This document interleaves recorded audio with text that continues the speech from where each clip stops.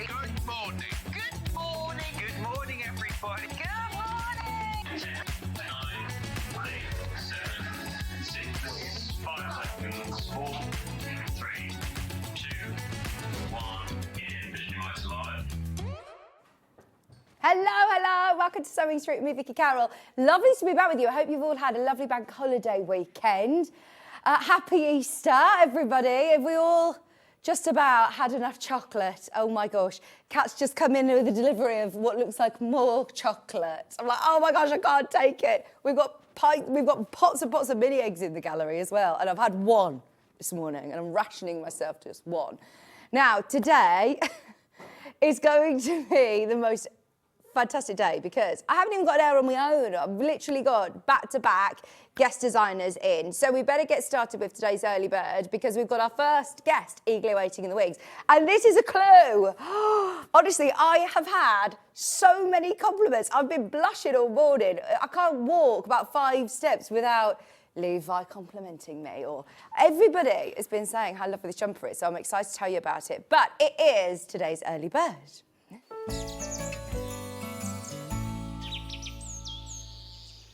Now we've got 3 early birds, in fact. 3 early birds today, starting with a blocking board, which anybody who loves knitting, crochet, this one is for you. I can't even remember the last time we had an early bird with crocheters in mind or knitters in mind. Straight down, £5 off. In fact, actually more than that, £7.99 off. £8 off today, under £20, and it is your Millwood blocking board. It's a good size as well. I've seen ones that are a bit smaller, but this is good because you could actually get 4 granny squares, or depending on the size of them, you could get multiple squares on your blocking board. Now, I was talking to Katy, who is our first guest today. She's come in to launch her fantastic new Crochet Granny Square book. But she was saying, when you complete a block, if you find that it's slightly sort of wibbly-wobbly, or before you construct a larger blanket or a garment, and you want to make sure that they're all exactly the same and all even and nice and uniform, then this is what you need. So if you block them out, if you literally just spray them damp and keep them pinned in, you get 12 of the pins that are included as well. Leave them to dry. When they come out, they'll all look lovely and fresh, which whether you're photographing them, whether you are gifting them, whether you are putting them together into a fabulous jumper like I'm wearing today, this is your Millwood blocking board. Now, we also have got 2 further early birds to bring to you. So we've got a 4.5 mil. This is the Knit Pro Zing, which I know are fabulous crochet hooks. I mean, this is going to be open your order now. I can't actually remember the last time I saw anything on our screens at £1.99. And I'm going to be completely honest with you. I've worked on, shopping television for a very, very long time now, and airtime is expensive. It's not cost effective for us as a TV channel to come on air with something for £1.99. Ben is loving it. He's so excited for you to be able to get this at £1.99. But obviously, we're going to need our crochet hooks ready for our book launch this morning. The Granny Square book is hot off the press, quite literally. It's not launching for another week. We've got first week exclusivity. Super excited. So this is your 4.5 mil hook, which I know a lot of you who work with Sam Sabido's designs or love crochet. You can work with any size hook and yarn using the book that we're about to launch, but I know a lot of people use 4.5 mil, 5 mil as well. Useful to be able to have all the different sizes in your stash. Same price. Same price. Now, we don't have enough of these to go around, so if you just want to stock up, this actually should be £1 more. It started at £5. Not today, it's only £1.99. So whether you're getting your blocking board and your crochet hooks ready for the book launch this morning. Sorry, I'm looking at Jess carrying all her lunch in. She's just, I've given her away. It's a busy, it looked like she might have 2 coffees. If she does, Ben is going to have a coffee delivery. I'll get serious coffee envy every time our Jess is in. Do you place an order with Jess in the morning then? He did today. Oh, okay. He was messaging her about the tools. I'm with you. Okay. £1.99, whatever. You've got your crochet hooks for £1.99 and your blocking board at a brilliant discounted price as well. So, yes, grab those whilst you can. Now, can I tell you what is coming up today as you're checking out? Because the phone lines are already very, very busy. I'm not surprised with an early bird under £2.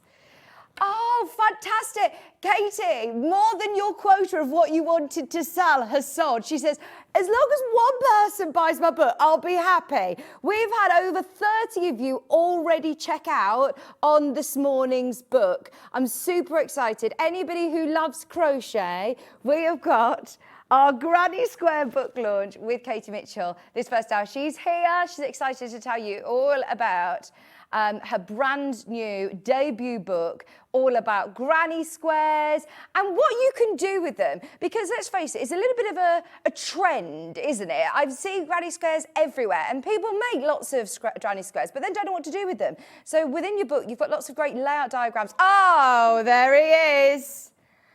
We all had too much fun modelling all of Katie's fabulous samples this morning. And here are some of the amazing squares. So it just shows you a granny square doesn't have to just be a plain granny square.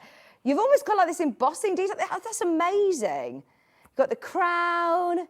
You've got circular designs. We've got some fabulous appliques on there as well. You've got some lovely flowers, a gingham design for spring. They're gorgeous. Jimmy, I think, literally photographed every single one of them for you. I love the cat as well. So that's this first hour. We're going to talk to Katie about these in literally a couple of seconds.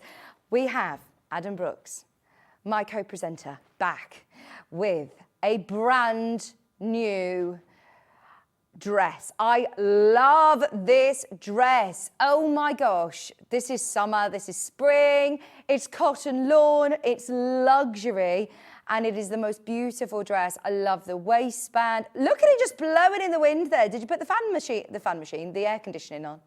Look at it. Oh, it looks gorgeous. Also in that hour, if you do want to shop ahead on pre-order, we've got something that I've never seen before. We've got 1/2 metre units of, so it's sold off the bolt, of Kaffe Fassett and William Morris cotton lawn fabric, which would be beautiful for this dress. So yes, stay tuned. That's all coming up in the 9 o'clock hour. Yvonne McAtamney's back with the quilt that's behind me. We're looking at block 3 today of our Too Many Sues. This time we're going to be working on the beautiful embroidered little girl with the net catching the butterfly, with those stunning folded flying Geisha units. You've got your heart appliques on there. It's just beautiful. So the whole quilt is so charming, isn't it? I love it. I've never seen it before. It's the first time I've seen it, and I was absolutely wowed. Your eye just gets taken on such a journey seeing all of the different elements. You're going to have a great time making this. So stay tuned for block 3 if you do want to shop ahead, or if you haven't, like me, if you haven't seen blocks 1 and 2, they're underneath us on pre-order as well. That's at 10 a.m. 11 o'clock, it is back.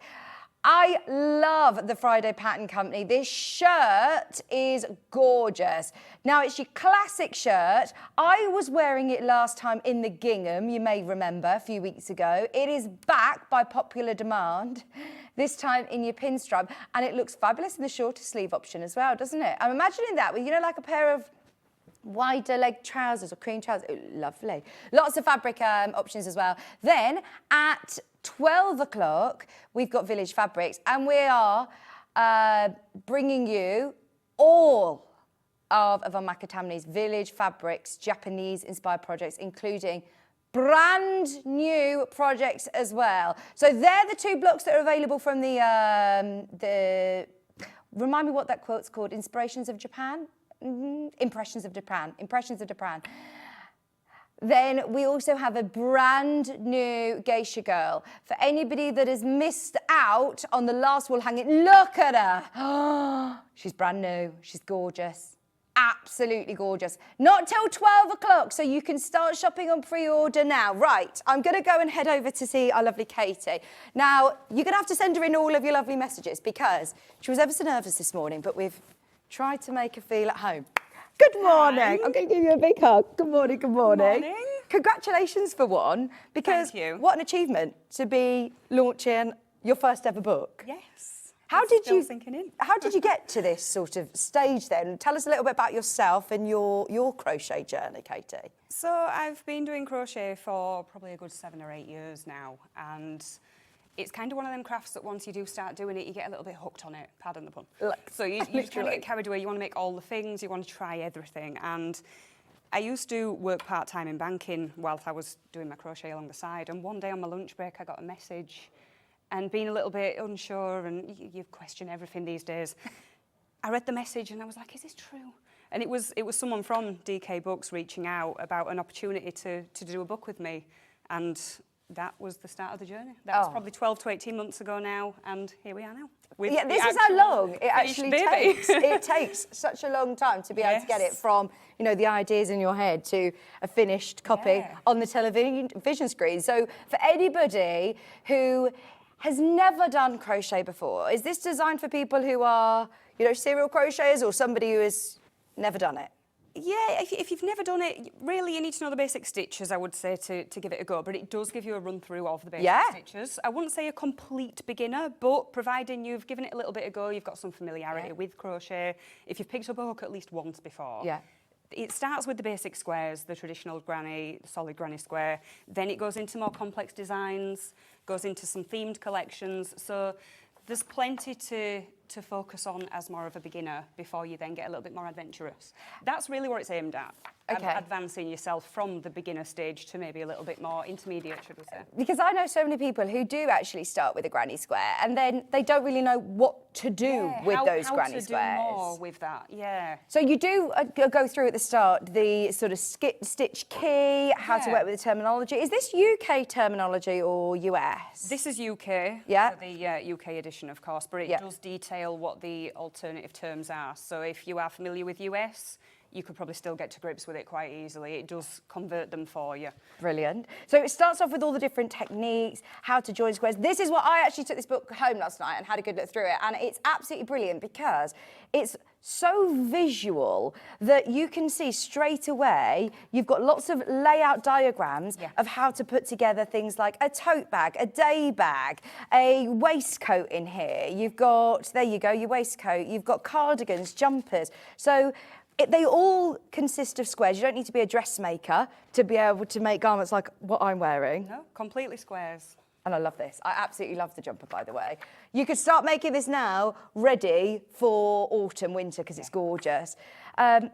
You mentioned to me earlier, you can do this with any yarn, so what a great scrap buster as well. Yeah, that's it. It is, and because they're all such different squares and with different themes, and use as many colours as you want, make them in single colours, whatever you wish, you can use any yarn and just go to town on it.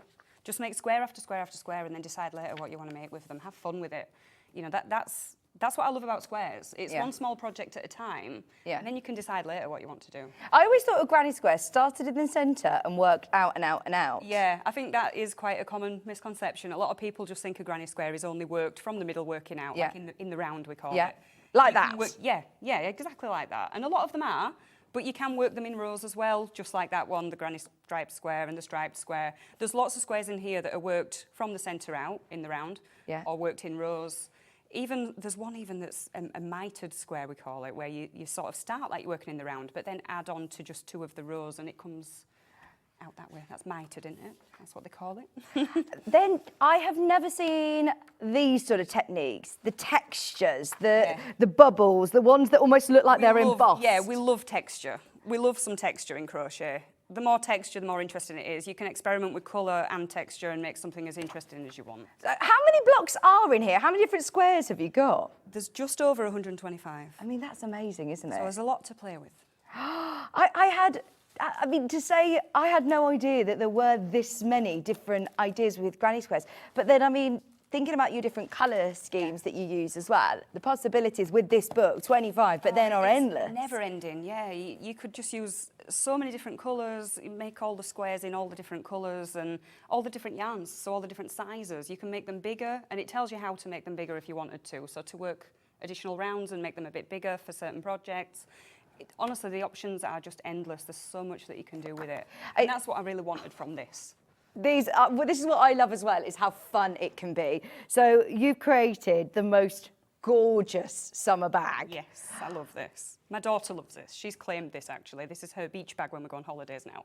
She absolutely loves it. So do you do, say, the ice cream separately or the sunglasses separately? Yes, so they are appliques that are sewn on, or appliques. Yeah. So obviously you make the square. So this one, for example, the sunglasses square, you started with a circle square that's become, make it a bit more interesting, add some things around it, but then the sunglasses are made separately and sewn onto the square. Are the instructions Same. of how to do the appliques in here? Every square that's in there, exactly as it's shown. If it's got an applique on it, that's detailed in there as well. So you've got the instructions to make the square, the instructions to make the applique, then sew it on. And you were saying, this one still smells like the beach. This one still does. smells like It holiday. has that beachy holiday smell. I had to Been on your fight little girl holidays. to allow me to bring this with me. Oh, we've got to do a shout out to her because she's 9 years old. What's her name? She's nearly 9. She's Olivia. She's called Olivia. Olivia, hello. Olivia on her Easter holidays at the minute. No, she's not, but she's hoping to catch this before she goes to school. Oh, so good hopefully she's morning. watching. Good morning, your mum is doing amazing. Good morning, ladies. What a fabulous book. The jumper is so amazing. I love the 3D elements. Isn't it gorgeous? I've got to do a bit of a twirl. It really suits you though as well. I love it on you. I put it on straight away. I love it. I'm actually really warm in it. It's so cosy. But for autumn and winter, trust me, if you make this, you will have compliments for life. And I mentioned at the start that this is quite a growing trend. I don't normally like to mention about trends and fashions because trends and fashions change, but crochet is everywhere. I went into Marks and Spencer's, I went into Zara, I went into, you know, your high street stores, it's and everywhere right crochet's now. everywhere, isn't Yeah. it? It is. It's becoming so popular, but it's so versatile. Yeah. So really, it's not much of a surprise. It's about time it did get popular because you can do so much with it, and it's Oh, a I love popular it. craft. It's an enjoyable craft and quite a therapeutic craft. So if you can make your own gorgeous outfits and garments and bags, accessories, everything, blankets, why not? Now, Jennifer's asked, she says, I love this Granny Square book. It looks brilliant. Is it suitable for complete beginners? Now, you do have a section on basic stitches within here, don't you? Yeah, like I say, it does detail how to do the basic stitches with obviously these images to demonstrate. These are great as well, aren't they, by the way? They're lovely and clear. I think the illustrators have done a brilliant job on those. I mean, if I have to remind myself sometimes, I do that many stitches, I sometimes have to think, how do I do that certain stitch again? And I would be able to look at that and know straight away. Yeah. So it does talk you through. I wouldn't say absolute beginner, never picked up a hook before, but if you've picked up a hook and yarn and even just had a play, even if you've just made a chain, from this you can really go to town on it and really expand those skills. Brilliant. So yeah, I would say a confident beginner would certainly give it a go. Fantastic. Oh yeah, honestly, there's so much out there as well, but I do like to have a physical book. I've been on TikTok, been on Instagram, you know, when you see videos and sometimes it can get a bit confusing with UK terms because they sound very similar, American terms, what am I doing, what can I see? So to have a physical book, this actually makes a really lovely, almost coffee table book that you have there. It's all a hard cover, it's gorgeous. It's great value for money, I must add, at £20, by the way, to say that you're getting 120 blocks, did you say? 125. Wow. So plenty to go at. I mean, even if you just picked it out because you loved that summer one with all of those really cool flip-flop appliques and the sunshines, but also look at these, octopus. That's one of my favourites. I love the octopus. Sailboat. There is something for everybody and for every season as well. Yes. Yeah, well, there are 7 themed collections. Okay. So one for each season, spring, summer, autumn, winter. Then we've got animals, ocean, and hearts and stars. Have I remembered those correctly? So there's plenty to go at. You can use the themed collections to make whatever you want with that theme. Mix and match them with the more traditional squares in the earlier chapters as well, where we explore textures and different stitches. Mix and match them to your heart's content. I don't think you could make the same thing twice because there's that many squares. Yeah. You just change your squares up, do something different next time. I need to do a little stock update, by the way. Oh, let me show you this cow, by the way. See, how cool is this? If you know somebody who is having a baby or a young, you know, you've got a niece or a nephew or a grandchild or a son or daughter. I know so many people that have got into crochet on maternity leave, actually. Yes. And that's when they get into Something nice crochet. to do and relax while you're waiting, yeah. And then also, I must mention, before I do the housekeeping, 1 second, what I loved about this book when I looked into it is that you've got a chart in here, I'm not going to find it now, here you go, that tells you exactly how many squares you need for certain size blankets. Yeah. So if you want to do a pram blanket, or if you decide, right, I want to do a queen size throw, so you could be making up, like you have here, just loads, pick out some of your faves, have a play and make them up. And then when you've got loads in your stash, you could then decide, actually, do you know what? I've already made loads of granny squares at home. I want to know how to make them into a blanket or into a jumper or a waistcoat. Yeah. Well, that's the fun of it. You can just make the squares just simply for the fun of it to begin with, and then start to join them up later. You know, lay them out, see what looks good together. Yeah. You know, just decide that's going to make a nice bag, or that's going to make a nice jumper, or a nice blanket. And just lay them out, play with them, join them how you want. Like you say, baby blankets would be great with the themed collections. I do love a nice baby blanket, especially the animal ones. Yeah. But yeah, like, the options are just endless. How long does a granny square take to make? How long can you You're do a asking granny? someone who's been crocheting for like 7 or 8 years, so I'm quite quick, I must say. Can you do this in... Swan square, for example, Yeah. I would probably get that done in maybe half an hour. That's amazing, isn't it? including like, weaving in the ends and it just being crisp and finished. What I love as well, it's a very portable craft. So do you take crochet with you wherever you're going? Yeah, it goes everywhere. I've got my little bag that I can pop it in. I brought it with me last night, actually. It comes everywhere with me. I may not necessarily use it, but I like to have it just in case. Yeah. And yeah, you can pop it out wherever you are. Oh, I know Just so many sitting, waiting people in who a are queue sitting, that's it. waiting in a Doctors' queue. waiting or- rooms and places like that where you are just literally sitting and there's nothing else to do. Stops Keep you your from hands busy. scrolling. It does. It also does. It's good for the stops, mind. stops me from eating all the Easter eggs that are left over. It stops you from eating. Your hands are busy. It stops you from scrolling. It's better for your mind in that respect. It's such a fun and therapeutic craft, and I genuinely think good for you.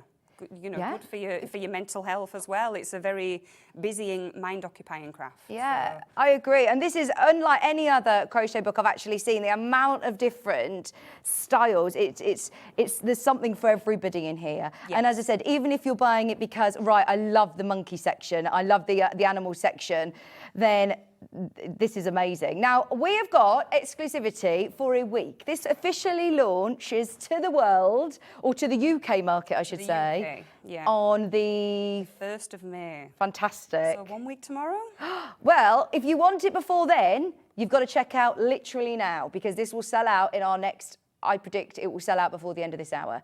We have got less than 50 books remaining in our stock, and there's 68 in baskets. We are way oversubscribed. Wow. Everyone's loving it. Yes. Kate said to me before, as long as we sell one, I just want to get someone crocheting. Then, yeah, you'll be happy.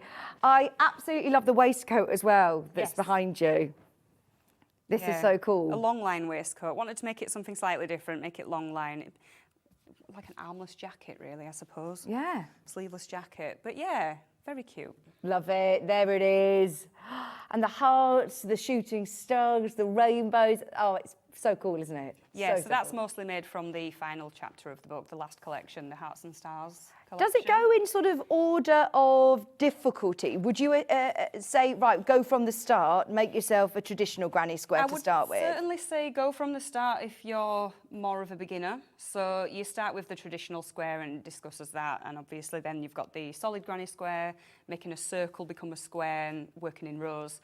Then we explore different techniques and different stitches. So we start bringing in like the alpine stitch, the filet, bobbles, V-stitch, all the different types of stitches to start bringing some texture into your work. Yeah. And then there's also a chapter on colour work. So obviously that then will explore how you can change your colours mid-row to make different images out of your work, different patterns out of your work, all the different colour work techniques, and just sort of experimenting and playing with your squares to learn a bit more before delving into the themed collections and then really going to town on it.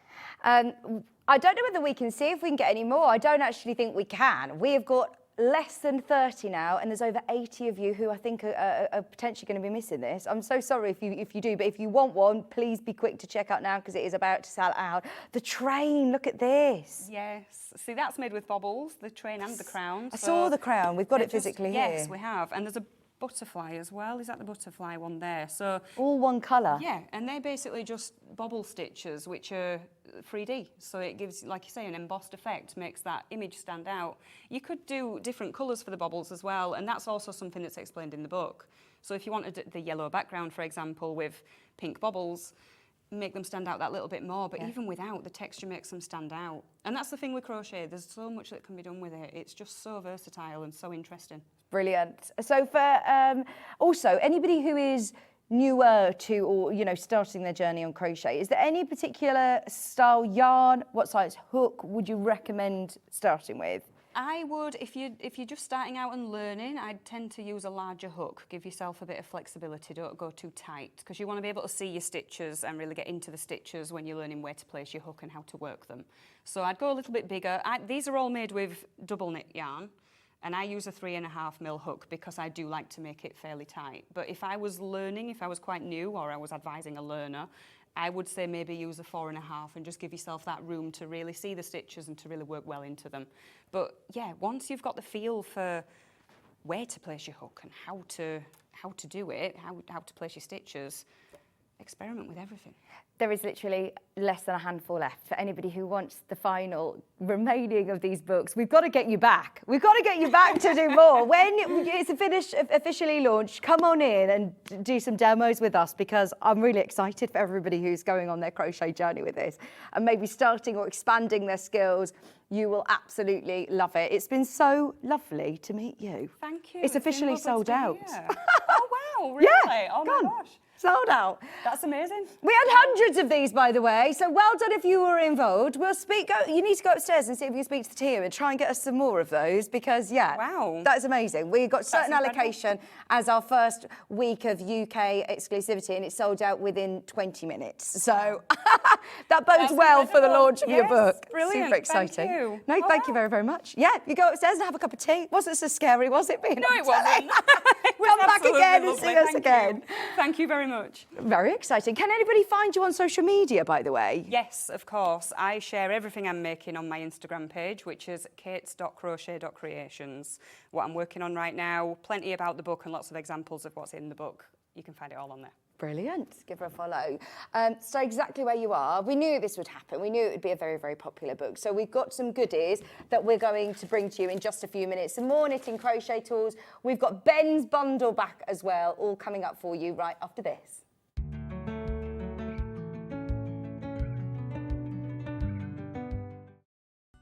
Never miss a show by watching on the go with the Sewing Street app. Head over to your app store now and search Sewing Street and simply download to your smartphone or tablet. You can watch the shows live and see your favourite presenters and guests. Click on the Today button to shop all of the products that are featured in today's show. Want to know what's hot? Then click here to see today's bestsellers and highlights. Have you missed a show or want to watch one back? Then click the schedule button and you can go back 7 days to watch and shop, and you can also see what's coming up over the next 7 days. Want to say hello or ask a question to our guests? Then send a message to the studio. You can also keep in touch with all the latest news, events, product launches and much more by clicking here for our social media pages.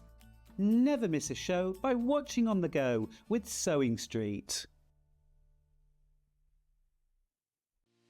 Our UK-based call centre is always on hand to assist you 24 hours a day, 7 days a week.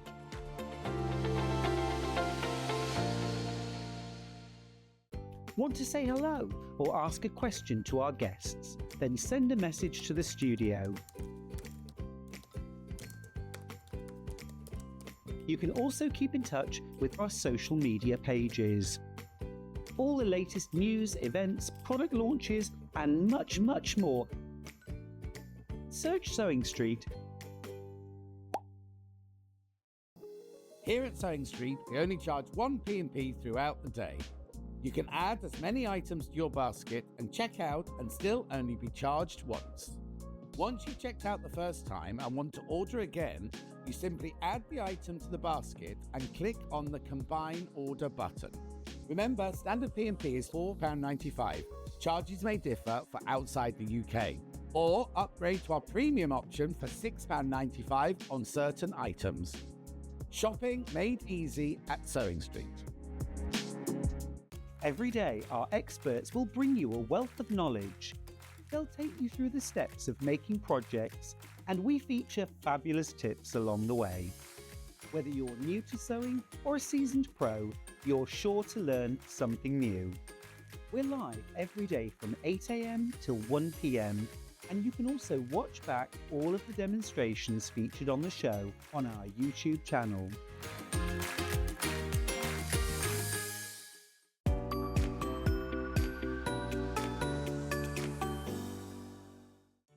Did you know at Sewing Street that on various products we offer split pay? That means on certain items you can spread the cost over 2, 3, 4 or sometimes even 5 interest-free monthly payments. Just pay the first instalment when you purchase and you're away. So shop your way with split pay.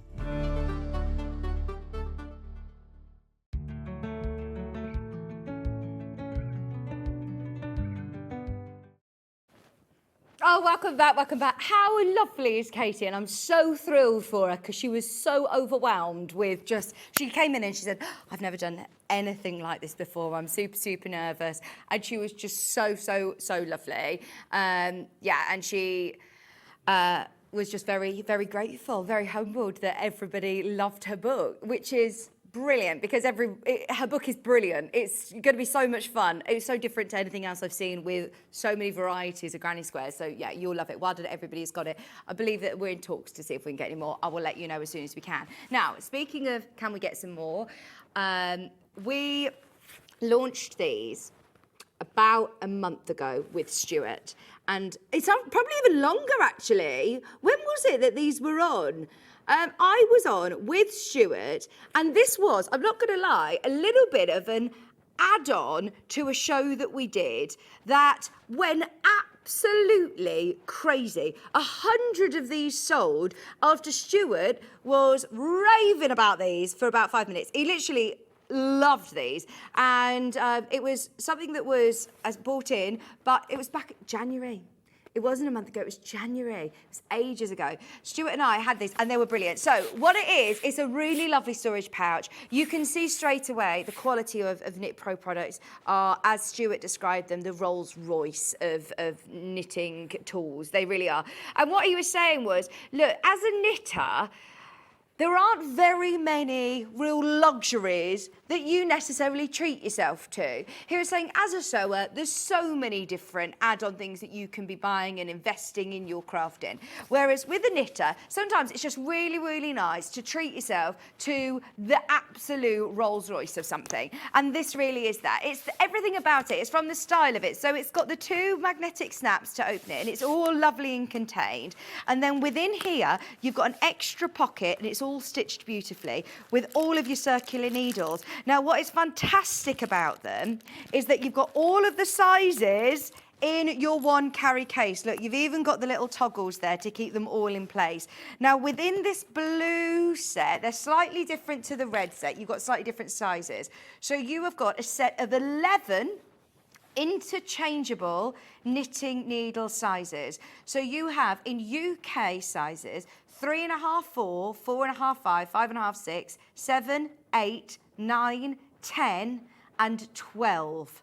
So you're getting 6 cables to make the needle lengths of 24 inches, 32 inches, and 2 that are 40 inches as well. Then you also get 12 of your, let me find them. So you get 12 of your cap ends, 6 of your cable keys, 1 set of cable connectors. You get 20 stitch markers in there, a set of magnets as well to put your pattern on. So the way that you use this, it's brilliant the way it's thought out. You've got the magnetic strip along here. You can keep all of your bits and bobs, so your little keys, all your stoppers, they sit on the end. But what is brilliant is that they literally screw on. You get a pen in there as well. They screw on to the end of your knitting needles to make them all different lengths. So if you're making socks, if you're making blankets, they interchange onto them. So they just literally screw on. They're really top quality as well. I remember Stuart was saying how luxurious they are. That really lovely luxury, no, it's some sort of wood. I believe it's like a laminated wood needles. Yeah, stain finish laminated wood needles. You can see there on the end as well, they all have the different sizes, but you can put a stopper on the one end if you want. So if you're wanting to make sure that all of your stitches don't fall off, you can put a stopper on the end, or obviously put your other needle on the other side, and you've instantly got the right size circular needles you want. Has all the different size cables as well. And I know a lot of people love working with circular needles. It means that you're not carrying the weight of a huge blanket. You're not having to, oh, they're on split pay as well.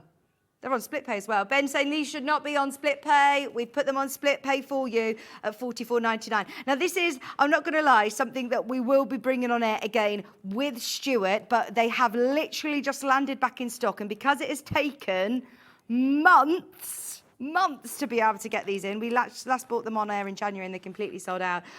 Fabulous quality, comfortable to use. We've already had lots of reviews on FIFO as well for these. So thank you, Kathy, for leaving the review. What I wanted to show you was when you're using this, if you're taking this away with you to craft fairs, to workshops, to holiday, on the, the coach, wherever it is that you're knitting, you can then fold this over like a tablet case. So you've got all of your needles on the one side. You've got the little toggles to hold it up. That would help if I did that. So you've got the toggles on the side. That then holds these in place. And they've even thought about where you're going to put your chart, where you're going to put your knitting pattern. So you can then literally put your magnets onto your piece of paper with your chart, your pattern on there, and work from it. So it is so well thought out. 11 interchangeable circular knitting pins. They are really gorgeous quality. Back in stock today on split pay, $89.99. Just in case you're wondering, what are the differences between this one and the red set? It's just that there are slightly different size needles, if I'm not mistaken, within each one. So this one, you've got, just to be clear, 3.54, 4.55, 5, 6, 7, 8, 9, 10, and size 12 included in here. There are 18 of you who have got those in your basket. Please check out as soon as you can. I've got a feeling Ben's saying that they could sell out again today. And then we also have, so they're your 5-inch. These ones are the 4-inch. So these are slightly shorter. I think that's the difference. I think that might be what the difference is, that they're just slightly shorter.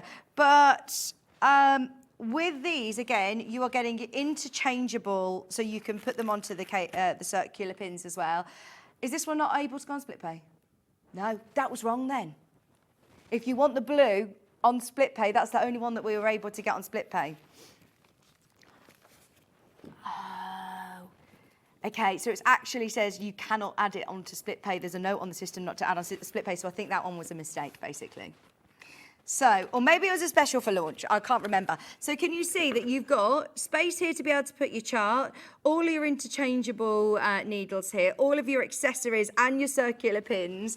Now within here you've got your 3.5, 4, 4.55, 5.56, 7, 8, 9, 10 and 12. You're then getting 4 cables to create a 40 centimetre and 50 centimetre needle length. You're getting 2 of each.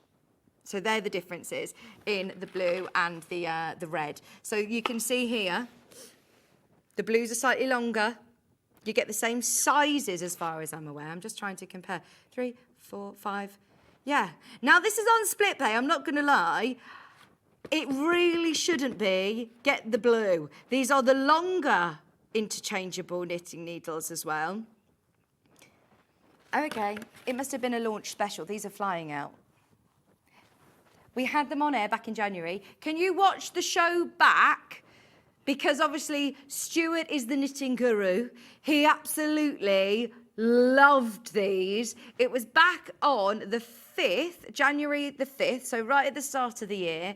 And we didn't do a whole hour. It was actually part of another project that he got sent these. And they literally sold out in 12 minutes time. It went crazy. So for anybody who was one of those people that missed out, now's the time to get them. £44.99 on split pay. The others can't go on split pay, so yes, definitely make the most of the beautiful, unique set of interchangeable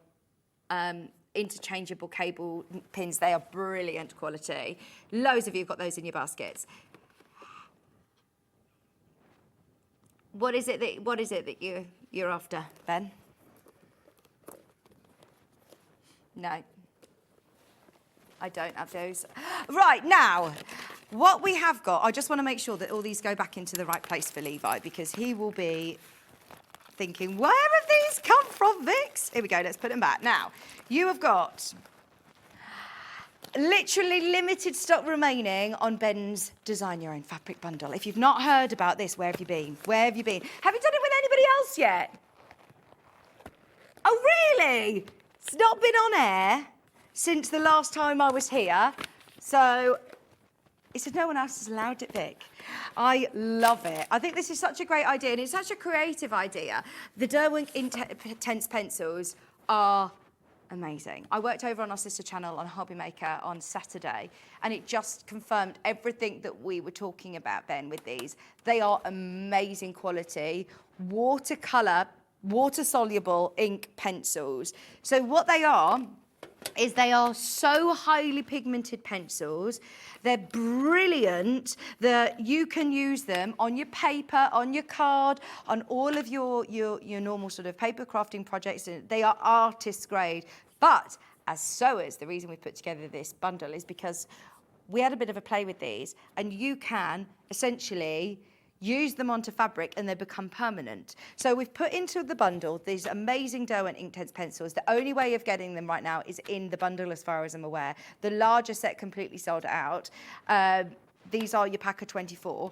Now we also have 1/2 metre of calico to practice on, is the idea behind the bundle. And then you've also got a whole metre of white to be able to get really, really creative. I've seen some incredible designs using stencils, just drawing.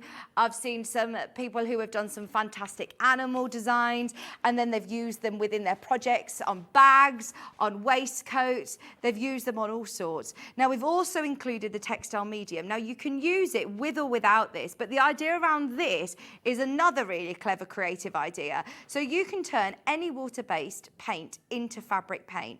Have you just decorated your living room, your bedroom? If you've got any paint left over in that tin, you'd be able to mix it at a 1-to-1 ratio and make fabric paint with it. So you can make cushions. You could paint your fabric to make cushions. It's just so exciting. This is a fabric bundle. It's a sewing bundle, but what I love, it's now just getting you creative juices flowing. The crazy thing about this bundle as well is that it's on 3-way split pay. The only way of getting the Derwent Intense pencils with a budget of under £30 is getting them on split pay. £23.31 today, and they are fabulous, fabulous pencils. Even I was able to create something really lovely with them. That's what I find amazing. They are artist grade pencils and you feel the difference. But all you need to do is add a little bit of colour and then go in with a paintbrush. And if you're layering it up, because of this incredible sort of technology with the Derwent Intense pencils, you don't smudge the lower, the previous colour that you've already applied, basically. Once that's dry, you can then go in with the next layer. And it's just amazing. They really are top quality. I mean, Jimmy, who is directing today, you've been part of the paper crafts world and the creative world for a long, long time now. You know Derwent. They are, yeah, he says, yeah, they are. It's a beautiful place. Have you been to the Lake District? It's actually, yeah, he says it's lovely. This is heritage dating back to 1832. So they are known to be fantastic quality and have been for a very, very long time. It is a professional set of water soluble, highly pigmented crayons for all your fabric. So you've got your 2 fabrics, you've got your textile medium and your Inktense pencils, 3-way split pay today, 23.31. Hundreds, well, the stock allocation that we had the first time round completely sold out. So Ben asked for more and Hayley went one further and tripled how many he wanted, basically. So we've got a really good stock of this, I'm not going to lie. But for anybody who wanted to try it out, especially those pencils, get it whilst they're on split pay, £23.41. Have a look on social media. I had a real good, I went down a right rabbit hole looking on TikTok the other day of these Derwent Inktense pencils, of what people do on fabric.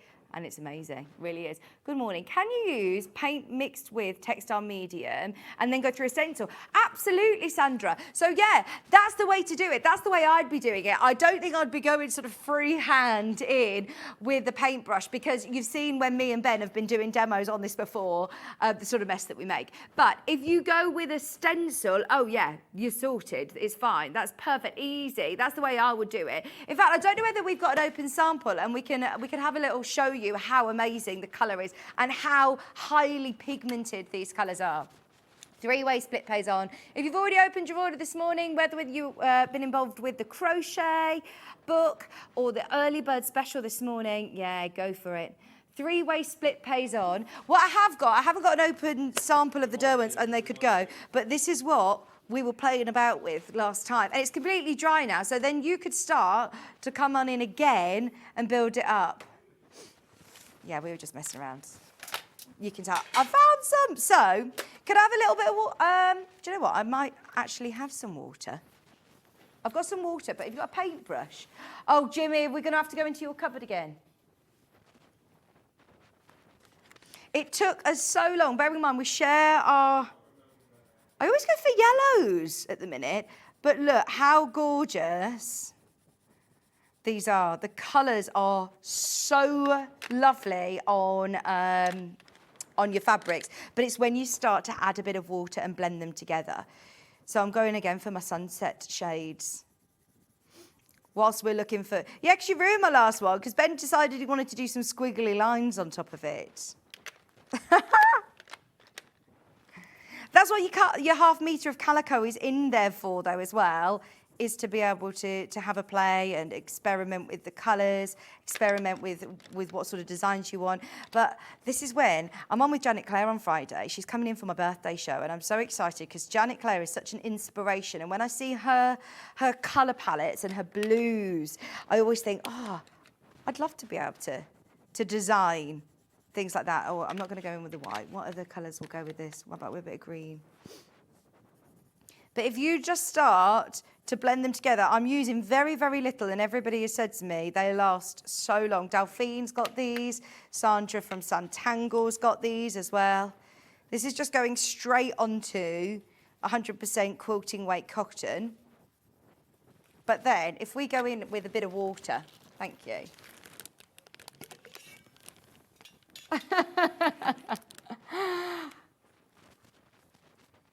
And just watch this come to life now.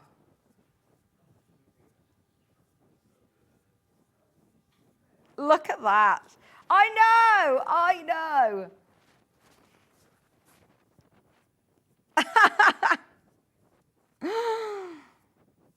Look at the vibrancy of colour, and the blend that you get is amazing. What a rainbow of colour, Jimmy's just said. But you can start to layer up then as well. Once it's dry, the colour underneath won't smudge. Is that the right word? You're the artist, Ben. You're the artist. Ombres of colour. So many of you have already got this. If you do want to get the bundle with the Derwent Inktense pencils. I'm going back in with my colours again. Oh, honestly, it's so vibrant. And using it as well with the textile medium. Doesn't that green look lovely? That's my blue. You don't expect the colour to pop this much, do you? That blue is lovely as well. Oh, I'm going to have to get another drink. I'm putting all this into my water cup. This is then going to become your own fabric, your own designer fabric. What you could do is just cut these then into smaller, once they've dried, cut them into smaller pieces for your foundation paper piecing, for your EPP. You can create some really lovely designs. Well done, everybody who's got them. I'll remind you, the Derwent Intense pencils. The only way of getting all 24 of them, don't worry, yours won't be missing like this one, all 24 of them, and your textile medium, your fabric, you've got your lovely colour, you've got your white, and you've also got calico included there, and all of those beautiful colours, all 24 of them. This is the great thing about the Derwent Intense pencils. Quite often, if they want you to buy the smaller sets, they'll just give you the range of blues, or they'll just give you the range of, you know, oranges and sunset shades or neutrals. Whereas with these, you are getting a whole selection of rainbow colour, so it does give you a great chance to experience all those colours. Yeah, I'm not quite sure when you'll see that one back on air, so do make the most of the bundle whilst you can. So we have got only 30 of the bobbin winders, literally 30 of them. Now, this is a brilliant price, by the way, because this is the hemline one. So there was this was supposed to be $37.99. We've actually matched the price of a more affordable brand, basically. So you're getting a real lovely quality brand here of hemline, a portable bobbin winder. Does your machine not have a independent bobbin winder? What is great about this is that you do not need to unthread your sewing machine to be able to wind more bobbins. I mean, you can literally do this wherever you are, in the living room or wherever you are. Now, it does have a battery, but it also has a USB-C port as well. Now, a lot of machines, I have been told, because obviously it's not their sole purpose to wind bobbins, a lot of people have messaged in saying, I've got a da-da-da-da machine, a high-spec machine, and this winds my bobbins better, because it's designed especially to do that. It's the whole thing, my argument about a combi washer-dryer machine. I'm not very good with combi machines. So anything that's designed to do, you know, your sewing is going to be brilliant. But this is great. It's really compact. It's got a little space here for your tension rod or your antennae bit. So that sits, where does that sit? On here? No, on there. And then this goes up like that. So you pop your spool on here. There's arrows on there. So it goes through here, through this section, the little hoop there, round this section. It's like a little agility course, isn't it? And then you go round and it literally... What am I doing? There you go. Levi. I need my Levi to do this for me. So the spool sits on here, sits through your thread to hold that tension, and then you've got extra spool pins there for more bobbins.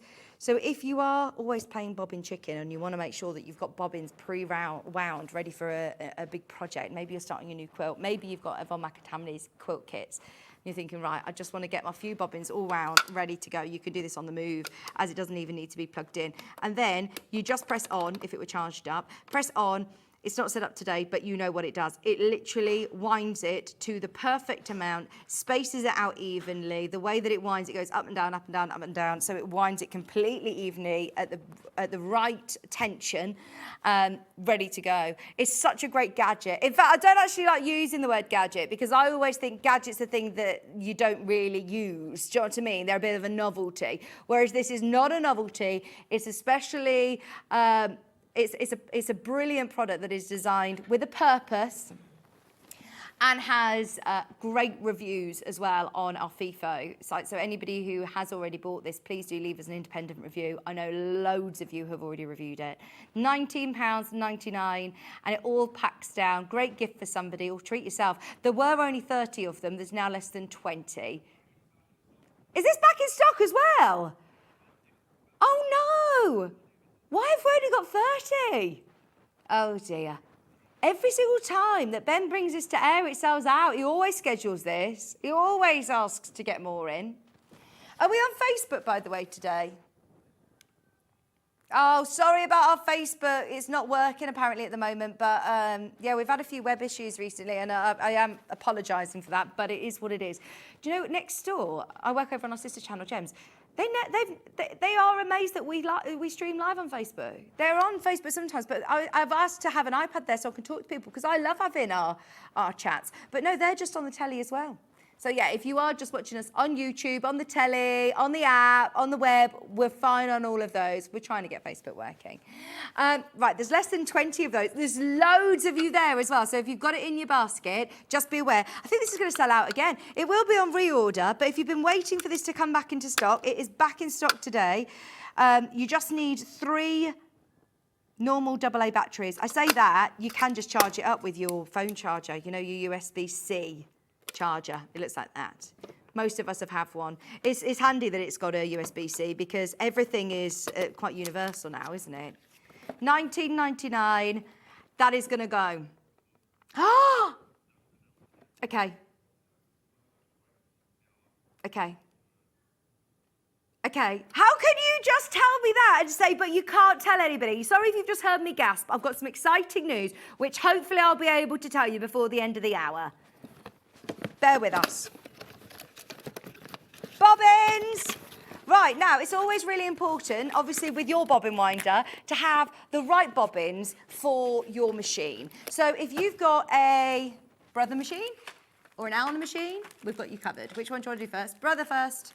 Now, brother, there's only 13 of these, so if you've got your bobbin winder, it might be worth getting a set of bobbins. When you buy a new machine, it might come with 4 bobbins or something, but to be able to get a whole stash of pre-wound bobbins, oh, is being organised, isn't it? If, like me, you just like to have everything in place, everything, you know, ready to go, have a day sorting, organising. I think that is my favourite pastime at the minute. You know, even if you're thinking, right, I'm going to do a bit of sewing, but before that, I want to just spend. It won't even take, I was going to say an hour. It won't even take that long. If you've got one of these bobbin winders, it's brilliant. Just get yourself the right bobbins for your machine. And I can't stress to you enough how important it is to not go, oh, wow, that one looks kind of the same. I'm sure that'll fit in my machine. Use the right manufacturer because it can actually void your warranty by using the wrong bobbin. It can really mess up the computer, the bottom section, the workings of your machine. Always use the right bobbins. These come with nice little guards around them as well. They come with bobbin clips. So you're getting 10 bobbins and 10 bobbin clips as well. Fabulous for your brother machine. The clips will hold your thread in place, so even if you're not using them straight away, just have pre-wound bobbins ready to go. £10.99. And now we've got Elna bobbins. Okay. It's his birthday, isn't it, today? That's probably why. Oh, happy birthday, Charlie.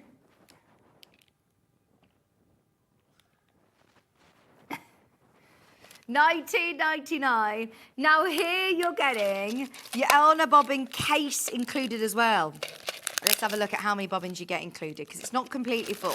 So you get 2 rows, 1, 2, 3, 4, 5. So you're getting 10 Elna bobbins and a bobbin case that will fit 50, but you do get 10 included in there for $19.99. These are for your Elna sewing machines, whether it be your larger machines or the smaller ones, the 5 series, they'll fit. And it is Jane who always comes in and stresses, always use your own manufacturer because to the eye, sometimes I think these can look quite similar. If you are an Elna lover, get your Elna sewing machine. No. Right, look at this. We are minutes away from finishing the show, but for everybody that missed Katy's book, this will be posted to you on Monday. This one. So if you've already got it, it'll be sent straight out to you. We'll be able to get more in our warehouse facility, which will still mean that it's within that exclusive. You'll still get it before everybody else, but you're getting it now. Again, second round at £20. There were over 80 of you that had this in your basket. So we have been whizzing through, speaking to the the team at DK, the team who have obviously published the book, to be able to see if we could up the quantity. We had hundreds, we have significantly fewer than that right now. But what is amazing is that anybody who's ever loved making granny squares or wanted to make granny squares, this is the book for you. It takes you from start to finish on how to make a granny square and how to incorporate it into projects. You've got 125 different granny squares. It starts with showing you all the techniques. If you watch back the start of the hour, Katy, who is the designer, who's written the book, she actually was here launching it with all of the lovely samples. How to finish and blocking, how to join your squares, how to do cushions, bags, how to do clothing, garments, how to put them together, how to do homewares, and then you're getting all of your squares. So it's in different sections. You've got your basic squares, your traditional granny squares, solid granny squares, circle granny squares, but then this is what is so different about this book, is that then she goes into, as I say, over 100 different squares, how to do it in rows, how to change colours, how to do textures, how to do three-dimensional amazing elements within your granny squares. And this is so portable. Make them on the go. Great scrap buster as well. Bobbles, stripes, but then I'm going to keep flicking through as fast as I can. You've got those bobbles, and then you've also got a great selection. Tapestry and crochet, working with colour, a whole section of colour, themed collections, so spring, raindrops, lovely buzzy bees, summer. That was amazing. Katy is going to be over the moon when she finds out. She gets home.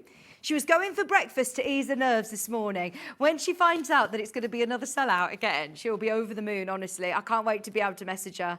I'm going to make a day, aren't I, messaging her saying that we've got a double sellout. There's loads of you in for it. I just want to buy the book to be able to make loads of these cocktail squares and watermelon slices. The summer one's gorgeous, but then, as we're talking autumn, the jumper that I was wearing this morning, I got so many compliments, and there are all these lovely autumnal sections. Winter's there as well. And then our favourite is animals. Animals, animal prints, animal faces, all your animal squares incorporated there.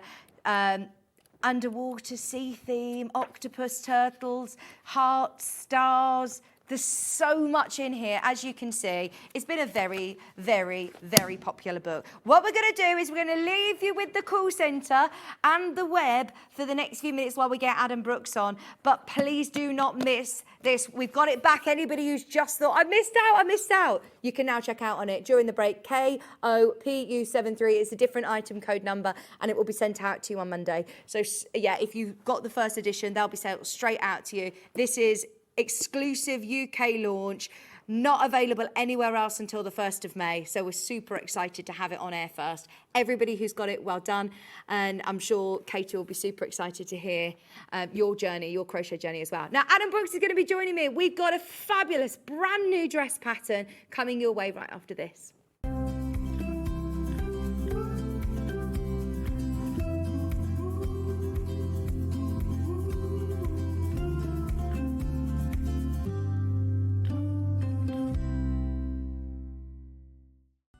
Never miss a show by watching on the go with the Sewing Street app.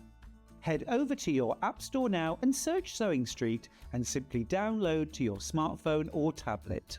You can watch the shows live and see your favourite presenters and guests. Click on the Today button to shop all of the products that are featured in today's show. Want to know what's hot? Then click here to see today's bestsellers and highlights. Have you missed a show or want to watch one back? Then click the schedule button and you can go back 7 days to watch and shop, and you can also see what's coming up over the next 7 days. Want to say hello or ask a question to our guests? Then send a message to the studio. You can also keep in touch with all the latest news, events, product launches and much more by clicking here for our social media pages. Never miss a show by watching on the go with Sewing Street. Our UK-based call centre is always on hand to assist you 24 hours a day, 7 days a week.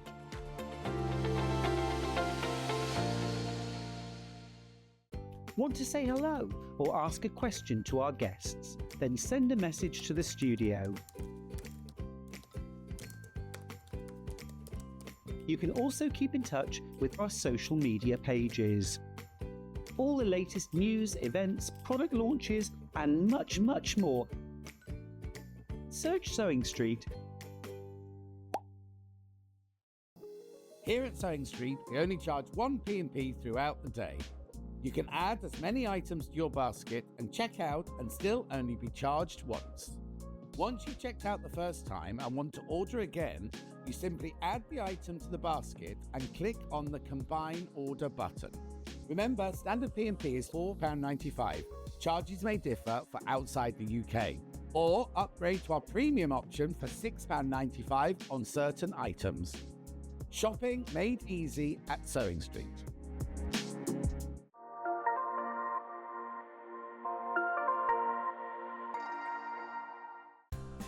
Looking for the perfect gift for the sewing enthusiast in your life?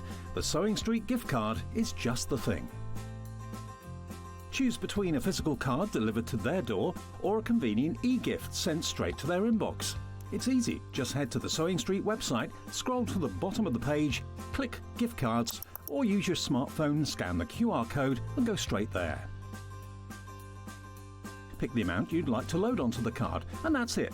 The Sewing Street gift card, the gift of creativity made simple.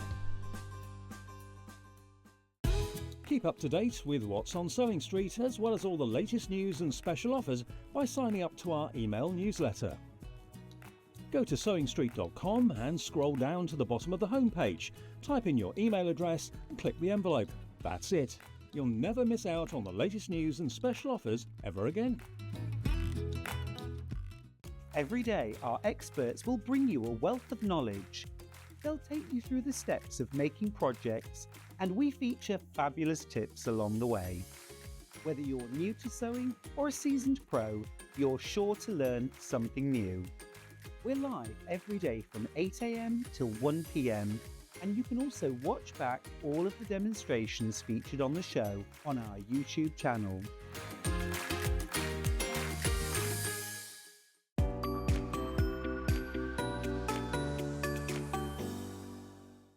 Not only is Sewing Street live from 8 AM till 1 PM on Sky 670, Freeview Channel 73, YouTube and the Sewing Street app, now Virgin subscribers can watch on Channel 754, which means there are more ways to watch your way with Sewing Street.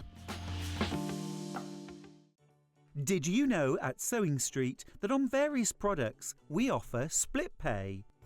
That means on certain items, you can spread the cost over 2, 3, 4, or sometimes even 5 interest-free monthly payments. Just pay the first instalment when you purchase and you're away. So shop your way with split pay. Here at Sewing Street, we only charge one P&P throughout the day. You can add as many items to your basket and check out and still only be charged once. Once you've checked out the first time and want to order again, you simply add the item to the basket and click on the Combine Order button. Remember, standard P&P is £4.95. Charges may differ for outside the UK. Or upgrade to our premium option for £6.95 on certain items. Shopping made easy at Sewing Street.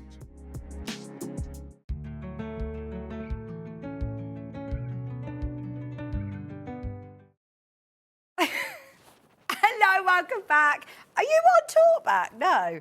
You No, know exactly I ain't got what they're talkback. saying. No. No, I haven't got So you were it. there rooting away. They were like, what's Adam doing? And you were like that then. I was poised You and knew ready perfect. for Yeah, ready. position. Yeah. Hello. Hello, you. Can I just say, It's so nice to see you. I feel like I'm my co-presenter. I feel like we could be a duo. No, I've got my demo hat on today. Oh, okay. I'm ready to do some dressmaking. Oh, okay. Okay. Well done, though, because you were amazing. I with loved Rebecca it. I Harrison. absolutely loved it. And of course, our viewers are just the best. So, you know, Yeah. some really lovely messages. So thank you thank you. It'd be lovely to see you messaging today and getting your questions in as well. And Yeah, please do. Sorry, our Facebook's not working, but come on in and say hello the normal way on our website anyway. You can come and say hello. And we've got a brand new dress ready for spring summer, haven't we? This is giving me so much optimism for the nice weather to come. Absolutely. It's gorgeous. And I was having a look on the Liesl and Chloe website the other day at the dress, and it looks completely different fabrics, doesn't it? Oh, like any dress pattern, but yeah, this one especially, I think. I mean, we've really gone a bit summery with this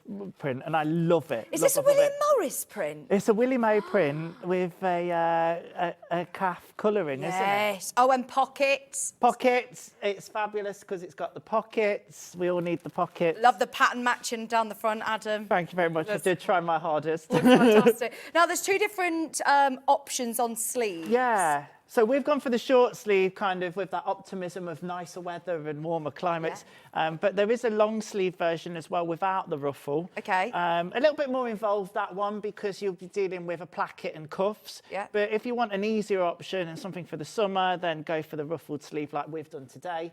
Nice. Yeah, like it. So without the ruffle sort of sleeve, it is quite, a classic shirt dress, but then you've got this really lovely, is it shearing? Is it elastic? What's in here? It's elastic, so it's done with channels. So you've not got the faff of shearing, because I know sometimes certain machines shear better than others. Yeah. But with this elasticated waist in the middle, actually makes fitting a lot simpler. Yeah. Makes it easier.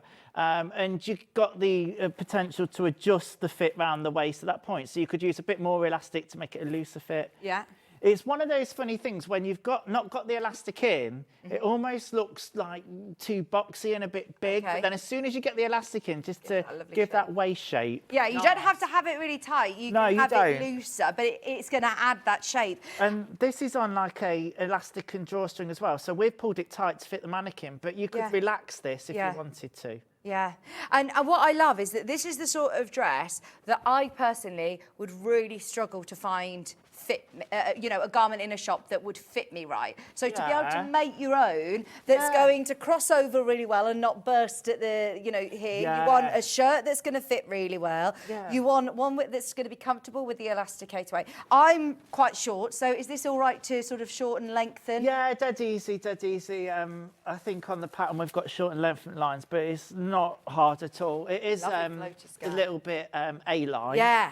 Which is really flattering. I was actually Googling what sort of dresses I should be wearing for my sort of shape, and they were saying A-line, really flattering. This is it. And to be honest, the skirt section of it is not incredibly long, so if you're, a bit more petite, then I think you'd be all right. But always make a toile, as we always say. You don't have to make the full thing up. If it's the length that you're wanting to kind of look at, then maybe make the skirt section up. If it's the fit on the bodice, then make the bodice section up. But yeah, in terms of fit-wise, there's no darts to contend with or everything like that, because all the shaping in this garment is coming from that elasticated waist. Fabulous. And I know they were showing lots of different ways of layering it up as well. So if you want to do the shorter sleeves, but you can layer it up with a longer sleeve underneath if you're worried about doing a cuff and a placket as well. Yeah, you could do that. Now, your pattern is all in one size range, which I love. Because if you're falling between two sizes... It's always around that sort of size 14 mark where I'm like, would I go for a larger and then take it in, or do I aim for a smaller? And I love it when a pattern house says, right, here you go, you can have all of the sizes in one pattern. It's great value for money as well. It is great value for money. We're really lucky to have that, and it's a nice size range as well.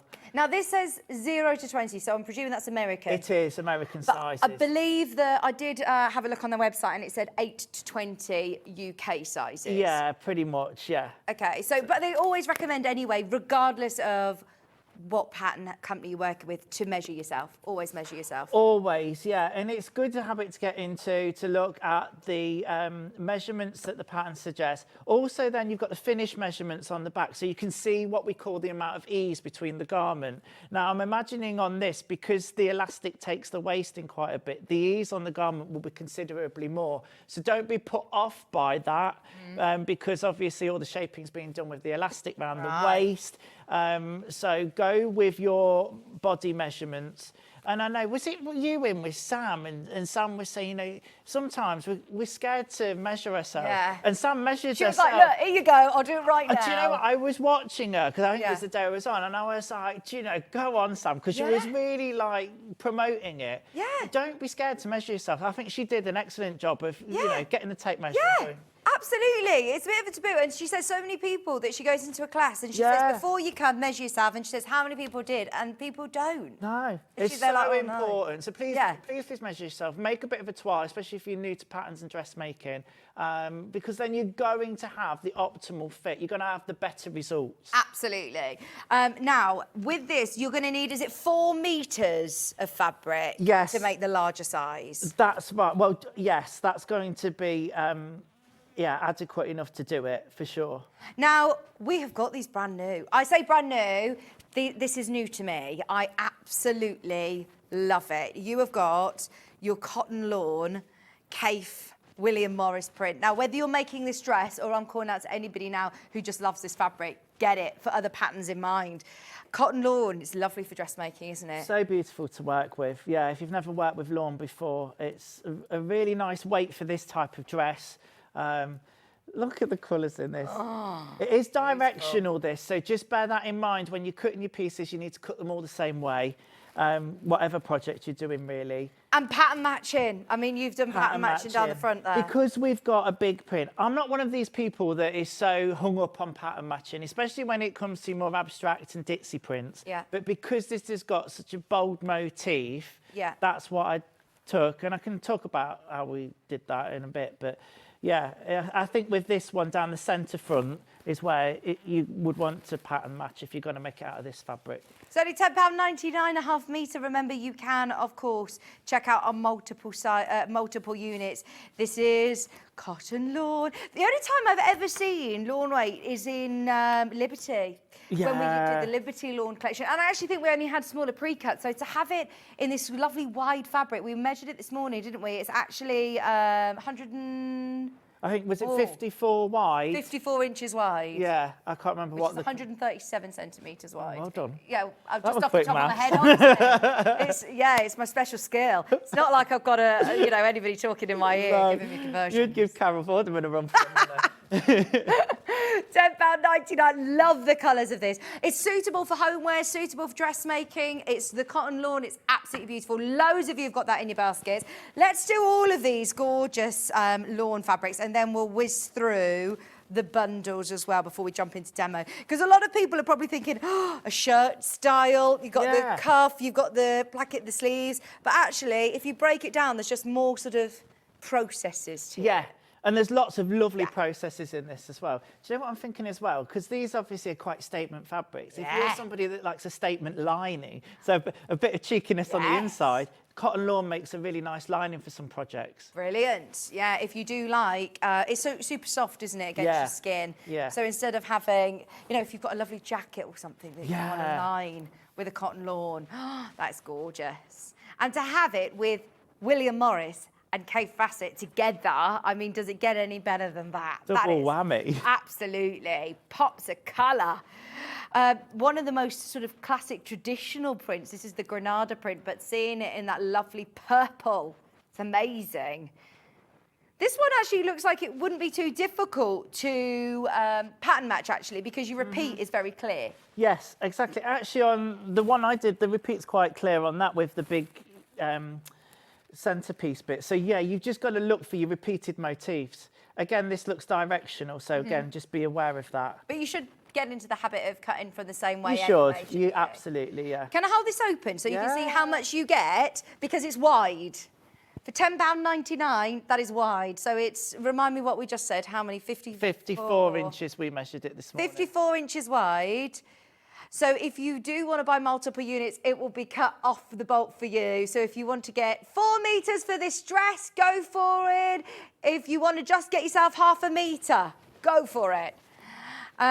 We also have, When did these launch then? Oh, I love this one. Get yourself half a metre, just do a simple sew up and you could have a really fashionable neck scarf or something. Yes. Or I was Even thinking, you know, like a kimono. Oh, like a yeah. dressing gown, like kimono. Oh, This yeah. would be lovely for a dressing gown, wouldn't it? The summer months for sure. That's lovely. Or pyjama set. Super soft, like little cami and shorts. Yeah. This is giving me beach vibes. I know it's a William Morris print, but like Yeah. this colourway, Yeah.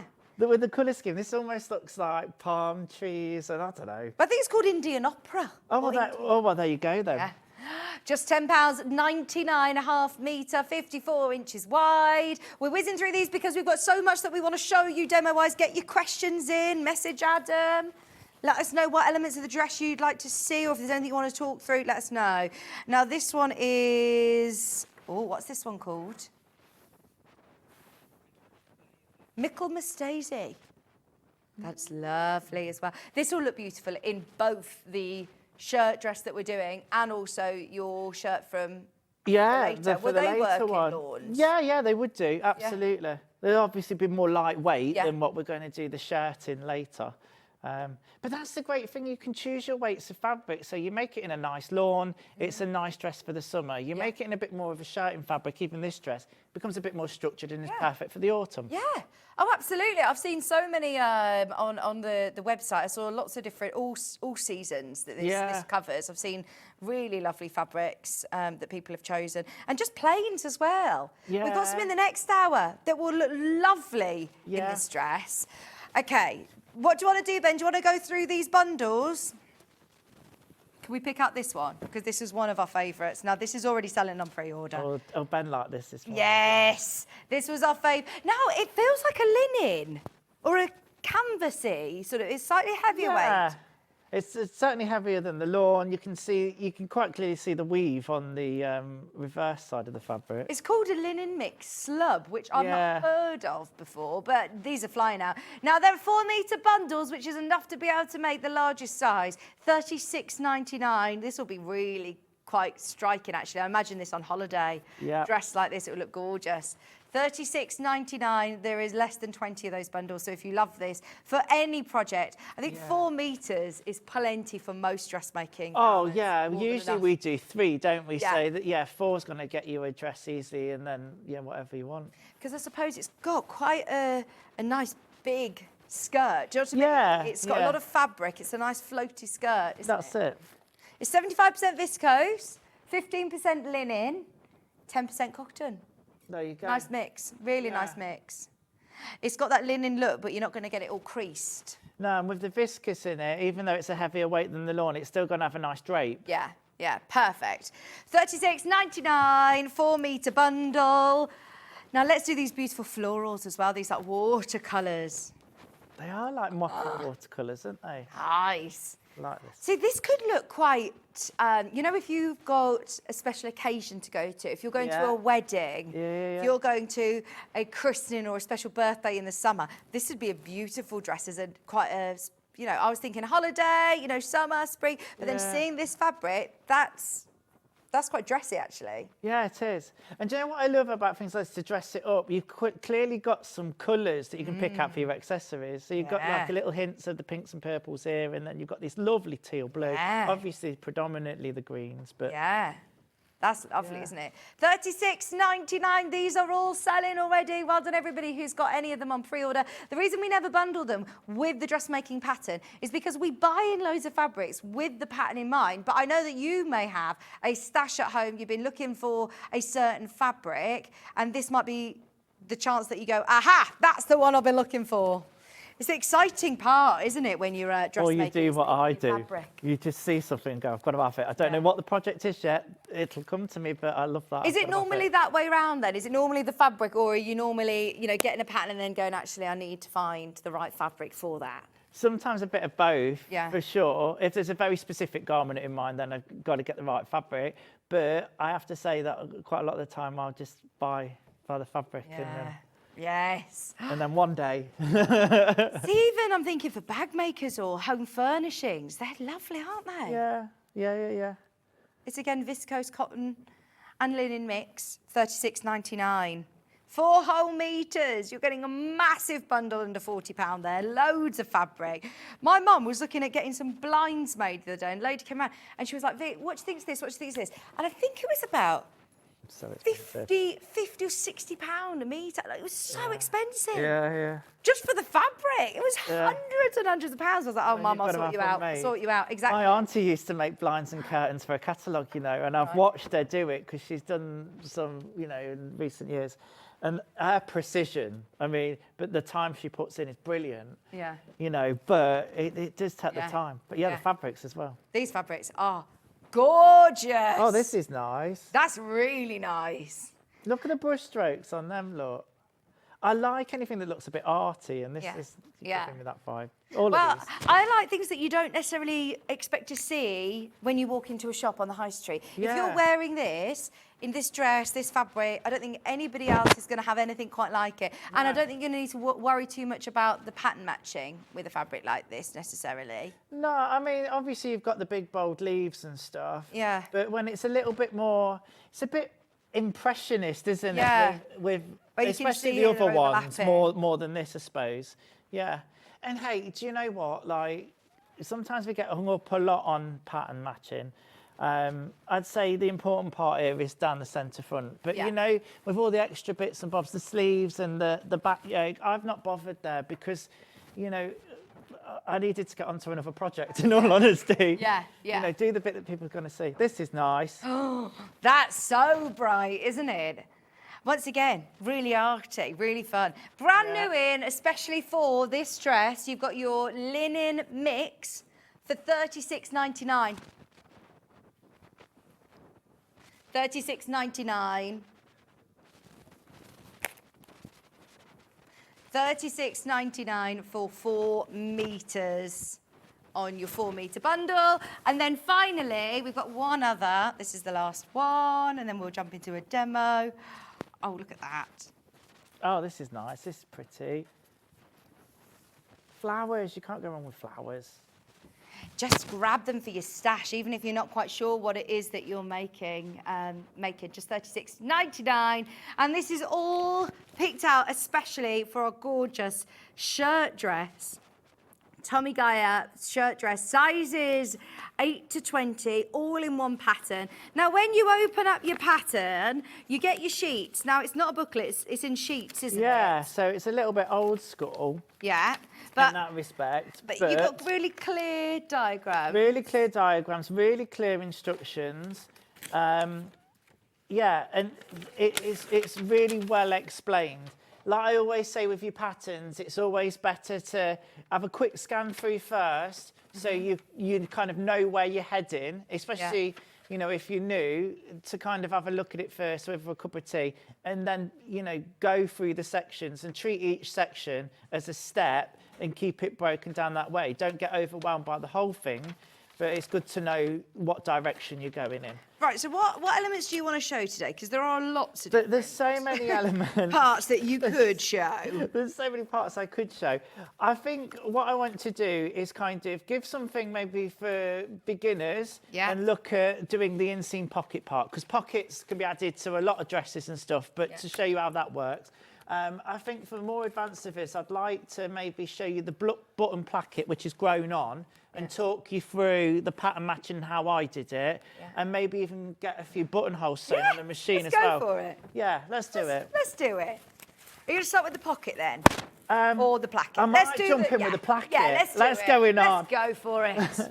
So I don't know whether you'll be able to pick it up on here. Have I got anything... To sit underneath it? Yeah. What about like a board? Underneath the fabric, maybe that'll work. What about or board, yeah. Well, that's better. Okay. So what I did with, you might be able to see it on here, is I drew on the pattern piece and traced off the main motif on the fabric. Sorry, it's really lightly done in pencil. Now, a lot of the time we have this quandary of like, we like our patterns printed on nice solid paper, and I get it because you want to reuse it. I'm there with you. Yeah. But there are instances where tissue paper comes into its own, and this is printed on tissue paper, but because of the centre front and the pattern matching, it's so easy to trace the motif. Right. Which wouldn't be as easy unless you've got a light board maybe or something at home. That could be a way around it with the thicker paper. And what I really like as well is the centre front is marked on here. So all I did is trace my main motif off for the one part and then match that motif on with the centre front, making sure that the pattern matched perfectly down that centre front line. Oh, so that was really straightforward, Yeah. and you could see through it. You can see exactly where you're positioning it. Exactly. So then we get on to the bodice. Now, usually at this stage, I'm going, right, we're going to put a dart in here. Guess what? There's no dart. Really? So all that shaping is really from that elasticated waist, isn't it? Exactly, exactly. What the instructions tell you to do is give a 1/2 inch seam allowance throughout unless otherwise stated. So it's really important to make sure you keep reading your pattern instructions. But what we do here is we fold and press it over by 1/2 inch. Have you just put a bit of interfacing on this section? Yeah, you're eagle-eyed. I love it. Once I'd folded it over the once, then it tells you to cut 2 strips of interfacing. I think it's 16 inches long by 1 inch wide. You can easily do that with a quilting ruler if you've got that to hand. To be honest, it doesn't have to be, you know, the straightest of lines. It's just to interface where the buttonholes are going to go. So then I just wedged that or placed it in between that fold and then folded it again at 1/2 inch. All right, and you can see this fabric's lovely to work with. Same with the cotton lawn because it holds the press really well. Nicely. And now I can stitch this. What I'm going to do is stitch it at 1/8 of an inch all the way down that, and that is my button placket. So there's no additional pattern piece for that. It is literally grown onto the garment, what we call grown on, and then we've done that. So let's get to it. Which is nice, actually, isn't it? Because I think if you were to make a separate placket, do some patterns say that you need to make a separate? Some will have like separate button plackets. Yeah. The majority these days tend to have them grown on. Yeah. If you're doing the sleeve placket, if you're doing that version, then that is a separate pattern piece, just to let you know that. But yeah, it's kind of nice when the pattern pieces are grown on because it kind of, for me, it gives a neater finish, I find. I'm just getting a little look at my machine. It's just waking up. Just the initial. Is this your machine or is this the one that Jenny Jackson's been in? She's been fiddling with it, Vix, and I know she has. And the last project she did on it, I'm going to wager was FPP because it was on a 1.2 stitch length. Jenny, if you're watching, you've been using it, I know. Jenny always comes in and curses you and says, Adam's changed my settings. It's only the two of you, I think, that use it, you know. I'm having a bit of a problem. Usually it comes up and says OK, and it's not saying OK for me to press. Maybe, should we turn it off and on again? Yeah, let's try that. I'm not sure whether this is the right lead for the machine. Oh, Levi. This might be a Levi problem. I mean, it fits. It is turning on, yeah. Yeah. The one outside worked when I tested it, but while we're just maybe waiting for that, or maybe we can get the lead from outside. And I don't know whether that's a possibility. So once you've done that and saying that, you're then ready to mark your buttonholes. Oh, oh no, hang on. Oh, there we go. Okay, buttons done back. Turn it on, turn it off. Oh, I am such a technical genius, Honestly, aren't I? you That's could what solve happens the when world our problem. engineers come in. It is like a universal language, isn't it? Just turn it off and on. Yeah. Thank you, If you try IT. to turn it off and on again. Have you got it turned on in the first place? Probably not. Okay, so what I'm going to do then is sew down it. Now, when I sew anything that's like a placket, or I treat this as a bit of a top stitch, basically. Okay. So I just tend to up my stitch length a little bit. To what? What do you normally have as your go-to top stitch length? 2.4. Okay. But I'll probably up this to about a 3. It just gives a slightly longer stitch. You could do it with, if you were doing this in a denim, it'd look really nice to use a top stitch thread. Oh, this would look gorgeous in a denim, wouldn't it? Yeah, it's like nice a top chambray. stitching. Very If you were nice. going to do that there, you'd want to do the top stitching from the right side. I'm cheating slightly. Bobbin threads are better than they used to be. And for getting the accuracy and sewing right on the edge, I'm sewing from the reverse side. Yeah. But if you were top stitching it, then you would want to be doing it from the right side. I've never thought of that, actually. That's so true. So if you are... So have you sewn this from that side that you're sewing now, the wrong side? And it still looks really good, doesn't it? Is it because, like you say, bobbin threads are... Yeah, I think I've had this conversation with John lots. She's changed it. She's changed what that pedal does. What is the pedal doing? I usually have it set to reverse and trim, and she's got it to pivot. It must be quite quick to be able to interchange all these settings. Yeah, it is. It's really easy to do. She's really personalised it. I think it's becoming a bit of a It's coming a bit of a war, to be honest, and I'm going to change it in a minute. Just Just to continue the conflict. She's on Saturday, I think. So, oh, yeah, change it all. Yeah. Oh, I'll really mess it up now. She'll kill me. That's what's great, isn't it, though? As a dressmaker Yeah. or a quilter, you can have it completely personalised to what you need. So are you having a little reverse stitch on there or not? No? Well, let's do. I'll have to. Yeah. So on the screen, you won't be able to see it here, but basically on the settings, Personal settings. Personal settings, and then I can go to foot switch functions. Oh, and you literally She's got change it. She didn't know how to do this. I told her last time how to change it back. Okay. So she'll know now. Press a foot auto lift. Yeah. So then I can have it on as a lock stitch or a reverse stitch, or you know whatever function or no function at all. I can. We're going to have people messaging about this machine. It's the UX8. I don't think we've got it available. But when it is available, oh my gosh, if you can afford to do it, it's a great machine. Well, I was really naughty there and I didn't pin that seam. If you're doing this for first time or whatever, then you should pin it. Okay. Pin, tack, sew. It's that mirror signal manoeuvre when you drive. If you're starting to dressmake, pin, tack it, and then sew it. Okay. However, because this holds a press really easily and neatly, and I do this thousands of times, it's easy for me to do. Right, now listen, traditionally, when worn, right over left for ladies. However, when we come to the shirt pattern later on, it's very modern and it says you can have it whichever way you want, which is right. You can do it whichever way you want, really. There's a little button guide here. I quite like this, actually, because it works this out once the garment's sewn up. Hang on, so is this all the different sizes? Yeah. Depending on which size you are, it might be slightly higher, lower. I'm with you. Okay. Yeah. So it's that got is it good. graded on a separate piece. Oh, and each line, I don't know whether you can see there, but that's for your size 20, 18, 16. You can see literally which one on each pattern. And all you do with this is line it up. I'm going to mark these on now. I'm kind of jumping steps. You'd probably you'd have marked it before, but you won't be necessarily doing it in this order. But it's because I want to kind of show you. Can I shimmy you all to the left whilst you're marking that up? Just come up slowly. Sorry. Oh yeah. Oh gosh, yeah. So you can see. I thought you were going to move me to the right for some reason, but you said left. That's fine. Okay. I need to remember to keep my head out of the way as well, because that gets in the way. Right. I'm just marking these with heat erasable. And I'm just going through the tissue paper. Again, an advantage with tissue paper. Yeah. Making it really easy. But you could put some tailor's tacks in here. I'm just doing this for quickness and ease. So I've marked both sides there. I'm just going to go over them. But I just wanted to show you putting in some buttonholes, because people get scared of buttonholes. Most modern machines have got lots of quick step buttonholes, haven't they? Yeah. Not just your UX8. I mean, your UX8's probably got a... They're more and more common now. Oh, there's about 19 different buttonholes on this. Oh my gosh. I know, honestly, it blew my mind. Though I have actually, because what did I do? I did a show purely on the UX8, I think, when we not long first got it in. And I stitched all the buttonholes out. So is there a rival reason into which buttonholes you would choose for certain projects, or do you just pick whichever one you fancy? So there is a little bit of a rhyme and reason to it. On here, oh, I'm going to have to change the faceplate as well. That's fine, we can do this. We can do this. So there's ones on here that are specific for knitwear, for jersey garments. Yeah.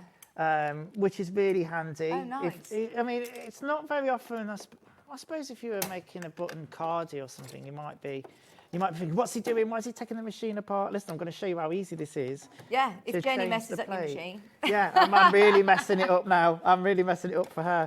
So I'm changing the feed dogs there. Oh my God. So it had the straight stitch plate on. But now I want to use some buttonholes. I need to be able to use a zigzag. And that's literally taken probably 30 seconds. Yeah. So like you say, people are scared of changing accessories and feet. Yeah, but there you go. Seconds. And then put them back in your box, keep them safe. All right, and then I'm going to get the buttonhole foot here. So this is quite fancy. You might have a different buttonhole foot, but this is probably demonstrating this machine and other machines that have got this kind of foot, because there are more and more now. But I think the main thing to say, whether you're using a 4-step buttonhole or an automatic one like this, is to mark your buttonholes first. I'm just coming underneath. Have you chosen your buttons? No, I haven't yet. Have I got any actually? I've got some Have you of got some? these. Yeah, they're quite jazzy ones though. I don't know whether these will work, will they? No. Oh, do you need they're ones that have got nice, the, but do you need the ones that that have is- got actual holes Yeah. in the button? Hang on, let me have a look in my box. Because of can I goodies just here. show you these whilst you're hunting through your box of goodies? Because if you just want to hand stitch some on, I've got these brand new domed buttons, which are gorgeous. Look at these. Hello. Now you're getting this set of 15 12mm gorgeous buttons. Now you might be like me where you have like a biscuit tin that's full of little boring buttons. Maybe you just want to zhuzh up a new cardigan or an old cardigan, do a bit of upcycling. There's Yeah. literally 2 of those left. You've all found them on pre-order. There's 15 of them in there for £15.99. Do you know what? Some new buttons on a garment can really freshen it up. Even just one at the top, even just that Yeah. one that jazzes up at the top of a garment. Oh, sorry. Or if you wanted to incorporate it onto a cuff on a jacket or something. Is that? It's brilliant. Is your microphone fallen? No. Oh, I believe it's on the. Can I just rustle Yeah, with go it? on. 1 Have a second. go. Let me turn it round. I'm so sorry, live telly and all that. But there you go. Sorry, it was very loud. Okay. Thank you very much. Yeah, so I've got that machine put on now. The great thing about this one on the UX8 is it has a plate in between. If I quickly show you with the one I bought earlier from my machine, you see that plate? Oh, hang on. Sorry, Jimmy. Can we show this one, please? Thank you. I don't know how we're going to get... Yeah, you can see there, look. So that clamps the fabric in between, stabilises it, and stops the buttonhole from messing up, which makes it really reliable. You can remove that bit as well if you don't want to use that clamp. Right. Really good, really, really good. So I'm going to use the bottom part of my marking. What I've done in this one is put my button in the back. That usually works the same for 4-step buttonholes and whatnot, but if not, just follow your markings. And I'm just going to then lift my foot, put it between the clamp, line up that marking. Yeah, the bottom dot I'm going from. What I'd say is make sure it's consistent throughout whatever you do. Are you putting this into that clamp then? Into that Sitting clamp, in between yeah. those 2 layers of metal? Yeah, that's it. What I'd normally do, I'm going to eat my hat now, because what I always do religiously is do it on a test bit of fabric first, but I'm going straight onto the garment. Okay. If it goes wrong, it goes wrong. But it shouldn't Good to show. do. Check the presser foot. Oh, Press the foot's down. Yeah, it's done. You That's in? it. She's really messed up this machine, isn't she? What's she done with the machine? It's not liking it. I've changed the faceplate and everything. No, I don't know. Hang on, give me a second. Yeah, just whilst Sorry. you're sorting your buttonholes, let me remind you, the pattern we're talking about is a brand new shirt dress pattern. Brilliant one to be able to have in your stash because there's so many options to it. You've got a longer sleeve option if you prefer, which has got the cuff and the placket, the cuff and the, is that right, placket? On the cuff there. Or you've got this really beautiful floaty sleeve as well, which just covers all the bits that I feel like I just want to cover up on a shorter sleeve dress. I love that.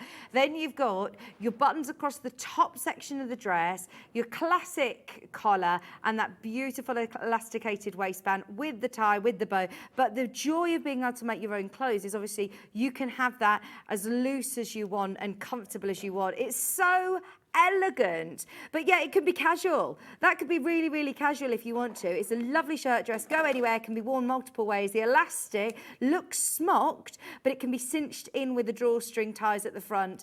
I love it. I love it. It's going to be my go-to dress for all of my lovely summer events, or even just being out and comfortable in the garden. That elasticated waist is just going to give you that lovely shaping as well, without it being too tight. The bodice features the buttons halfway, and the front has a classic collar and the collar band. Choose from long sleeved with the towel placket and button cuffs, or a short sleeve ruffle detail. It can be adjusted in terms of length, but it's designed to sit just below the knee. I love it. Cooler temperatures as well, layer it up. It's gonna look great. Now, the measurement sizes are on the back. Remember to do your body measurements. It's in American sizes, which is converts to about a 8 to 20, but go by the body measurements all the time anyway. They're all in the one pattern, so you don't need to be worrying about that too much this second. You'll be able to get all of those sizes home. Are we all up and running? We're all good, yeah, I've sorted it out. Computer said I've cursed Jenny Jackson a few times, but I've got it sorted. So I'm ready to go. My fabric's between the clamp. Okay, so I suppose this is a bit unique to this machine and other machines that have this function. This is why people always ask me, why did you go for a Juki? And it's this. For buttonholes. You're not even touching it? No, don't need to. I can have a cup Are you of sure? I can have a I'm cup. nervous. I can have a cup of tea. It'll even finish it off. It literally does do. it for you? Yeah. And then you just need to snip between? Yeah. With a seam ripper? Yeah, so that's what I'd do. I'd probably... Look how neat that is! It's dead easy. Seconds! Now, I know it depends what your machine does, but, you know, in the same way, if you've got a 4-step buttonhole, then, you know, you'd be taking each side of that rectangle separately. Okay. Then the best thing to do, really, is to grab some pins. And you can use some fray check afterwards if you really want to solidify. But it's advisable to do this, just to put a pin either side. I should have done it in a different colour. Is this so you don't go too far with your... Yeah, because you don't want to... Yeah. I've just done it in the one side, but you could do it in both. Let me just trim that thread there. Okay, there we go. And then just get your seam ripper through there. Sometimes I go a little bit rogue and just do it without the pin, but they are. And it's as simple as that. Put a bit of fray check on there, you'll have a really nice professional buttonhole. Now, that's not it, because then you think, oh God, I've got all those buttons to sew on. You can do it on your machine. Well, you can on this one anyway. You got a button sewing foot on there? Yeah. Oh. I've got one. It didn't come with the machine. It's a separate thing that I've got. Yeah. But, you know, I'm just trying to open. How do you line up? Is there again markings for the other side as well of where you need to sew your buttons? No. So what you would do then, this is a really good point. Just line it up. And line it up there, exactly. You've got it. And go through the centre. The buttonholes are vertical on this. I just put a mark in the centre, and that's where my button's going to go. Then I'm going to grab my button. It's probably still in the back of that bit. I just want to open, you know, for anybody that's not seen this before, like to try and say, listen, your machine can do quite a bit. Have a look. So, oh, yeah. I think a lot of the Aona machines as well. There's a lot of big machines have these. Yeah, brilliant. Honestly, it's great. You just need to make sure that you've got a function to lower your feed dogs. What a feed dogs, you ask. It's the thing that pulls your fabric through. However, we're not wanting to pull anything through at this point. Now, because I've got a Juki, I've got a setting at the bottom of my buttonholes that's a button, and I just press that, and then I just make sure that that's going to go in there. It does. Did you know that usually buttons, it's the same width, and no matter how big the button... I was going to say, how does it know how far to hop? Oh, my gosh, it does it so fast. Can I have a cup of tea? There you go. So just to open your mind up there with buttons and buttonholes, and why I love it on the Juki is because usually if I've done the buttonhole right, it's a perfect fit. Fits. Amazing. So what happens here then in terms of fit is you've got a back piece that goes onto a yoke. The yoke is slightly gathered, and then you're going to be sewing it at the back yoke, and then the shoulder seams on the outside, and then pressing under by ½ inch on the inside, and then edge stitching it or stitching in the ditch, right, to finish the lining. However, because I like to think outside the box and use methods that I've already used, this is a technique I'm going to show you in the second hour. I would suggest doing the burrito method. It works perfectly brilliantly. Yeah. I think it gives a more... it's more easily achievable. It gives a better finish. Yeah. It's less faffy. So if you want to stick around for the 11 o'clock hour, there's a good little hook in it. Yeah. Then I'll show you the mojito. The mojito. The mojito hour at 11. Love it. The burrito method. But I did promise you pockets, didn't I? So we still got 15 minutes. We'll be fine. We can fit in. And inseam pockets. Now these are really beautiful because they don't alter, you know, the bulkiness of the dress at all, do they? They fit really lovely into that side seam. And this is a really good technique if you've got another pattern as well that doesn't have inseam pockets to know how to do, because you can add pockets to virtually any skirt then, can't you? Yeah, absolutely, absolutely. They're nice size pockets in here as well. They are decent. Size pockets. They are decent. It's a beautiful dress. I want to try that on. I love it. I think you look great in that jumper this morning, that one that was crocheted. I'm ready for autumn in that, aren't I? Yeah. She was so nervous, bless her, before she came in. Do you know what? She was brilliant. I loved her. That book is amazing. Yeah. Do you crochet, Adam? No, I knit. You knit, don't you? Yeah, I knit. You I need to do. crochet now. And do you know what? I've got some of them interchangeable needles that you were Yeah, flogging have you? earlier on. They're Come so on. good. Are they so good? good, yeah. I know I've had them for Stuart a loves while. them. Yeah. I like them. They're really handy if you're the kind of knitter that knits different kind of things. So if you're going from like socks and stuff to then doing a jumper or something, baby wear, and going from different yarn weights as well, because you can so easily just change the size. Ben, we might need to get them on in a bit, and Adam can talk about them, because I'm a bit lost when it comes to interchangeable knitting needles. But yeah, I know Stuart loved them. In fact, I know what I found your little knows twisty tool there. Oh yeah, my little twist, my little keys Just also. to there, tighten it, sorry. isn't it? Yeah. Cool. So what I'm going to do is right size together. Make sure you've marked your notches. And then what you're going to do is match the notches together, put some pins in, which I did have. You're right, Ben. What's he saying? I don't know. right? I didn't know whether it was a problem with our microphone again, but he was. Is it mine? No. Oh, we're all right. No, he's got a fan in there. He's got a fan, and what do you do with the fan? Oh, I thought you meant as like a. I thought it was. I thought it was going. He's playing with a fan in my ear. How did you get on with? Oh, it wasn't Ben in your ear. You didn't have. You had Hannah. I had you? Hannah, yeah. So yeah, Hannah. Yeah. Hannah was brilliant, bless Yeah. her. She was like, I'll be there with you every step of the way. She drove that ship that day I did the presenting. But then when I did it a while back, it was Ben, and Ben was making me laugh when Ben did it. But I love Ben because he's got such a good sense of humour.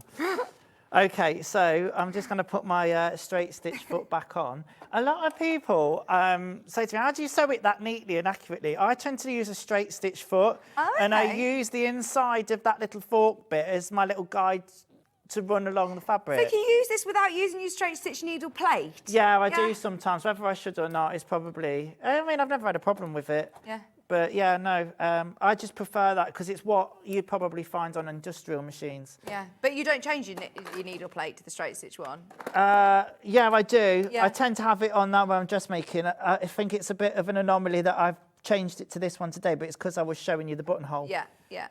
So what I'm going to do here is sew at 1/2 inch. Now, because 1/2 inch is a bit of an obscure seam allowance for us dressmakers. What's this magnet, please? It's a seam guide. Oh. Oh, no, it didn't like that. Oh, I broke my needle. It's no! today. Oh,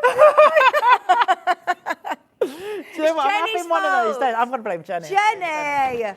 Jenny's Well, put you in you know what? a needle that was just about to break. She's obviously used it a lot. I feel like she... It's good to show, though, isn't it? When these you know things what? happen, these things happen to the best of us, It don't does. they? And it's It so does. easy to then interchange. Always change your needle anyway. I don't let it panic me anymore. No. Except when I can't find the needle that I need to put in. Oh, there it is. That's fine. All right. So you should change your needle for every 8 hours of sewing. However, I tend to change it when I can hear it needs changing because you can hear it. I remember a friend of mine, she said to me, I need to get my sewing machine serviced, I think. Is there anybody that you know or recommend or anything? Yeah. And I said, why? She says, it's making a funny noise or it's skipping stitches or something. And I said to her to change the needle, and it was absolutely fine. It was because it needed to... Yeah. You can honestly hear it. Do you know what? It was my own fault because I'd got it still on a zigzag setting, but I've put that straight stitch foot on. But now I've changed it, so it's fine. Okay. I like a nice blunt end when I thread the needle. I could use the needle I was going to say, threader, doesn't this have a lovely superior needle threader? It does. But Yeah. sometimes I just go old school because I know it's going to work. There you go, straight through. Wobbly. Okay. That's your right. party 1/2 inch. Let's go again. Do you know what? I'm a little bit of a daredevil when it comes to sewing on air sometimes because I tend to want to show the more complicated bits. Like, I remember once being with Rebecca Reed and she's brilliant because she's like, yeah, go for it. She actually wants it. The first time I ever put an invisible zip in on air, like who in the right mind would do that? But I'm sure I've done it with you, Yeah, you have. before. And like, you know, doing buttons and buttonholes on, so many things can go wrong. As you have seen, you can break a needle. But this can happen to you in your studio at home. And it's just basically, just change it. Don't panic. If you need to go and have a cup of tea, that's my biggest piece of advice. You know, when things are getting stressful because things are going your way, Just walk away, go and get a cup of tea, a drink, come back to it tomorrow. So right, are you understitching? I Yeah. love a bit of understitching. Me too, really It's really important. I know it's a stage that you always say, do not skip it. Yeah, absolutely. To be honest, I can't remember whether it says it in the instructions, but do it anyway. But is this what's going to hold that pocket lining in place? Inside, it makes it look like, absolutely. I mean, you wouldn't even know there was a pocket there, if I'm honest, until I was like searching for pockets, because that's what I do. Yeah. So there we go. So you do that on all sides of the dress in the same place. So on the other side of this skirt panel, and then on the other skirt panel, and then quite simply, all you're then going to do is match up your fronts and backs, which are cut exactly the same, by the way. Okay. And then you're going to stitch all the way around at 1/2 inch, going down the elephant's ear, as I like to call it. Stop in there, not sewing your pocket Don't up. sew your pocket up, otherwise there'd be no point. And then down to the bottom, do that on both sides. Now, in terms of finishing, you could finish this off beforehand, because what you tend to get is if you wait till, and if you leave it to finish it off at the end, you'll still have this bit raw. Right. So finish it off with an overlocker if you've got one. But don't take any of the fabric off. Okay, yeah. Because that's going to then interfere with your seam allowances. But that's basically how you do an inseam pocket, and that's how you keep it to the inside. Can I quickly show us how to do the ruffle bit on the sleeve? Have we got time? Yeah. Okay, because I'm going to show you a little bit of an upgrade that I did. For you, we always do. Don't forget, this is the pattern that we're talking about. It's brand new in today. It's only $19.99, which I think is brilliant value for money to say you're getting all of the sizes within one pattern. And as you can see here, technique after technique after technique, this is a real skill builder. I always think, as you are a dressmaker, it's really worth pushing yourself and expanding your skills and having patterns like this that are really going to sort of grow those skills that you have. Exactly. If you've never thought of making a shirt before, this is a really lovely way of doing it, and the fact that, like you say, you've got options with your sleeves. So if you are a bit nervous about doing a full sleeve and cuff and everything, if you're doing your collar and your placket, do the short sleeve option. Then when you're ready, you can then do a full lovely shirt. You're absolutely right. Where's that brilliant iron that Levi set up for me earlier? Oh, hang on. Haven't we got a deal on this today, or is it Friday? I heard about it. I heard about it as a bank holiday special. No? Right, how do I do it? Green light, turn it on. On the technical team. I am technical department. I'm like, Juki, do you want to turn it on and off? This we just turned on. Right, this is the ruffle piece, right? And what I've just done while we were having a bit of a laugh was sewn it wrong sides together. Okay. Right? It doesn't tell you to do this in the pattern. Is this a French seam? It's a French seam. It's a French seam. Because I thought, look, listen, you've got this quite open seam and you could quite easily see that bit. The rest I've overlocked, you're not going to see that. But that this bit. I thought, I mean, you could French seam the lot if you wanted, but to show you how need to add a bit more seam allowance, do you think, to French seam the lot? well, there's half inch, so maybe you've got enough. If you're confident. So I've sewn this at a 1/4 inch first, wrong sides together, which feels really alien when you're used to doing right sides together all the time. I've just pressed it to one side, setting my stitches in, and what I am going to do is take some shears and just trim that down, if I can find them. I really need to sort out my sewing box. It's a mess. I do apologise. My life's a bit of a mess at the minute. No, it's not. It can be. Right, so I'm just going to trim that down to half of what it is. Okay, then I'm going to flip it back the right side. Really important to press as you go along, to set your stitches in, but also to give you that nice crisp edge. And do you know what? I've done the hem on this dress, and this press is lovely. And without being rude, it's the difference between it looking really good and looking amazing. I hadn't pressed the hem at this point, and I thought, oh gosh, it looks a little bit naff. Right.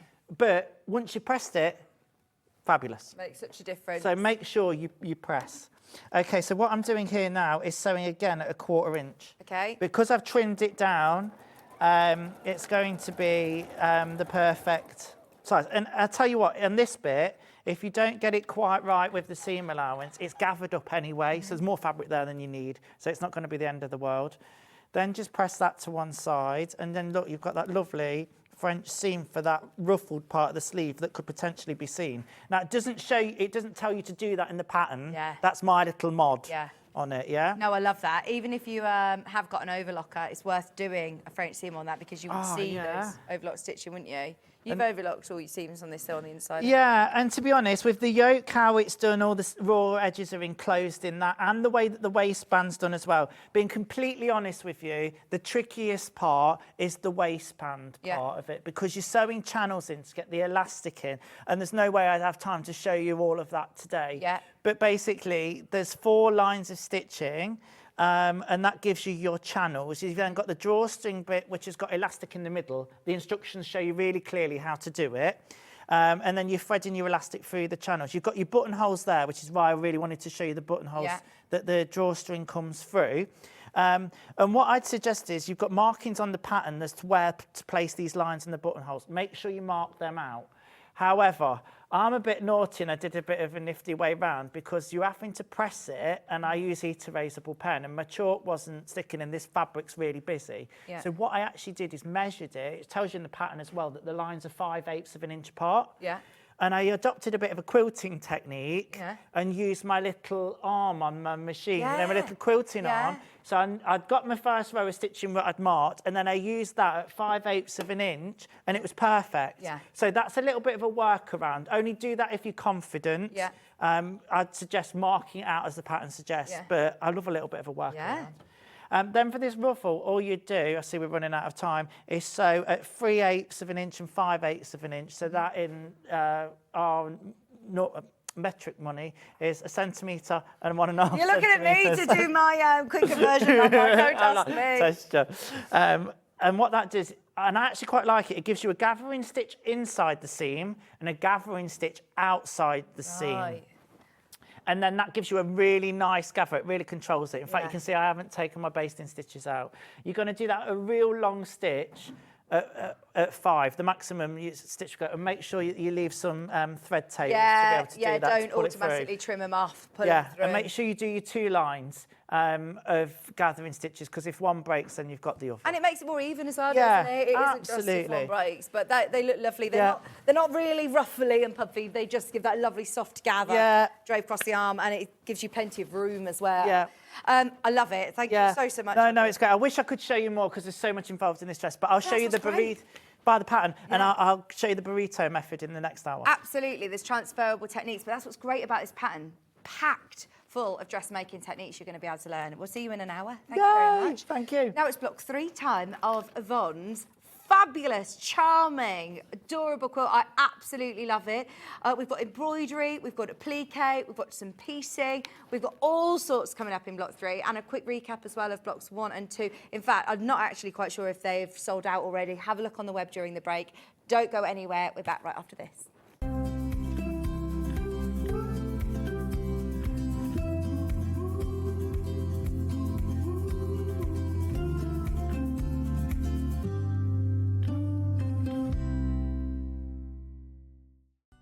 Never miss a show by watching on the go with the Sewing Street app.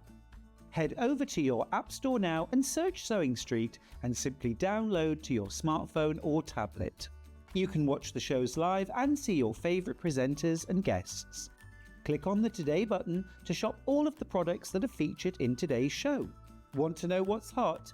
Then click here to see today's bestsellers and highlights. Have you missed a show or want to watch one back? Then click the schedule button and you can go back 7 days to watch and shop, and you can also see what's coming up over the next 7 days. Want to say hello or ask a question to our guests? Then send a message to the studio. You can also keep in touch with all the latest news, events, product launches and much more by clicking here for our social media pages. Never miss a show by watching on the go with Sewing Street. Our UK-based call centre is always on hand to assist you 24 hours a day, 7 days a week.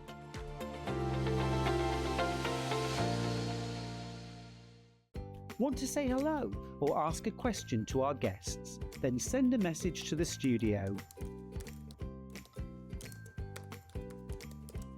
You can also keep in touch with our social media pages. All the latest news, events, product launches and much more. Search Sewing Street Here at Sewing Street, we only charge 1 P&P throughout the day. You can add as many items to your basket and check out and still only be charged once. Once you've checked out the first time and want to order again, you simply add the item to the basket and click on the Combine Order button. Remember, standard P&P is £4.95. Charges may differ for outside the UK. Or upgrade to our premium option for £6.95 on certain items. Shopping made easy at Sewing Street.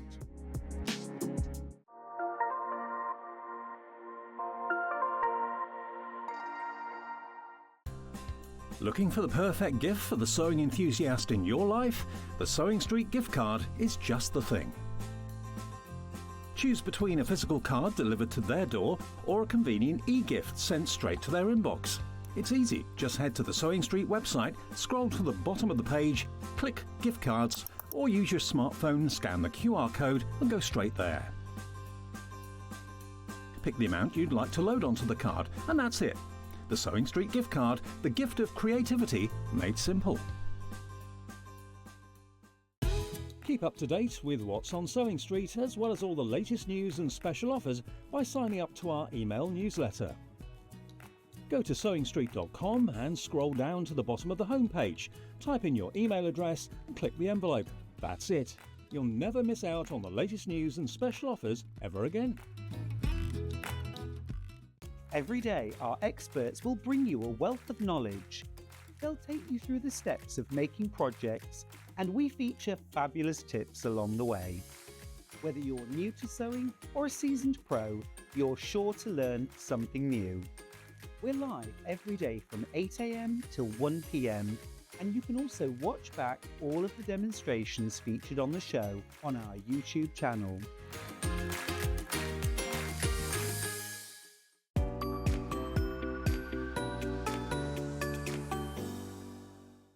Not only is Sewing Street live from 8 AM till 1 PM on Sky 670, Freeview Channel 73, YouTube and the Sewing Street app, now Virgin subscribers can watch on Channel 754, which means there are more ways to watch your way with Sewing Street. Did you know at Sewing Street that on various products we offer split pay? That means on certain items, you can spread the cost over 2, 3, 4, or sometimes even 5 interest-free monthly payments. Just pay the first instalment when you purchase and you're away. So shop your way with split pay. Here at Sewing Street, we only charge 1 P&P throughout the day. You can add as many items to your basket and check out and still only be charged once. Once you've checked out the first time and want to order again, you simply add the item to the basket and click on the Combine Order button. Remember, standard P&P is £4.95. Charges may differ for outside the UK. Or upgrade to our premium option for £6.95 on certain items. Shopping made easy at Sewing Street.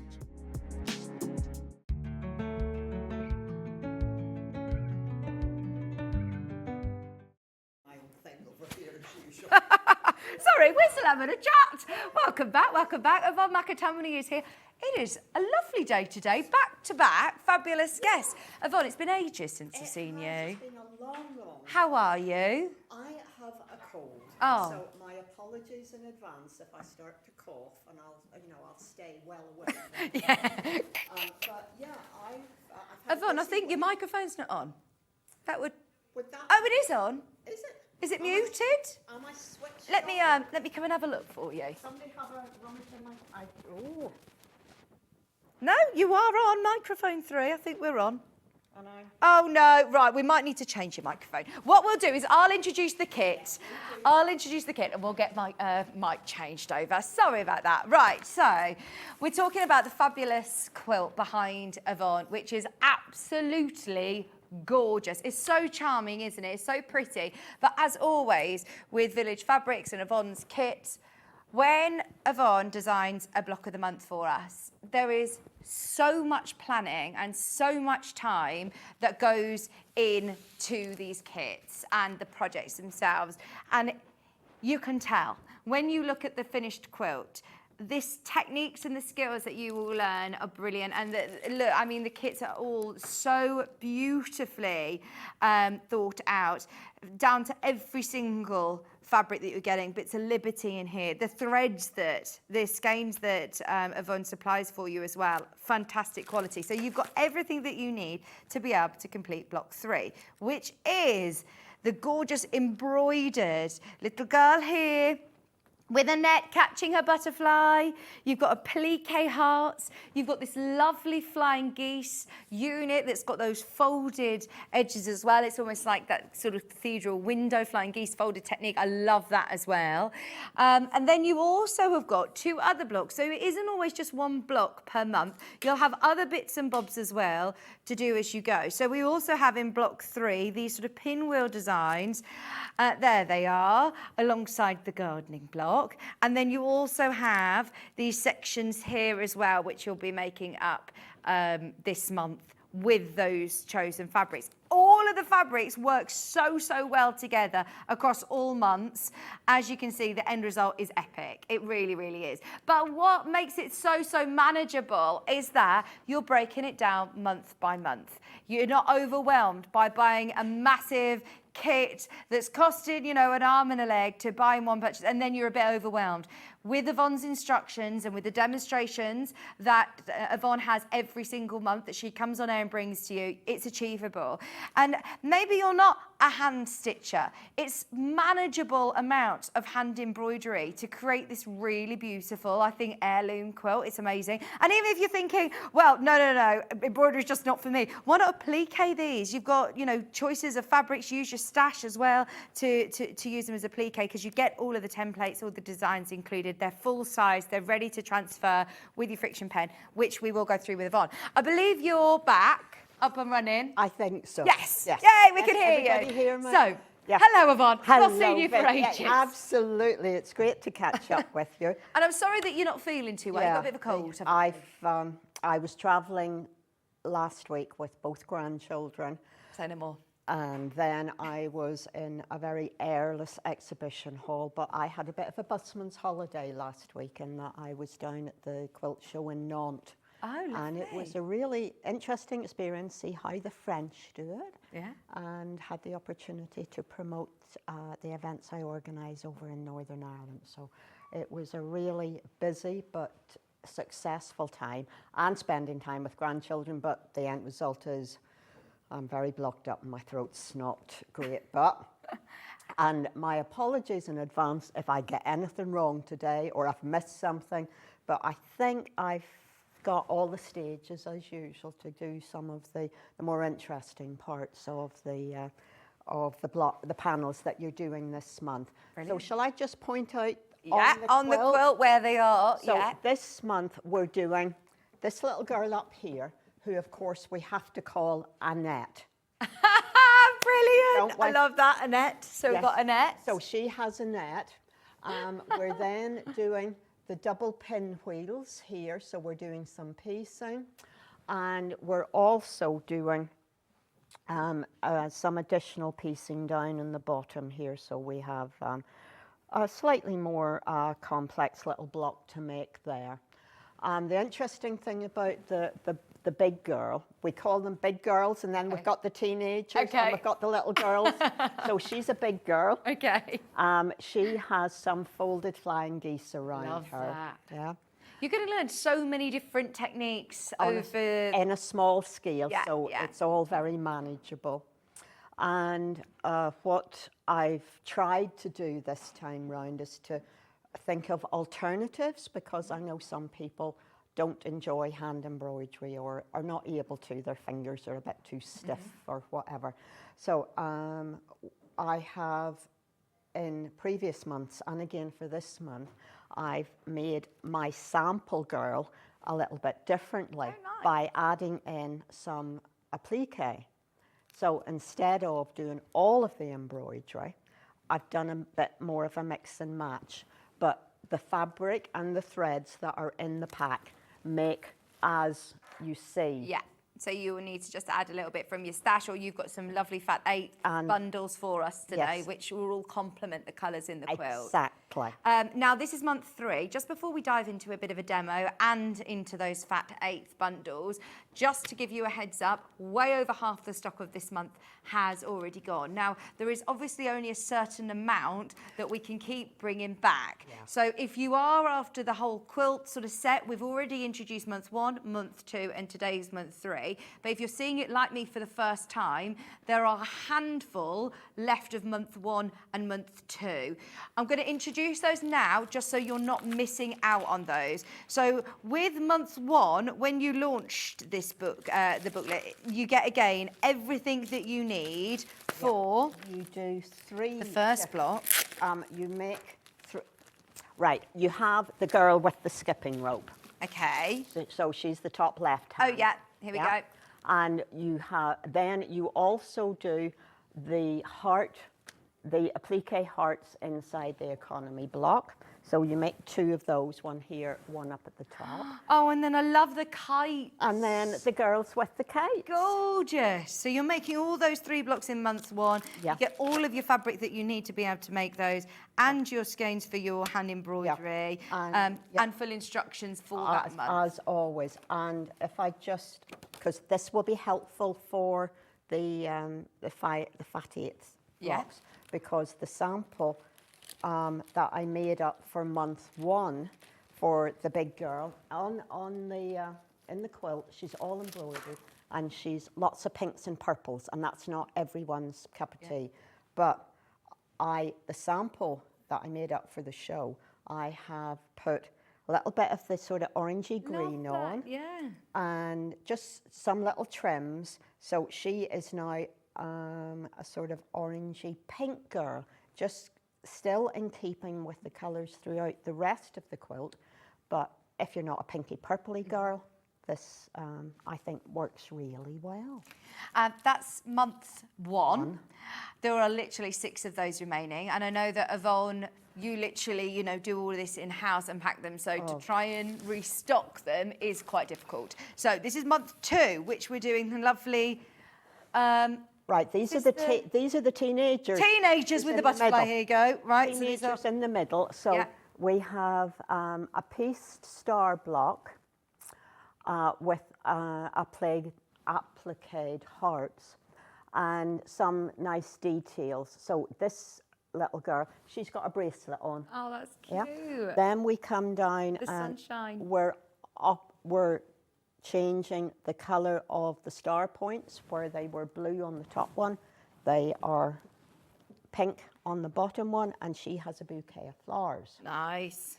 And we also then did some folded work, and we have the folded pink pinwheels. So one down here and one up here. So these are the 2 sort of top and bottom centres, and the pinwheels.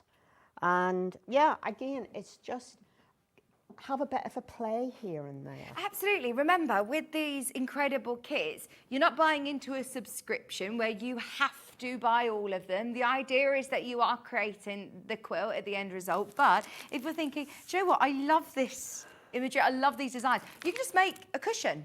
Or you could use, you know, a cushion front. You could use this for another project on a bag if you want to have a dip your toe in. Yes. Trust me, it does come with a bit of an addiction warning though, because these are very addictive, and the end result is so charming and beautiful, isn't it? Well, I think it has character to it, and I hope I've left enough space in the design for people to add their own personal things to it, you know? Because I haven't put any buttons and beads in because it becomes too difficult.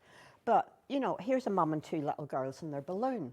Well, you know, I'm sure you could change the colours, use some special pieces of fabric from your daughter's dress, you know. Or my favourite one is the girls on the top in the red girls. Because they've both, the front 2, it's 3 sisters in my head, and the front 2 have gotten bouquets of flowers, and the one at the back with attitude has a glass of champagne. Oh, I love it. Brilliant. So they each have their own That's little me. story. Well, Yeah. it would be me as well, because I have two big sisters. But it just gives, everybody has a story. Yeah. And I try and interpret what they're doing.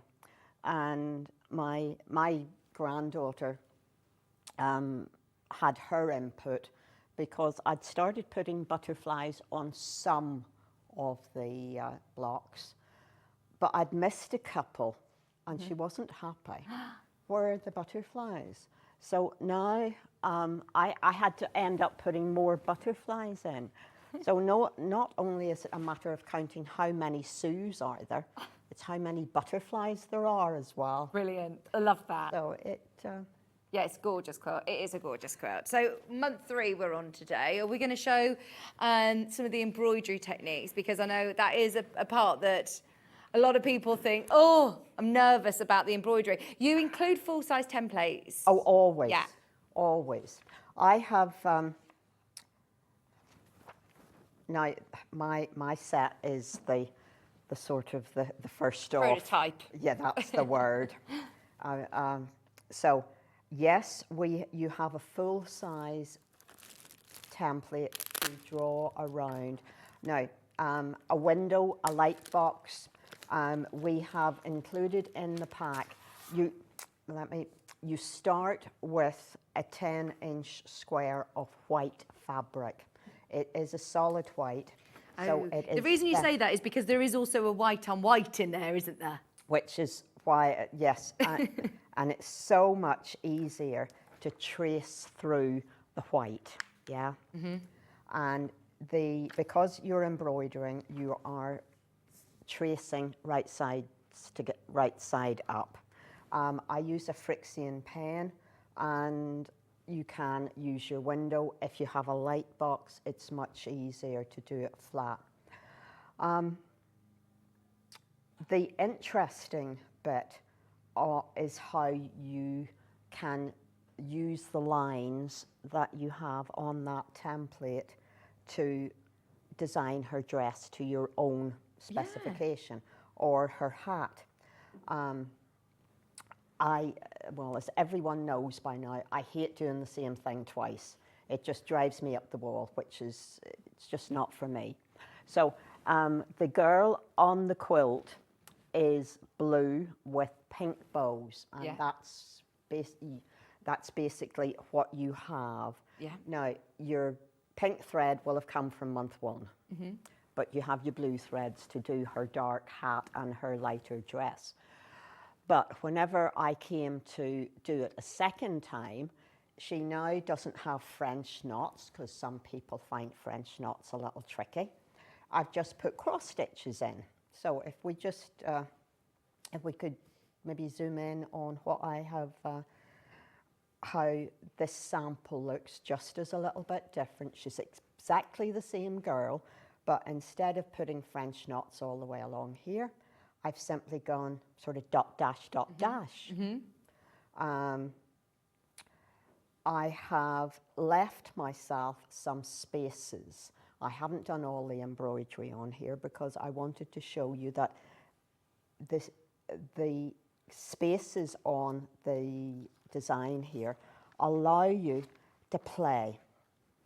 And if I just pop that little bit in there, put that band as our hat band, I've now gotten this little girl who is navy and yellow and orange. There's her, there's the bow. And so have you bonder-webbed a piece of fabric and fussy cut round, drawn your templates out? Well, you have your full-size template here, so you simply reverse. Yeah. So you need to trace certain elements through onto the other side of the sheet, which should be a blank sheet on the back. Mine is back to back. And I played because having curated the 5 fat 1/8 packs, you have options. So if you look at the orange and red one, Oh, these are brilliant. Yvonne, I'm so pleased you've done these, because anybody who's been to your shops or over the years, everybody has said to me, what an Aladdin's cave of gorgeous colour. So for you to be able to bring some of that into the studio is amazing. Now, these are all specially created, so you've got complementing colours. I know how clever your choices are and how well how long it takes me to make my mind up. Yeah. Very interesting. Now, what is a fat eighth? Well, these are about 10.5 inches by 22 inches. Right. I can't do that in metric. So it's half of a fat quarter? Yeah. Half of a fat quarter, yeah. So it's be 56 centimetres wide by 27, 28 in the other direction. So they are a good size for, and that one you have in your hand now, that's the one I have cut out here. Love it's that. Just giving you that little orangey, greeny, little spark of colour, really. These are all quilting weight cottons, aren't they? They're really lovely Some quality. of it is Liberty, some of it is Moda. Wow. Most of that one is Moda. Are these the exact prints that I'm going to get, or is this a bit of lucky dip of these ones? No, these are the exact prints. That's exactly they are gorgeous. what you're going to get. Yeah, these will all sell out, by the way. We're in single figures on this colourway if you love these. And all of the colourways that you've picked out complement the quilt. Well, in my opinion. Yeah, yes. they do. I think they do. Because I got all excited about this little girl with her net. Because I see her going to the seaside and little rock pools. I know I have a very sad life and my brain goes to different places, but in the blues, you see your blue pack? Yes, let's have a look at the blues. Please. We'll just ignore what Ben's asking you to do. We're just having a nice time.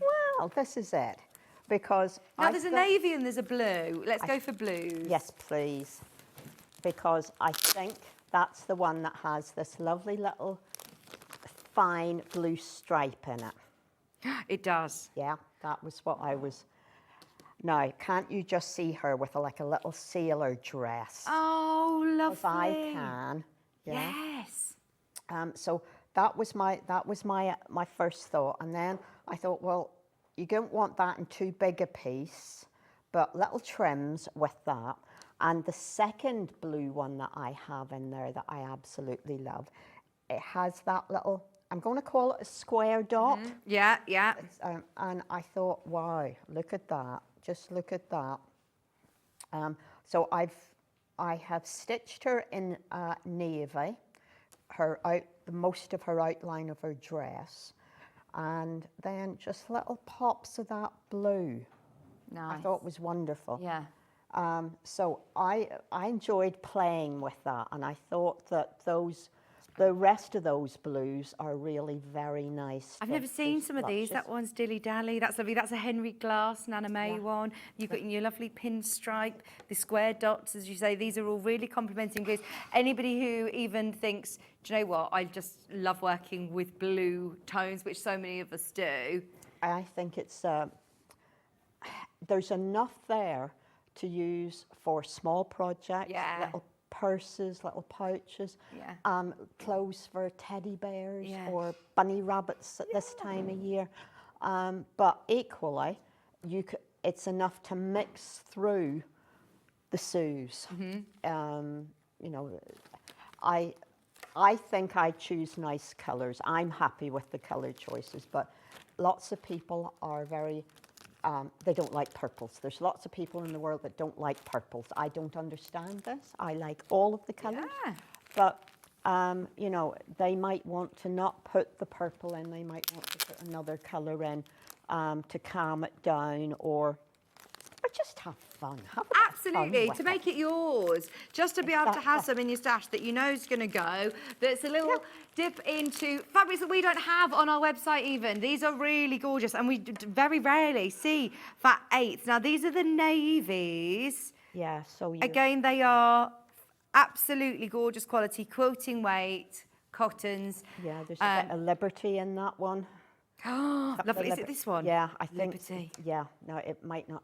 Yeah, it is. It is. That one's gorgeous. That's your Lazenby, gorgeous Liberty quilting weight yeah. cotton. You got the square dots again, this time in the navy blue. You are going to get these exact prints. It's not a lucky dip. That one's already been selling on pre-order. There are literally less than 10 of those now remaining. In fact, there's only 5. Yeah, only 5. very many. And then we also have the reds. You're right, Ben. Then we've got the reds, which are these Is he ones. having a bit of a hard time because we're ignoring him? Oh, well, he's been very, very busy today, bless him. Oh, okay.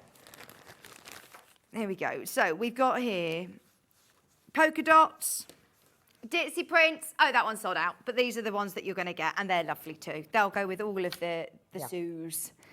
Okay, right. So let's jump into demo, Yvonne. Okay, so having created your big girl in the middle, you're then going to finish her off with some folded flying geese for her border. So let's make a folded flying goose, yeah? Is this all hand stitched again, Yvonne? Or?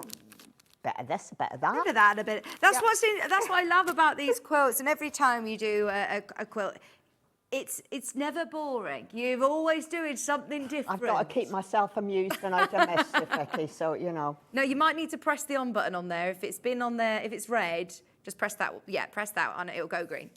It's got a timer on it, so after so long... That's useful. It does time itself off.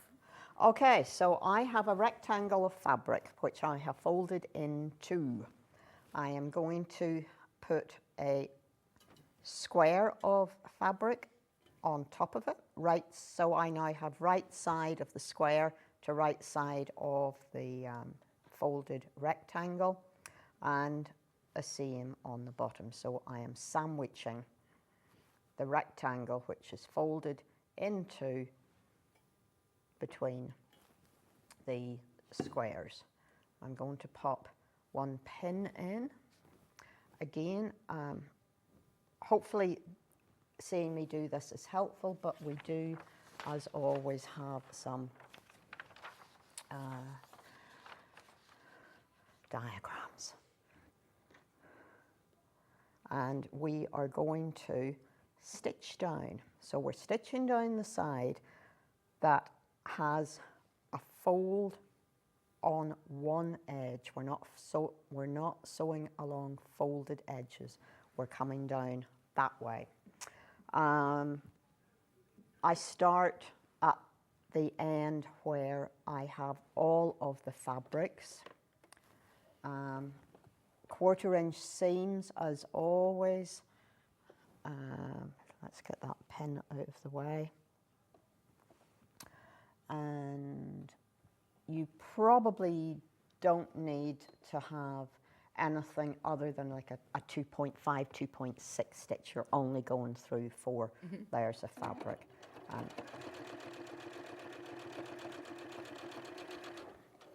Okay, and cut. So what I have now is let me do it step by step. So we're setting the seam. Then I'm going to press this seam open. Right, okay. Which you don't hear me say very often. No. So I'm going to just finger press. Is it because it's quite bulky, or? Well, you want, yes, I suppose so. You can't reduce the size of it anymore. So the best that you can do is flatten it. And you don't want to have a bump in the middle of the goose. Yeah. What a ridiculous sentence. Okay. Anyone who's just channel hopping and has never heard of that before. Just don't. Jimmy doesn't really normally direct here at Sewing Street, so he's like, what on earth are you talking about? The bump in the goose. Yeah, yep, that's exactly what she said. And that's what we meant. So what we have now, what we're going to do is we are on the right side of our little unit here, and we are going to, having just had that little fold. Oh, this is really, I've never seen a flying geese unit made like this. Okay, so this is a folded flying goose. Yeah? Bit of origami. It is. So you're pulling the 2 corners out to the corners of your squares. at home, I sit and happily tack this, but I'm going to just put a pin in there.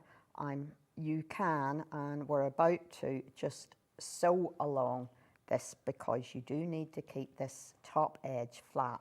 Can you just push it forward slightly? Sorry, we just can't see. There we go. Thank you. Sorry. Varifocals are wonderful things, but they do make it difficult to see at the wrong distance. So let's make the stitch length as long as you can. When you're walking along, sorry, varifocals, do you feel like the pavement can be looking really high up, or is it all right? It's absolutely fine for me. My eyes said, oh, thank goodness you've got me something that works. Right, okay. But you do have to play trombone sometimes. Yeah. And my normal sewing is here. So whenever I put it there, I'm going to the medium in my varifocals, and it all gets to be a bit fuzzy, but interesting. So we want to hold this piece of fabric flat. We want to do it within the 1/4 inch seam allowance. So we've gone to a big stitch, and basically we're going to just tack with the machine along about 1/8 inch. So we're from the edge, so we have that flat.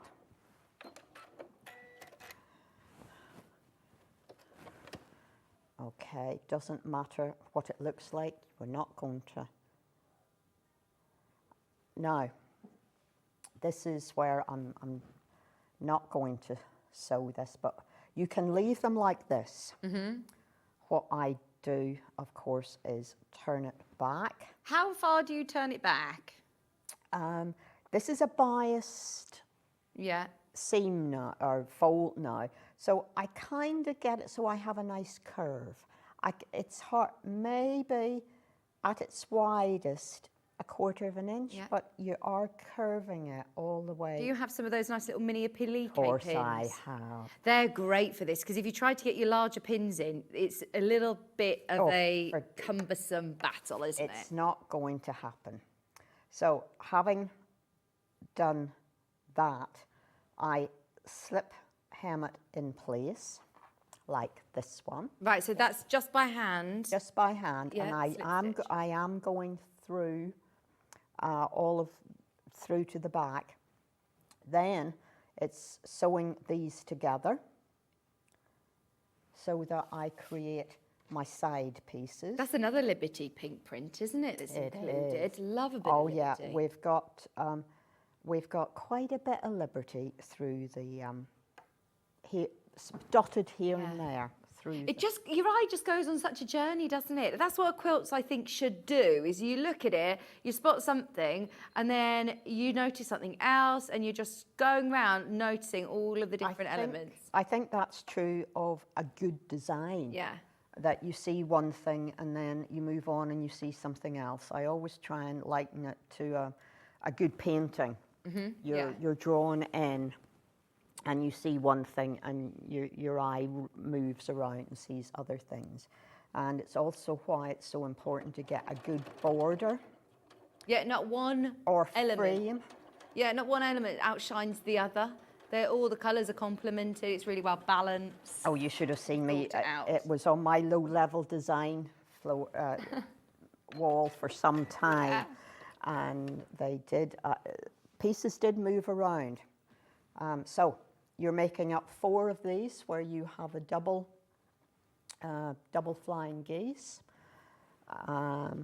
Then to pop in to add detail and depth, I having made the flying geese, joined them together, I have then stitched just a running stitch on the outside, about 1/8 inch away from the curve. Now, I've done all of the points in a pale pink. Then I got fed up doing that.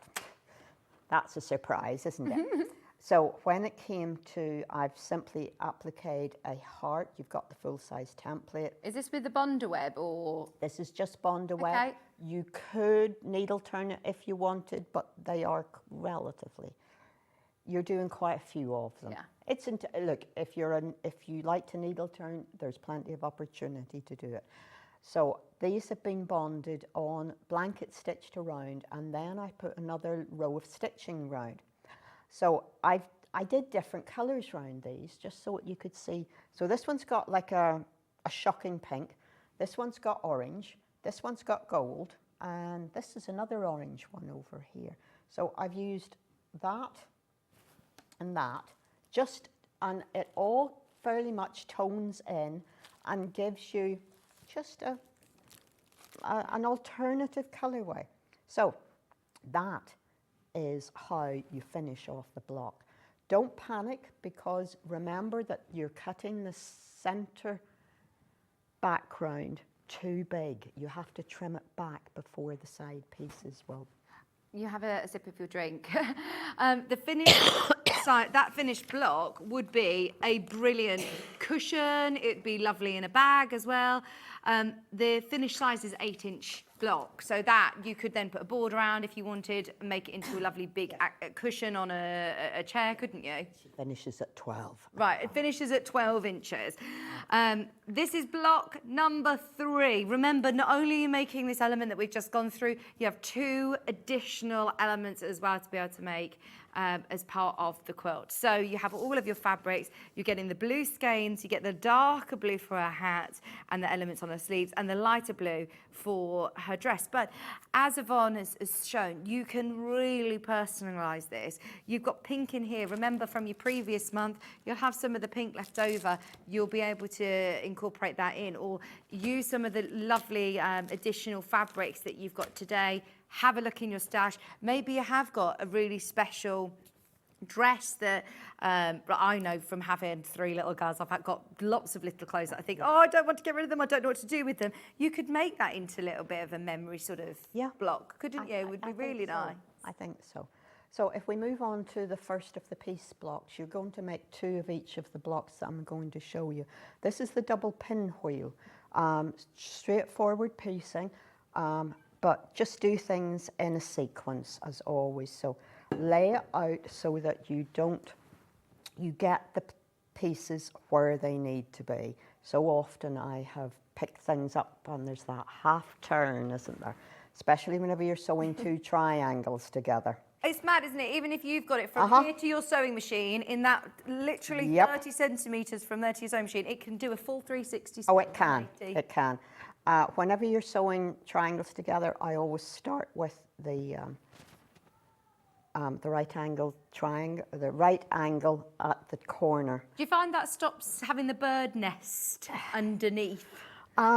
It means that I get an accurate 1/4 of an inch, because I know where I'm measuring from, as opposed to starting from a pointy end, which, and hopefully the machine is cooperating. So simply, now, are those shapes all done from templates or from measurements? Measurement. Okay. And that's all listed on the front page as always. So, yeah, and the instructions are divided down into each block. So have a good read through. This was something, I knew I was going to forget something today. In month 2, we had a number that was incorrect. So my apologies to everybody for that, but we sorted it as soon as the first person phoned us. Okay. And there was sufficient fabric. We had just told people to cut too many. Okay, so I had some left over. So there were,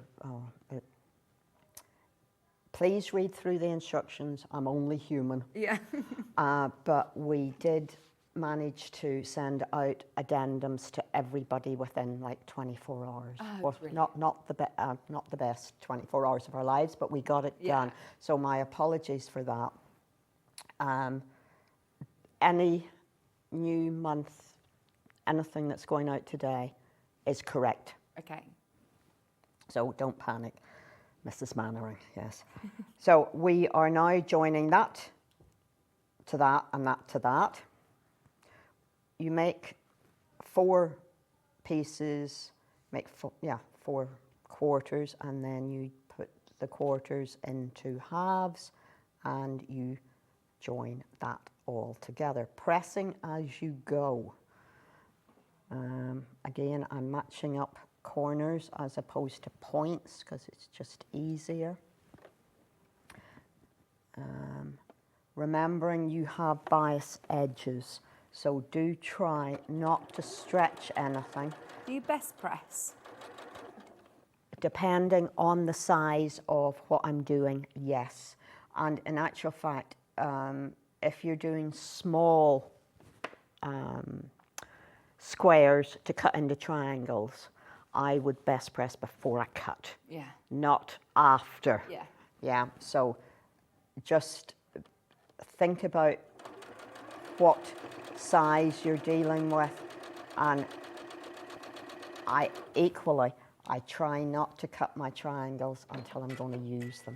Yeah. Cut the squares, leave them as squares until you know you're going to. Yeah. I suppose you're not going to be waving around like a Morris dancer, are you? Well, sometimes you have to clear a table.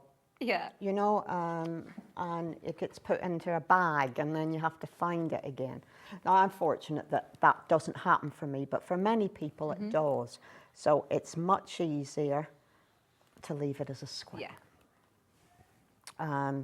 Now, of course, have I turned something the wrong way? It's always hard to look at it There like we that. go. I always There we think go. sometimes you best almost take a photo or step back or look at it from a bit of a distance to see the pinwheel.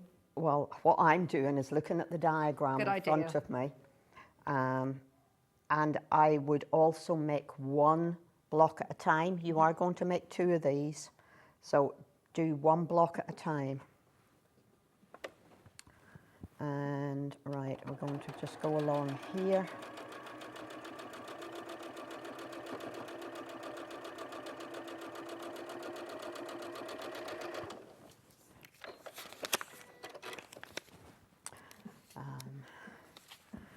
Set the seam, press towards, I'm pressing towards the pink in this instance because I have no, I get a flatter seam that way.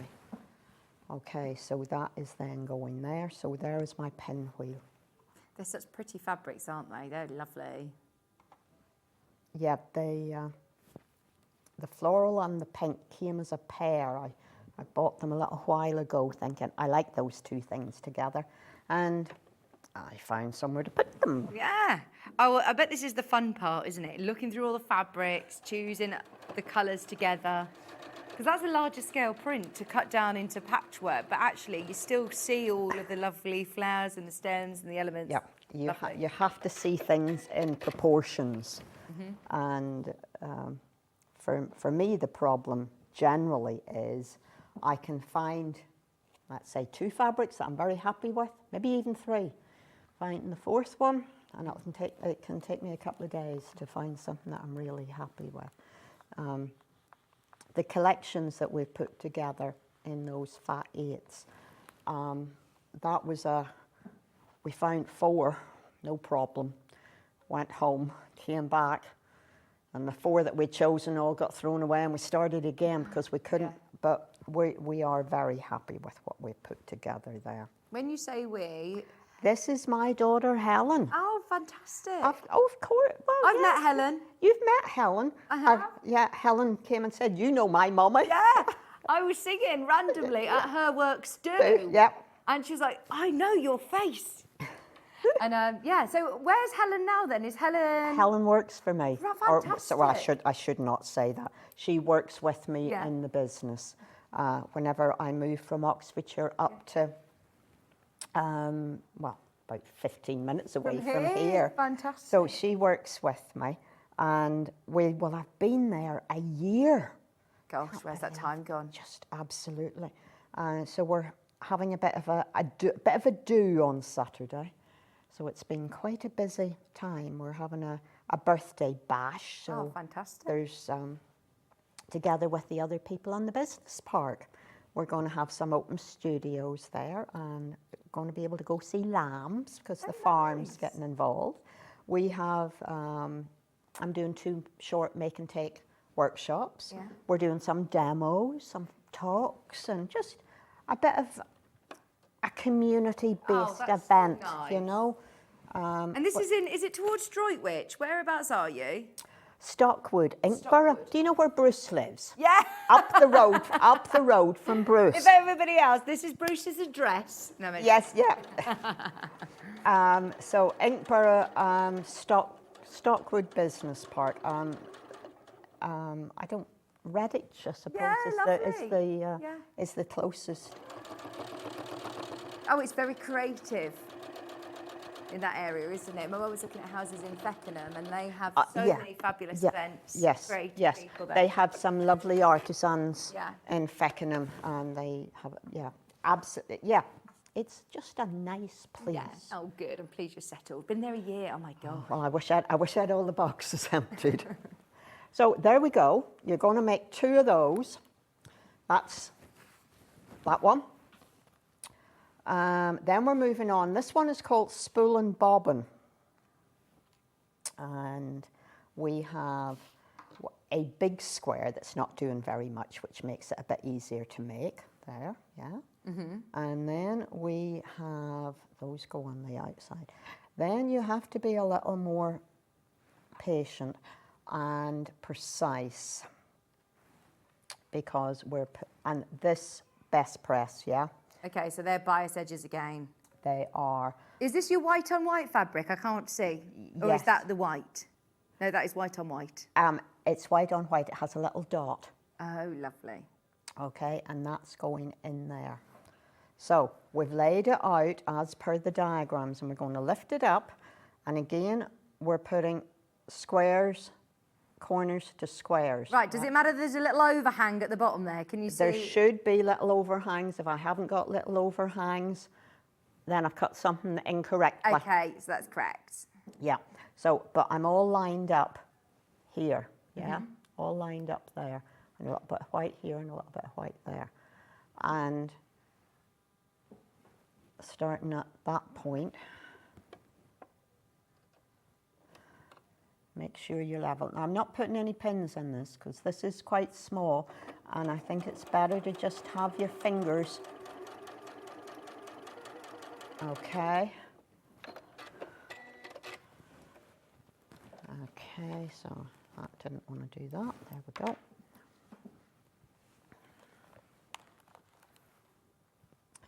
And I'm pressing away from the square. So I have a little ear there. I'm going to set it down and make sure that I'm attaching this the right way round. Yeah. Yeah. So it's going to go there. Yep. Yeah, that's a good idea always to fold it back to check that that's where it was supposed to be. Because said, it can't I be was like about to do it the wrong way. Yeah. And with this particular fabric, do check that you've gotten it you've got the right side up. It doesn't matter as long as you're consistent, but it is well printed and it is quite easy to have a right side up and a wrong side up and not really notice, but it could be annoying. I'm going to just cut the ears off because if you can reduce bulk, that's always a good thing to do. You do need to press after every seam because at this point things are being made to join up to other pieces. So I now have my red square ends here, and between here and here I have 1/4 of an inch. Yeah. Do I need to trim that dog ear off, or would you leave them on? I think I would just do that for the sake of, at home I would definitely make sure that I'd done that. For here I was thinking I can maybe get away with that, maybe Vicki won't notice, and I can get on, with the sewing. So yeah, everything lines up bang on top of one another so that I shouldn't be able to see any of the fabric that is below. I'm just going to stick one pin in there to hold it. Sometimes pins actually move things on you, which is, you do have to check that. As I heard Adam say earlier, and I couldn't agree with him more, you pin, you tack, you sew. Yeah. And if your pinning isn't right to start with, then everything goes off on it. So just take your time. Make sure that you have things square and level. Stop. Things aren't going to move. Just stop and proceed whenever you're sure everything is lined up.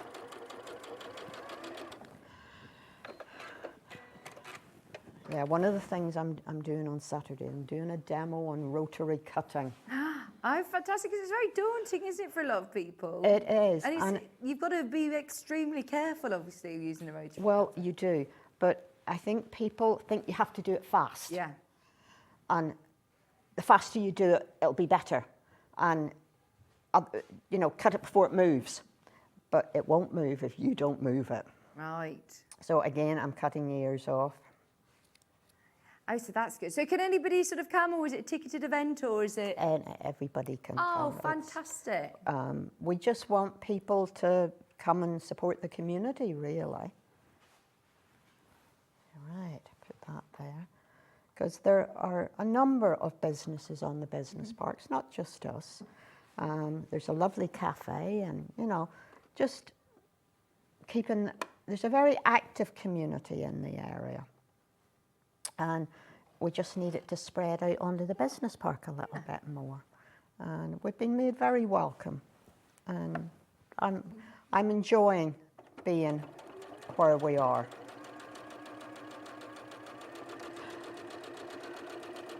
Okay, so I set that down, made sure I was the right way round, picked it up, and I'm now sewing that to that. So we are half made. We're going to set that seam, and we're going to press towards the big square. Then we're not, with a bit of luck. Will you hopefully be able to nest these two together? I hope so. If I've done everything the right way round, I do hope so. So, okay. Yes, because this is what happens. You have to be consistent in how you make things. So hopefully, whenever I make them a week before, I'm still doing it the same way today. So I have the seam allowances towards the larger square in both cases. So whenever I lay the two halves on top of one another, I can roll that seam up there, aligned here and here. That seam allowance is nested against that seam allowance on the underside. I always put a pin in to hold that seam allowance flat. You're putting it through the seam allowance, not through the stitches of the seam. You're not stretching the seam. I'm going to pop one at the end of the join here, because you need to be square at the end. We're going to just make sure that we're going to pop one more pin in there, just there, and we have a square end to start, and we're just about there. Okay, let's get that out of there.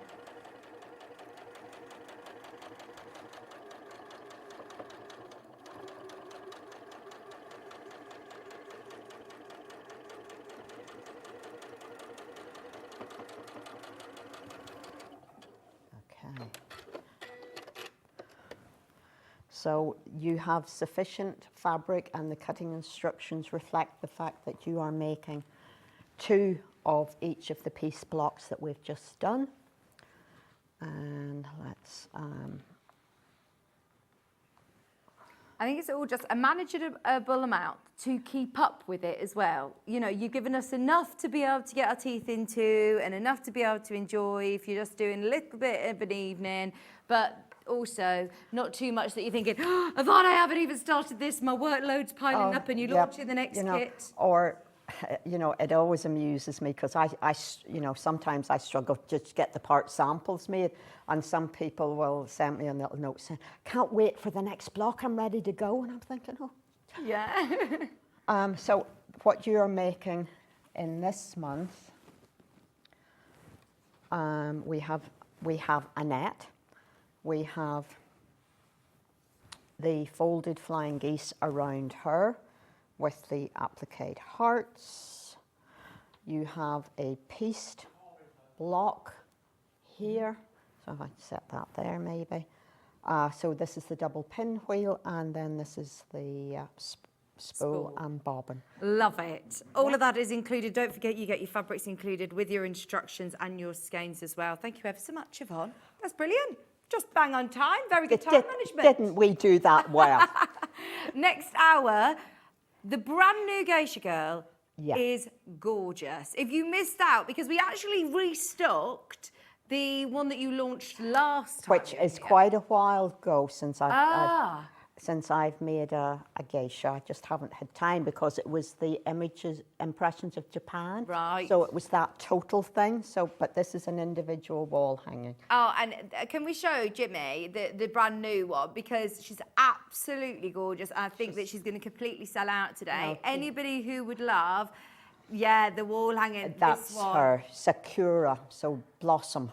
Oh, Sakura. I love her. I love her, love her, love her. It's a beautiful wall hanging. We've got your brand new pattern, templates included, the full kit with those stunning fabrics, as well as loads of projects, in fact, in the last hour. You were like Mary Poppins this morning. I know.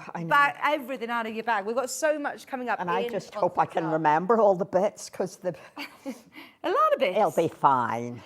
If you want to shop ahead, have a look on pre-order. Everything is listed there for our 12 o'clock show with Yvonne. Grab the last of the kits. If you have been watching the demos and you're now going, I'm going to give it a go. Even if you're just dipping in for one of the blocks this time, come back and have a look at the others next time.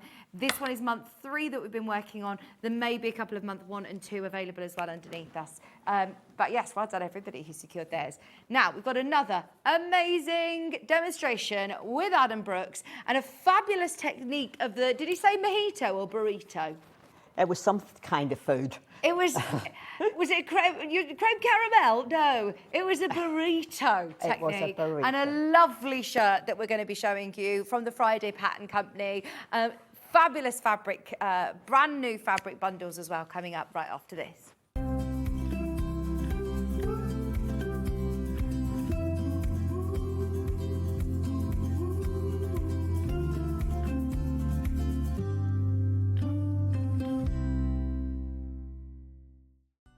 Never miss a show by watching on the go with the Sewing Street app.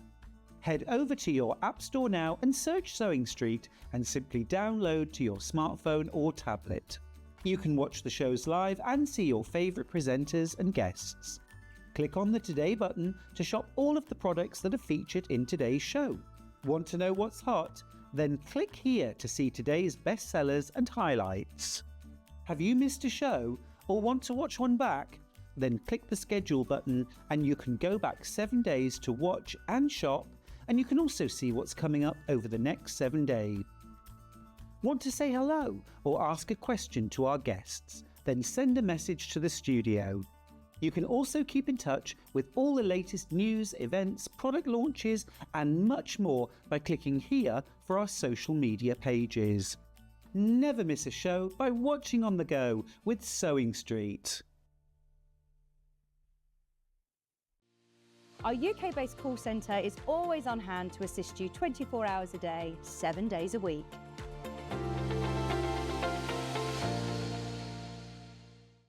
Want to say hello or ask a question to our guests? Then send a message to the studio. You can also keep in touch with our social media pages. All the latest news, events, product launches and much, much more. Search Sewing Street. Here at Sewing Street, we only charge 1 P&P throughout the day. You can add as many items to your basket and check out and still only be charged once. Once you've checked out the first time and want to order again, you simply add the item to the basket and click on the Combine Order button. Remember, standard P&P is £4.95. Charges may differ for outside the UK. Or upgrade to our premium option for £6.95 on certain items. Shopping made easy at Sewing Street.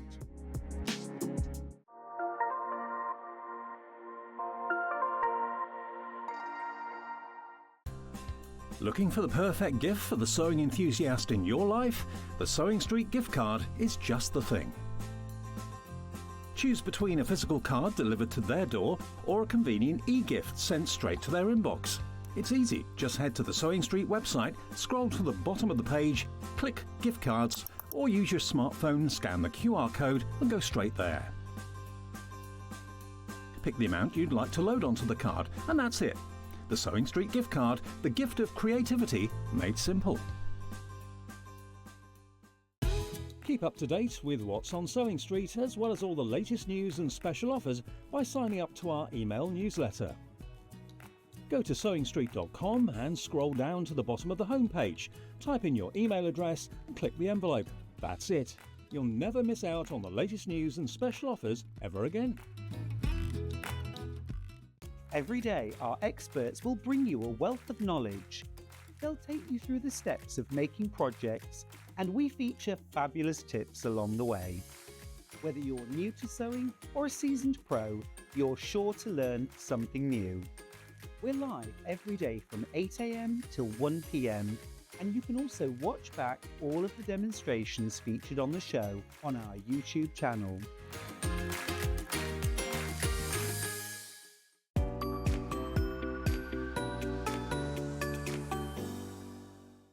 Not only is Sewing Street live from 8 AM till 1 PM on Sky 670, Freeview Channel 73, YouTube and the Sewing Street app, now Virgin subscribers can watch on Channel 754, which means there are more ways to watch your way with Sewing Street. Did you know at Sewing Street that on various products we offer split pay? That means on certain items, you can spread the cost over 2, 3, 4, or sometimes even 5 interest-free monthly payments.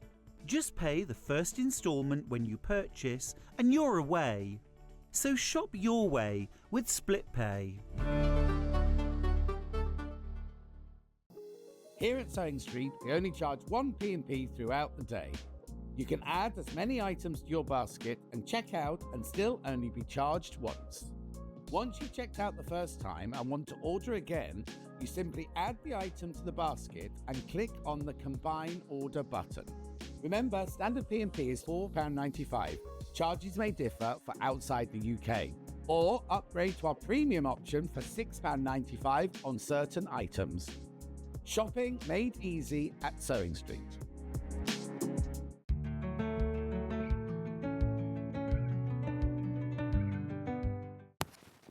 Hello, welcome back for mojitos and burritos. Mojitos, burritos, and any toes, no. Not the toes. Not the toes. I'm really excited for the burrito method because it's one of my favourite techniques. I've not seen it for a long, long time. In fact, I remember the burrito technique because it was a designer, I don't know if you've come across her, called Nina Lee. Yes, I have. I've got one of her books at home. Nina Lee. She actually demonstrated on Sewing Quarter once and she came out and she showed me the burrito. Yeah. But it gives you a really neat finish, doesn't it? Yeah, in cases all the raw seams, it gives a nice yolk. Okay, now this is the pattern we're talking about. You may remember me wearing this in this fabric a few weeks ago. I absolutely loved it. But seeing it in the pinstripe looks completely different and with a short sleeve. Love it. Yeah. Absolutely love it. Nice make. Really nice. Nice pattern. Yeah, really, really love the pattern. The details are nice. It's not overly complicated, so it's a nice make to do. If you've never done sleeve packets or cuffs before, then go for the short sleeve option maybe. But again, not overly complicated. I really like this necktie design. Yeah. Now, there are options. You don't have to have the necktie, you do don't have but to. I really like it. Yeah. We were saying this morning that I feel like it adds a little bit of a feminine edge to it because of how small it is. I really like it. But what I also like is how well thought out it is. Oh, I've dropped her a bit, but maybe that's a good thing. There's little loops here that the tie goes through. Now, if you don't want to have the tie, then you don't have to do those, but it just keeps it in place. And that's really well thought out. I like that little touch. Very, very well thought The little loop on the back, the locker loop it's called. That's what it says in the pattern anyway. And the nice little vent down the back. Really nice. Yeah. And this fabric was really nice to work with. What sort of fabric is it? Feels lovely. I'm not sure, is it shirting? No, I'm not sure. It's lovely. It's really nice. Now, the pattern is back. It was very, very popular. We've managed to restock the shelves. And today, you've got all of the sizes from size, it says extra small to 7X on here, which what I'll do, is this size chart on the description on the web, Ben? If not, we'll take a quick grab of this and then you'll be able to have a look. Have a, just always measure yourself is what we suggest anyway, but there is the size chart with ease as well. And what is fantastic about this, I don't know whether you noticed, but the QR code, is that the one that gives us, does it give us a video tutorial as well? Yeah. So it gives you, I think so. I haven't actually been on that QR code, but Friday pattern companies before usually do. I'm sure it is the Friday Pattern Company. But you'll have to bear with us. We'll have a look and see if we can see it. But if I remember rightly, they've got a really, really great blog and they've got all sorts. Well, we might as well have a look now. £24.49. And I think it's really understated. I love it. Do you know how the waistcoat look, as always rocking by Adam, is very, very in, isn't it? That sort of more tailored look. It's gorgeous, gorgeous in the pinstripe as well. Now, you've got options, long sleeve, short sleeve. You've got lovely little cuffs as well that are all tapered. They've darts to taper or to gather in, not overly sort of poofy sleeves, but they are really nice if you want to do the longer sleeve option. You've also got an option of a pocket on the front. Yeah. So you don't have to have that. I've put it on because the pattern has got it to show you it in full today. Yeah. But actually, again, going on that feminine vibe, it might be nice to admit the pocket. I know we all love a pocket, but I don't know how we feel about a top pocket. How do you feel about a top pocket? Yeah, I do quite like it. And because you've matched it in as well. Yeah. I like it. I don't necessarily use a top pocket like I would pockets here, like, you know, in a side seam, but it's a personal preference, isn't it? But that's the beauty of designing or sewing your own clothes is that you can choose. Yeah, a little pen in there or something. Now, I haven't even told you the best thing about this. This is going lower today. Is it? Yeah, this is going lower. I don't know whether we did this last time or not. Did we? I don't remember taking that under 20. There you go. Just because we saw so many people who loved the dress under 20. Friday Pattern Company. It's a really great design house. I know a lot of people who have really enjoyed making with these in the past. You've done quite a few of their patterns, haven't you? In fact, when I was on that little programme on the BBC, one of the very first pattern challenge, not pattern challenges, made to measures I did was a Friday Pattern Company pattern. Oh, was it? Yeah, not supposed to say what patterns you used on there, but I can now. I don't care. But they've been going a long time then, haven't they? Yeah. That was good for years they ago, called it a buffet dress. Yeah. It was the very first week, and I'd sewn it out of chiffon, but it was one of those really like maxi tiered dresses. Is your series still on the telly? Oh, I don't know, but it's really funny. I want to watch it back. Now I know you really well. I want to watch it back again. The thing is, you get a reality check, and it's like pinch me moment. Yeah. I've been over and holidayed in Japan. Very luckily quite a bit, but it's when it aired over there and people were messaging from me in Japan in Japanese on Instagram, and I was like, oh my god, is this real? That's incredible. Yeah. Does it air all over the world then? In different places, yeah. Japan's one of them. Yeah. Now, here you can see you have got one of the most amazing booklets. This is one of the most detailed booklets that I have seen. Now, within here, you've got your sizing charts. Now, the bust measurement goes right up to a 50 6 to 60 inch. So it's so inclusive as well, isn't it? Yeah, really The finished inclusive. sizes, as you can see, every size has been included within here, which is brilliant. You've got all your layout diagrams there, your meterage, if you're working with different widths of fabrics, if you're working on short sleeves, finishing your seams, it talks about that as well. But your step-by-step instructions are so thorough. Yeah, they are. And what I really like about this company is if you're a wordy person, it gives you an overview with the words. Yeah. And then it gives you a full, detailed sewing steps. So then it gives you the words and the steps with the instructions. But if you're somebody that's been dressmaking for a long time, want a quick peruse of the written instructions, and that's your way of learning, I think it's inclusive because people learn differently. Some people are more visual, some people like words. I actually talked to my mum about this because she was doing something with a manual moving house, and I didn't realise the word. I thought everyone was a visual learner. Everyone I seemed to come across that, oh yeah, I'm a visual learner. She's like, oh no, I like to read the text. I see it much better from reading the text. So yeah, like you said, we're all different. So they've catered for whether you just want to read it through as a more experienced or step by step, literally images. The retail method. Oh, so this isn't your take on it. This is actually no, this what is in the included. pattern. But what I said earlier with the dress pattern, and this might interest you in terms of a technique if you've bought that or want to buy it. The dress pattern that we did in the earlier hour, you could adopt this same technique in that pattern, although it doesn't give the instruction in that pattern to do it. What the technique I'm going to show you today that is in this pattern could be transferred anywhere where you're sewing something with a yoke. Amazing. Now, we are going to see that incredible burrito method as well. You're getting all of your instructions, your pattern pieces as well, all inclusive. And we have got all of your fabrics now. The stripe.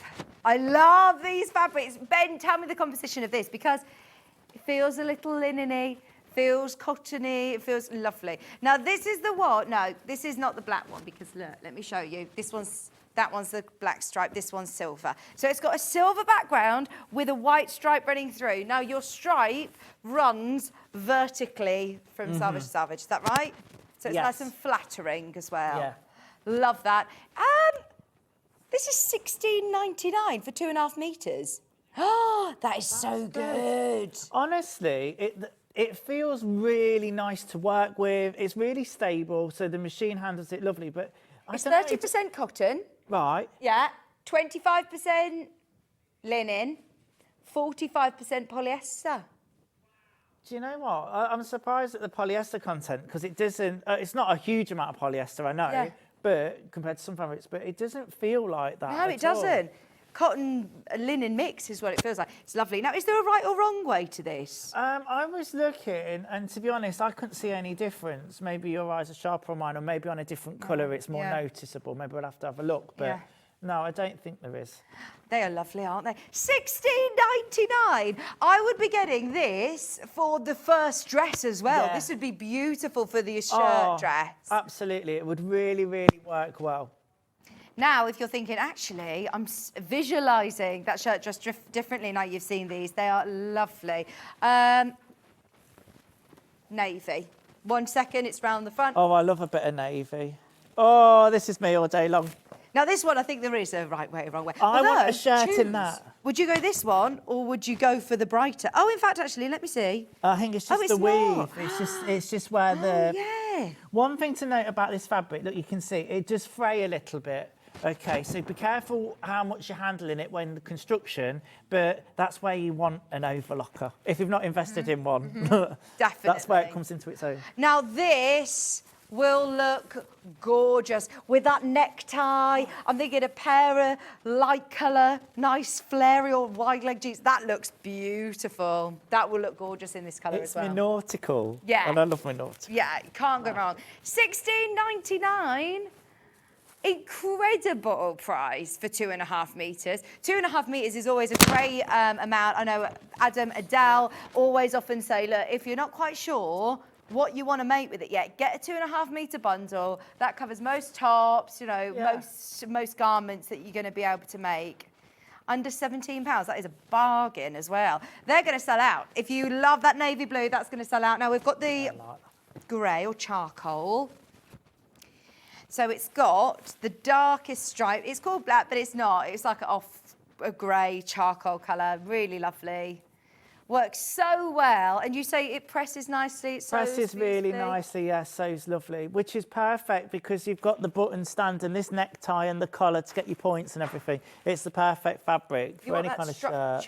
Yeah. Yeah, it's got a bit of body to it. It's got a little bit of body to it. It doesn't look like it's going to get really creased either, having that linen collar. No. It looks really nice. No, yeah, and having the polyester in it will help with that, which tells me it's going to wash really nicely, I would imagine, because I've been naughty and sewing the sample without pre-washing. Oh, okay. Don't do that at home. Do you always wash your fabric first? If I'm yes. Yeah. Yes. Love that. Yes. £16.99. Except on this occasion. Do as I say, not as I do. Yeah. Kind of moment. Now, can we do the lilac? How lovely would this be in the lilac? Spring, summer. That's a lovely colour.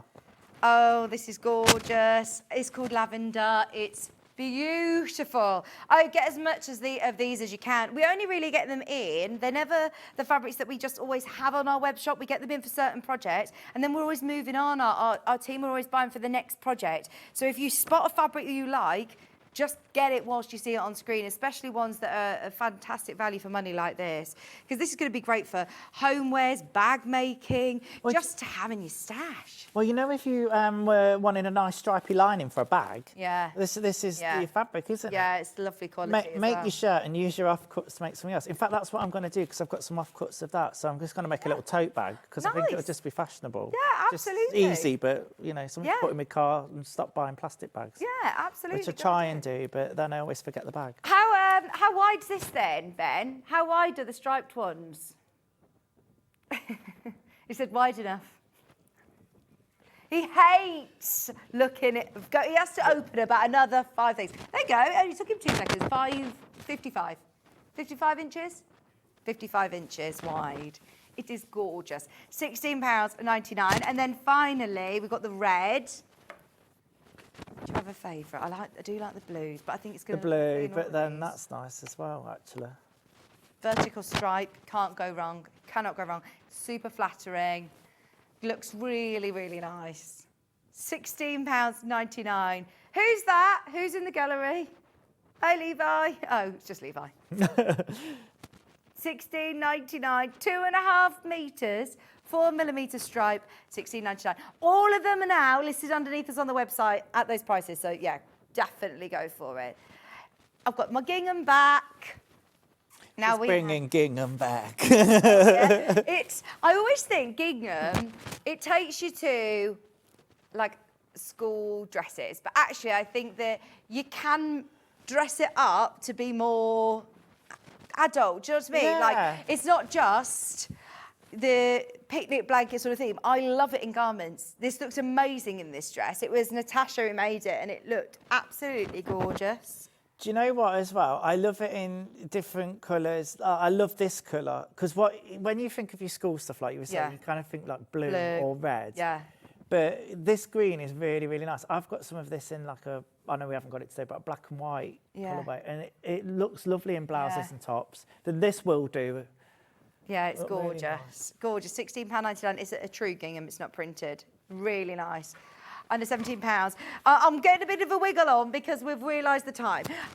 We've got the denims as well. There's bundles of denim, 2.5 metres of denims. I've got the light and we've got the dark. But if you want to do one for spring, summer, this will look beautiful. Will it still work in denim? Yeah, absolutely. It's like a chambray weight. This is the 4-ounce one, isn't it? Yeah, it'll work absolutely fine in that. Absolutely. So you've got always 2.5 good metres. for your stash. 2.5 metres. Now, is this plenty big enough then for the largest size, Adam? It should be, I believe so. Let me just have a look on the back here now then. Where's the fabric requirements? £25.99, and that's for 2.5 metres of your 4-ounce. Yards metres, it's on there, isn't it? So the long sleeve version, 54 to 60 wide is 2.5. 2.5 metres, there you go. Yeah. Perfect. I'm assuming that's, metres is in brackets, 2.5, yeah. £25.99. There's less than 20 of those. We always, I know, have a lot of people who message in. Imagine doing some lovely embroidery onto this as well. Oh, yeah. I mean, if you're going to make... onto it, couldn't you? That would be really pretty on the necktie. Really nice. Some nice little lazy daisies, some flowers, or maybe even on the top of the pocket or something. If you wanted to embroider, hand embroider, do you do it before you start constructing? So once you've cut out your pattern pieces, then embroider? Yeah, I'd probably want to embroider a single layer of fabric and probably stabilise it in some way, whether that's machine embroidery or hand embroidery. That'd be gorgeous. I think just because me being a perfectionist, I probably wouldn't want the embroidery on the other side or to see the back of it. But yeah, that would look so cute or so stylish if you had the motif embroidered here and that was emulated on the pocket. Yes. Or then a little bit on the hem. Oh gosh, yeah, that would look great. There's mad on the collar. There's the darker denim as well, £25.99, 2.5 metres. Do you want to do these ones, the florals? Is it my microphone or is it I don't know. There's a microphone that's banging and I'm ever so sorry if it's loud your end too. Is it me? I don't know. It's probably me. I don't know. Sorry. We're not doing it on purpose. £16.99, that's for 2.5 metres of your viscose. Now, this is going to be a different sort of feel because it is floatier. Yes, so this is probably going to feel more blouse-like than shirt. What I'd say with this is it's going to not shift loads, but it's going to handle differently under a machine because it's a little bit floatier. If you're a newer sewer, go for the... Absolutely. The dressmaking, they definitely go with maybe one of the stripes. But lovely to sew with, really nice to sew with. It will look lovely. We've got 4 of these different prints in the viscose. But if you've got another dress, what about like a wrap dress or different blouses or tops? It's got a direction to it, hasn't it? Yes, slightly. Slight direction. There you go. £16.99. And then we also have the lilies. I think it's all right, actually. You could do either way on that way. But like we say, always get used to cutting your garment from the fabric the same direction. How cool is this? That's beautiful. Holiday. Are you going on holiday this year, Adam? I am. Where are you going? I'm really looking forward to 2 holidays. We're taking the dogs on their European tour. Oh my gosh, are you driving? We're driving, Where right? to? Oh, we're going to Bruges, we're going to Strasbourg, we're finishing up in Paris. Wow. And we're taking the dogs. I know, we're nuts. Oh, lovely. So looking forward to that. Because usually, like, my mum or Jason's mum and dad have the dogs. But we do so much with them normally anyway. Yeah. They're such a big part of our life. So, yeah, we're taking the dogs on a little holiday. Amazing. And then in September, hopefully, fingers crossed, everything's okay, we're going to Santorini. Yeah. Jason's going to Japan again next month. Oh, I would love to go to Japan. Oh, my God, it's amazing. If ever you get the chance to go there, I think one of my top destinations I've been to. No, you're not taking the dogs to Japan, are you? No, we're not. No. You're not going to Japan. No, Adam's been to Japan. Adam's been to Japan a few times, haven't you? I have. I'm very lucky. I know that. Gorgeous. Right, now this was the last bundle. Then we're going to do some demo. This is your cotton twill, digital prints. Lovely poppies. Are you going on holiday? I didn't ask you. No. Oh. Well, we went to Minehead a few weeks ago. Well, nice. A couple of months to Butlins. And do you know what? I had the best time ever. It was so good. And the kids loved it. It was really good. So, yeah, I feel like we're just going to be doing maybe... It's just so difficult. We had such a lovely time in the garden at the weekend, and we said, look, maybe we just try and take, we just, I think we'd really struggle getting through the airport even. It's just too... No. Well, listen then, fingers crossed for some lovely weather this summer here. Exactly. Yeah. And even if we're in the garden, it will be lovely. And we'll get that time back again where they'll all be at an age where we can take them a bit more portable. They just run everywhere at the minute. I don't know how you do it. You're a supermom, honestly. Thank you. I come here for a rest. It's lovely. It's really lovely. Right, so... But then you find out you're on with me, and then it's not. Then you're breaking needles, messing up the machines. Right, Adam, what elements do you want to show today? Obviously, we're talking the burritos. Burrito. If for anybody that doesn't know what the hell I'm going on about, is that we've got this back yoke section here. There's 2 pieces that are cut like that. That joins to the back and the front sleeve. And there's a really nifty easy way to encase all that, roll it up like a burrito, which is why it's called the burrito method, and then bag it out almost, which finishes off the shoulder seam and this seam here. Lovely. We've got the little locker loop as well. If I've got one prepared, I'll pop that in, but I'll really want to make sure I show you the vent and that bit. But for anybody that's new and starting off, I always like to do something for everybody. I've done one of the darts already. So this morning we didn't have any darts in the pattern because all of the shaping was done with the waist. But on this pattern, we've got some bust darts. Really simple to sew. I will need to press that in a moment. Want your tailor's ham to do that. It just emulates the curve that you need. And on this one here, prepared. Prepared. I was going to say, I like that, prepared. I've pinned it and marked it on already. I've done it in heat erasable pen, but you know, just make sure whatever you're using will come off. And I'm going to stitch from beginning to the point of the dart, back stitch at the end, and tie off at the end. Right, so leave your threads long. Yeah. Don't cut it at the end. Yes, absolutely. So I'll just get that onto the right stitch length. And just putting the settings on the machine. Is that sort of Has pretty Janet standard? Jackson been in here in the break? It's got to become a running joke now. 2.4 is my standard stitch length. She's watching today. Has she heard you? Yeah, she has, because she's messaged me saying, well, I can't tell you what she said. You can imagine. No, she's lovely, really. We're the best of friends. So, yeah, just sewing this here, just literally following that line. That's all it is, what you do in darts. Honestly, I've demoed darts so many times, but they're so important because it's what gives a garment the shape. Look, leaving the long threads there. Just trim them off there. And then I'm just going to literally tie that off. Just with 1 knot, 2 knots? I usually go 3, just to be sure. I kind of untwist it as well. I don't go super tight when I do this either, because I've ran the needle off the machine, so it's literally gone to infinity, because that's what you want, to nothing. I'm not really tightening this because that could almost pucker it and have the opposite effect to what we're actually going for. The reason we're doing this is because we don't want the pimple at the end. Yeah, you don't want a reverse stitch. And No. You don't want a little... No. Then we're just going to give these a quick press. So what I tend to do, always press your darts downwards. Down or away. Yeah, so the amount of times I've done this, and I've been at shows and stuff, and people say, Adam, can you just show me how to sew a dart again? And I think it's lovely because you always need a refresher. And I love seeing the way different people do things as well, because there's many methods. And that's why I like when we get a pattern like this, that we've then got like the burrito method. To be honest, whenever I see the burrito method in a pattern, I'm like, yeah, it's going to be a good one. So yeah, just literally pressing this down over the ham. I'm doing it on the reverse now, and then what I'd usually do, probably use a little bit of steam at home, is I just press it to the right side. Do you recommend getting yourself a ham? It's better than pressing it flat? Yeah, do you know what? I was going absolutely nuts at work the other day. For anybody that doesn't know, I work for a big costume company that produces pantomimes, but it's a whole year-round job. And I was doing some making. I was making a toile, actually, for a dame fitting. Well, have they started to cast them all? Yeah, they have. They've just announced Scott Mills in High Wycombe. Oh. Yes. We've got him in for a photo shoot soon, actually. Who else have we got that I can say? I don't know if I can say anybody yet.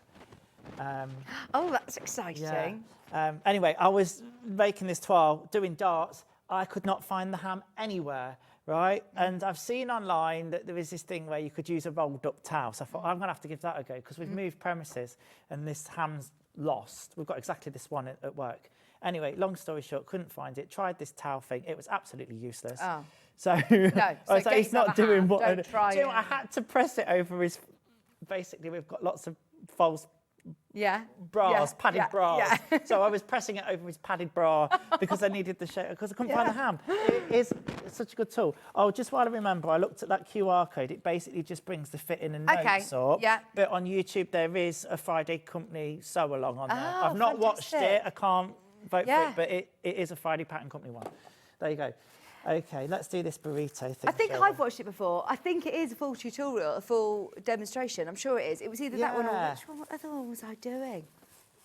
It must have been that one. Most do now, don't they? Yeah. Most do. Always check your seam allowances because it does differentiate from pattern to pattern. On here, seam allowance is 3/8 of an inch of a centimetre unless otherwise stated. So that's good. All right, what we're going to do is we are going to take the back piece. So I'm just going to put those front pieces to a side for a moment. They're my yoke pieces. I don't need those quite yet. I just need to put my hand on my back piece. Oh, you're doing it in the nice light denim. This is going to look nice as well. Oh, yeah. Right, okay. So for this piece, there is a little bit of marking that I've got to do. And at the top of the pattern piece here, there's a little stitch line for that pleat. Right. So I'm just going to mark that in now. Again, I tend to go towards using heat erasable pens when I can find where I've put them. I've got my little box of tricks down here and it's great. But as I say in the earlier show, I need to have a tidy up of it. Cause I've got I like that trolley. That's great, isn't it? I've actually put the notch in there. Yeah, no, it's great. I'm fudging this a little bit, but basically I've got the notch there. I'm going to sew a straight line parallel to the centre back. And back stitch at the end, and that's just going to give me the pleat that I need. Okay. All right. So we're doing the burrito method, but we're also doing pleats here as well. Okay, so 2.4 stitch length, still back stitch beginning and end. You can draw that line on, use a ruler if you need to. Just get to exactly that point and then back stitch there. Press as you go, as we say. So I'm going to bring that in now. To press. What I'm going to do though is just spread that out. How far do you want this pleat to go down? Because it's not the whole way down the back, is it? No. How far do you press? I wouldn't press it all the way down. To be honest, I've left it quite loose. Yeah. Just enough to cover the depth of that line, basically. So if I come in here now and just pop it on the pressing mat. This is nice and new one, isn't it? Oh, yeah, we thought we'd treat you because the other one was looking a little bit grubby, wasn't it? This is nice and new. I always blame Delphine for that. She always gets a bonder web or glues or all sorts of it, yeah. Yeah, but our projects are amazing. Right, so I'm matching that centre notch of the centre back with that stitching line that I've just sewn there. And then I'm just going to press on top there. Okay, I don't go all the way down, but just enough. Pop that on the side there. And then what I'm going to do is baste just under a centimetre. So it's within the seam allowance across there. Pin it if you need to. So basting stitch, probably your biggest stitch. For a gathering stitch, I usually use a 5 millimetres, the biggest the stitch the machine will do. For this, it's probably about a 4 millimetre. It's just enough to hold it in place. And I've kept within the seam allowance there as well. So that's the back pleat prepared. Okay. Right. So then what we need to do is we need to attach the shoulder sleeves. The shoulder sleeves? The shoulder sleeves to the front. Okay. Okay. So let me get my front pieces back in now. This is the only thing with dressmaking. You've got a lot of pieces. You've got a lot of pieces. And obviously I'm trying to do this to show you on the cameras and whatnot, but it can be quite challenging at times, but we're all right. Okay, so what we're going to do, lay your yoke piece down there, and then you're going to go right sides together. Can you hear him in my ear? No? No, I can't hear him. Oh, No. he's just singing What's he summer. saying? He's singing Summer Holiday. Oh, is it? He's in the mood for a summer holiday. Are you going on holiday as well, Ben? Where's he Are going? you going on a holiday as well? He's going to Tenby. Lovely. Yeah, do you know what? The thing is, though, I was thinking, right, I'm going to go to Wales. I'm going to go. It's still so expensive to UK holiday. I was thinking, thinking, right, well, we'll just get a little cottage or something and go to the seaside. Oh, my gosh, it's so expensive. And I feel like a little bit obliged because Maisie starts school in September and then I'm going to be dictated by school holidays the whole time. So I have booked a week off work in June and I was like, right, I'm going to find a last-minute deal. I'm determined. And then this weekend we were like, this will be a nightmare. It will be so difficult for us to go anywhere. So let's just have a week at home in the garden and hope for a nice, and just go to Stratford or go to, go and do some. You know what? You do forget what's on your doorstep. Yeah. Because Stratford's lovely and Warwick's nice, isn't it? And yeah, some lovely places around where we live. Because I'm not that far from you, really, am I? We're still not gone to the pub. I know we've been threatening it. We've said this so many times. We have just to do fitting it. it in. It's now getting sunny. Let's do it. I thought you were going to say it's now getting ridiculous. Yeah, it's getting a bit ridiculous. So yeah, that's that bit in there. Right now, you could baste that bit if you wanted to. So before we add the next bit in, but the next piece I need is the other yoke. So we're going to sandwich these in between. All right. So I've got right side to right side there. Then I'm going to put this one so it's right side facing the right side of the yoke. And then just pin this. So you could baste those first within the seam allowance if you wanted to, but I'm going to show you quickly. I'm just going to now pin them together and make a sandwich. Which I suppose, again, of the, the roll-up thing, the burrito name, kind of coincides with all of that. That's what I love about dressmaking, is that it's all just, it's very sort of logical. You know, quite often when we're watching, Yvonne doing a quilting, everything is very precise. You see, allowances have to be bang on for it to all fit, and it's very methodical, and we love that for that reason. But with dressmaking, it's quite creative, isn't it? Like, you can be quite... Yeah. I mean, you've got to be accurate with your seam allowances, but it's not... Listen, if you fudged it a couple of millimetres, it's going to be hidden in the seam. Whilst we're quilting, you've got to get your points matched up, ain't you? It will really show. Right, so we're going to sew this at a centimetre seam allowance. Now, you can do this one of two ways. You can do it at the shoulder seams and sandwich it like I'm showing you now, or you can sew it at the yoke and then do it in reverse kind of, and then sew the shoulder seams. I can never say shoulder seams. Too many S's and H's. It works both ways because the principle is the same. We're basically bagging it out. So here we are. I'm going to sew this second one. I always make sure when I've got the fabric on the machine that it's all lying flat. Particularly because I've got 3 layers together now as well. So I always just do a check. You can feel it with your hands. It's a good habit to get in the hang of. In the hang of? Is that right? Well, it's a good habit to get the hang of. I don't know. I'm the worst person. I don't know. Anyway, then what we're going to do, this is nice stable fabric. You would have stay stitched your necklines beforehand. The pattern, I believe, does tell you to do that. Right. But for demo purposes, I'm just cracking on with it. Right, what's that, sorry? Stay stitching? Stay stitch, so is that within the seam allowance? Within the seam allowance, on a single layer of fabric, round any curves, basically. It's going to stop it from stretching out. Okay. But at this stage, you'd have done that with your armholes and stuff in your preparation after you'd cut out. Here now, what I'm going to do, because I've got those 3 layers, I'm now, well, it's actually 2 layers here because it's the yokes and the neckline now. I'm just going to baste those together. Okay, so again, within the seam allowance. Within the seam allowance. So this is different to stay stitching? This is different to stay stitching, yeah. So here you would have a row of stay stitching and a row of basting? Yeah, all within the seam allowance. Right. But the basting basically is to keep these pieces now together. But because I would have stay stitched them beforehand, whilst I was sewing it, it wouldn't stretch that curve out. It's not so bad on stable fabrics, but when you've got curves on things like viscose and chiffon or anything like that, you can quite easily stretch it out. Right. And then everything becomes misshapen and you don't want that. Right, let's make a sandwich.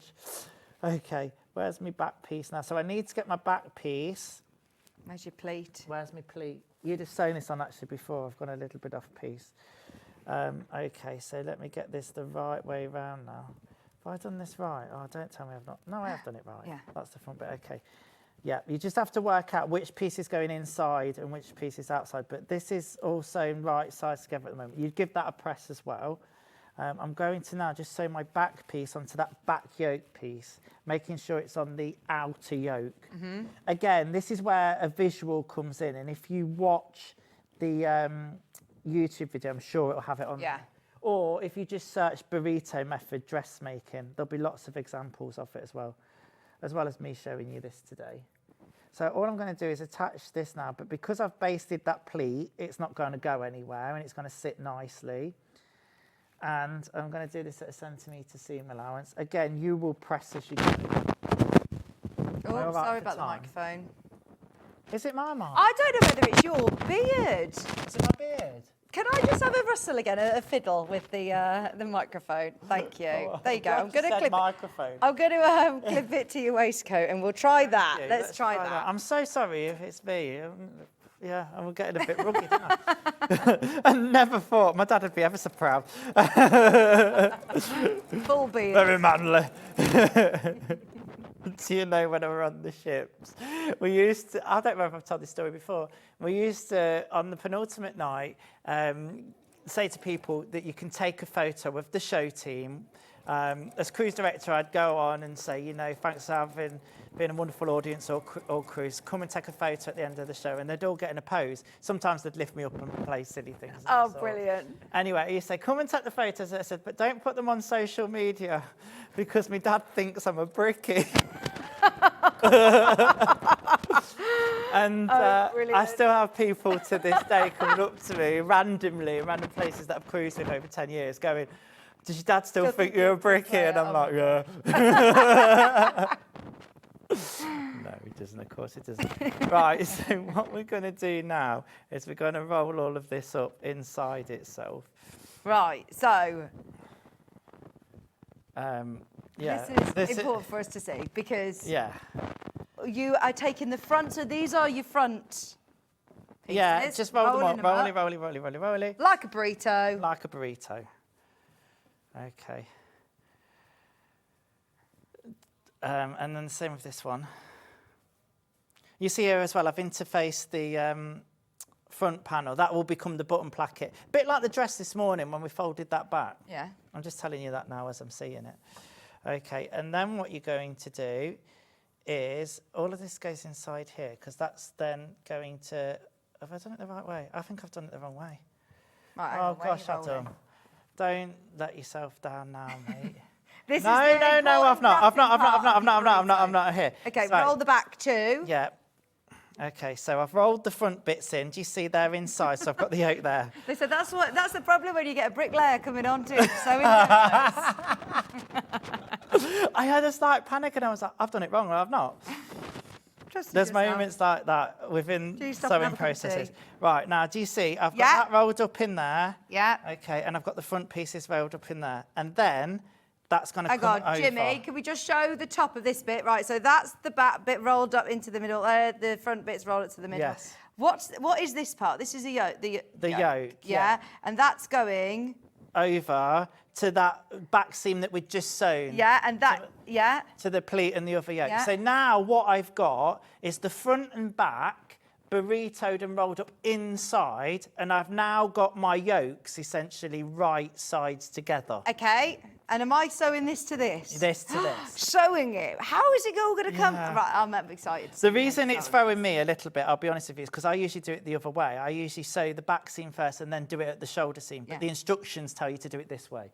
So I'm showing you the way the instructions show you. So when you get the pattern, you're not confused. Different to what you're doing. It's just me that's confused. No, it's all good. Right, so we're going to say that. So you would have basted that first yoke and back seam. This is very clever, isn't it? Honestly, it's such a really pleasing way the way it works. The only thing you've got to watch is as you're pinning it and as you're sewing it, that you don't catch your rolled up bits there. Because if you do that, then it's game over. Well, it's not. You've got your unpicker. But... yeah, just give it a shake, check, have a look underneath. Yeah, that's exactly it. Right, so then I'm going to put this under now and sew it at the seam allowance. I'm basically sewing on top of that line I've just sewn in respects, but you should have basted it really within the seam allowance. Yeah. Is this your centimetre seam allowance? Yeah. And as I'm going along, I'm doing that little trick I told you earlier, making sure that I'm feeling the fabric so I'll be able to tell if I'm catching anything in there. And look, I'm getting my hands in and just giving all that fabric that we've rolled up inside, just to push back, to be extra doubly sure that I'm not catching it into this seam, because I don't want it to be caught in there, because it'll just be one screwed up mess then. Right. And then back stitch there. And then if the magic works, please, to the sewing gods. I did that once on Sewing Bee. It will happen today. You know, okay. I'm just going to pull this through. Okay, so we're just bagging it out now. And at one stage, it looks like a bit, you know, when you make a chicken out of a towel. A tea towel. Well, that's exactly. Do you know what I was thinking? When have I done this before? And it is making a chicken out of tea towel. Brilliant. Right. Okay. And then that all unrolls there, look. Yeah. Unroll that there, unroll that there. I want to see what's under here. How is this? Oh, it's all enclosed, look. And now it's all enclosed, the shoulder seams and that back seam. So you get the loveliest of finish. This is so good for shirts. Gorgeous. Is that how a lot of shirts are sort of done, do you think? Yeah. Especially, that looks gorgeous. And then are you going to stitch this down, top stitch? You could top stitch it. I'd definitely be pressing it, that's for sure. But yeah, you could top stitch it. So like I say, you know, I don't want to confuse anybody, but basically you can do it two ways. You can sew that seam first that attaches the yoke to the back, and then roll it up and then attach the shoulder seams and sew that. And then back it out. And that's the way I'm used to doing it. But the instructions show you the other way around, which is perfectly fine, to do the shoulder seams first, roll it all up, and then sew the back seam. Do you know what? Get the pattern to be able to have this technique. Remember, you've got the YouTube video tutorial as well, and Adam's demo today. If you're thinking, hang on, I just can't quite remember how this rolled all together. But that is such a useful technique to know how to do, isn't it? And I've got to make one correction to myself. We're all human and we do make mistakes, but I know somebody will notice it. It's at this stage that you would then baste that back neck. I've got a little bit ahead of myself, and it's actually finished off the neckline, which I didn't need, but I'd have to unpick that and then baste it. So do that neckline basting afterwards. Sorry, that's my fault. I got a little bit carried away. So at that point then, that is when you put your collar in? Absolutely, yes. So then you'll put your collar in there. And again, there's many ways to do a collar. So if you've got access to, you know, the video or whatnot, I'd suggest watching that. I think I've showed collars in the past and might be able to look back on social. I bet somebody has. And that locker loop, would I have embedded that in before as well? Absolutely. So that would have just been basted in here. You don't have to add it if you don't want to. That thread's annoying me.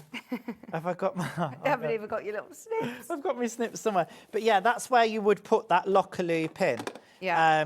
You know, and as I say, you don't have to have it if you don't want to. Like, I've just gone ahead and not done it just to make sure I've shown that burrito method of getting the yoke on.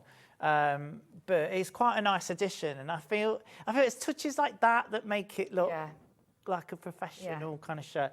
You could do other things as well. If you've got like your own homemade labels, maybe you want to sew one to the inner yoke before, or maybe you want to sew it at the neckline. I think with this one, it actually gives that suggestion of sewing in one of your labels if you've got that. Or, you know, like the handmade ones. Sometimes people like to sew them in. I remember if you're working with denim, you have basically two different colours, shades, don't you? Yeah, absolutely. So you could always do the top section, part of it, in the lighter and darker. You could do a bit of colour blocking. Absolutely.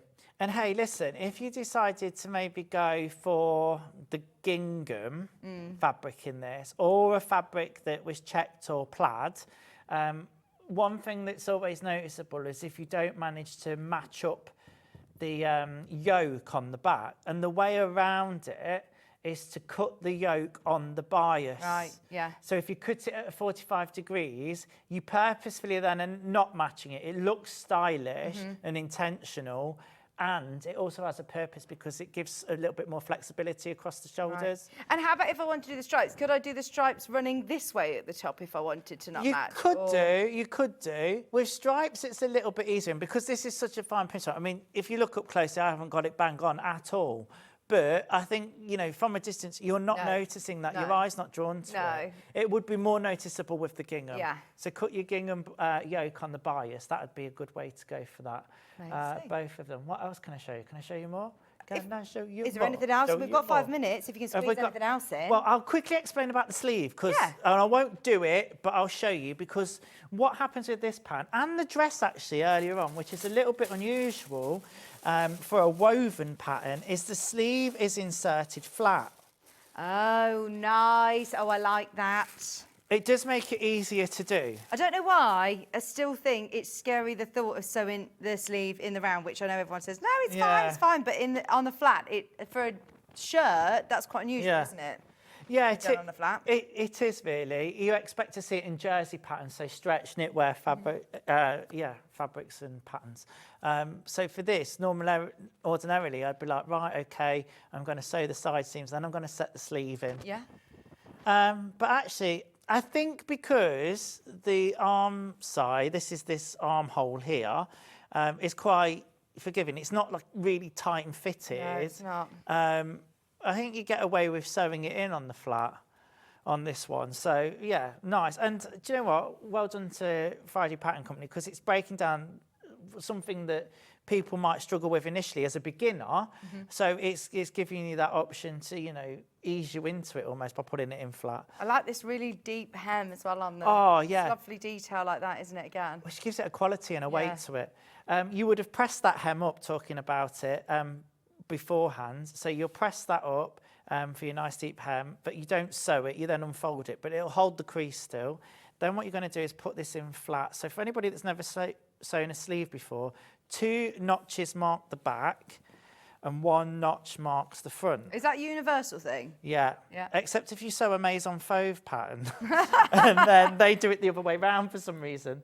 I don't know whether that's a French thing. Well, they call French seams English seams in France, don't they? Yeah, you're absolutely right. So, yeah, maybe it is. I say that because we've done maison fauve patterns on here, and they're really lovely and really stylish. But it was one thing I noticed, and once you notice these things, it's okay.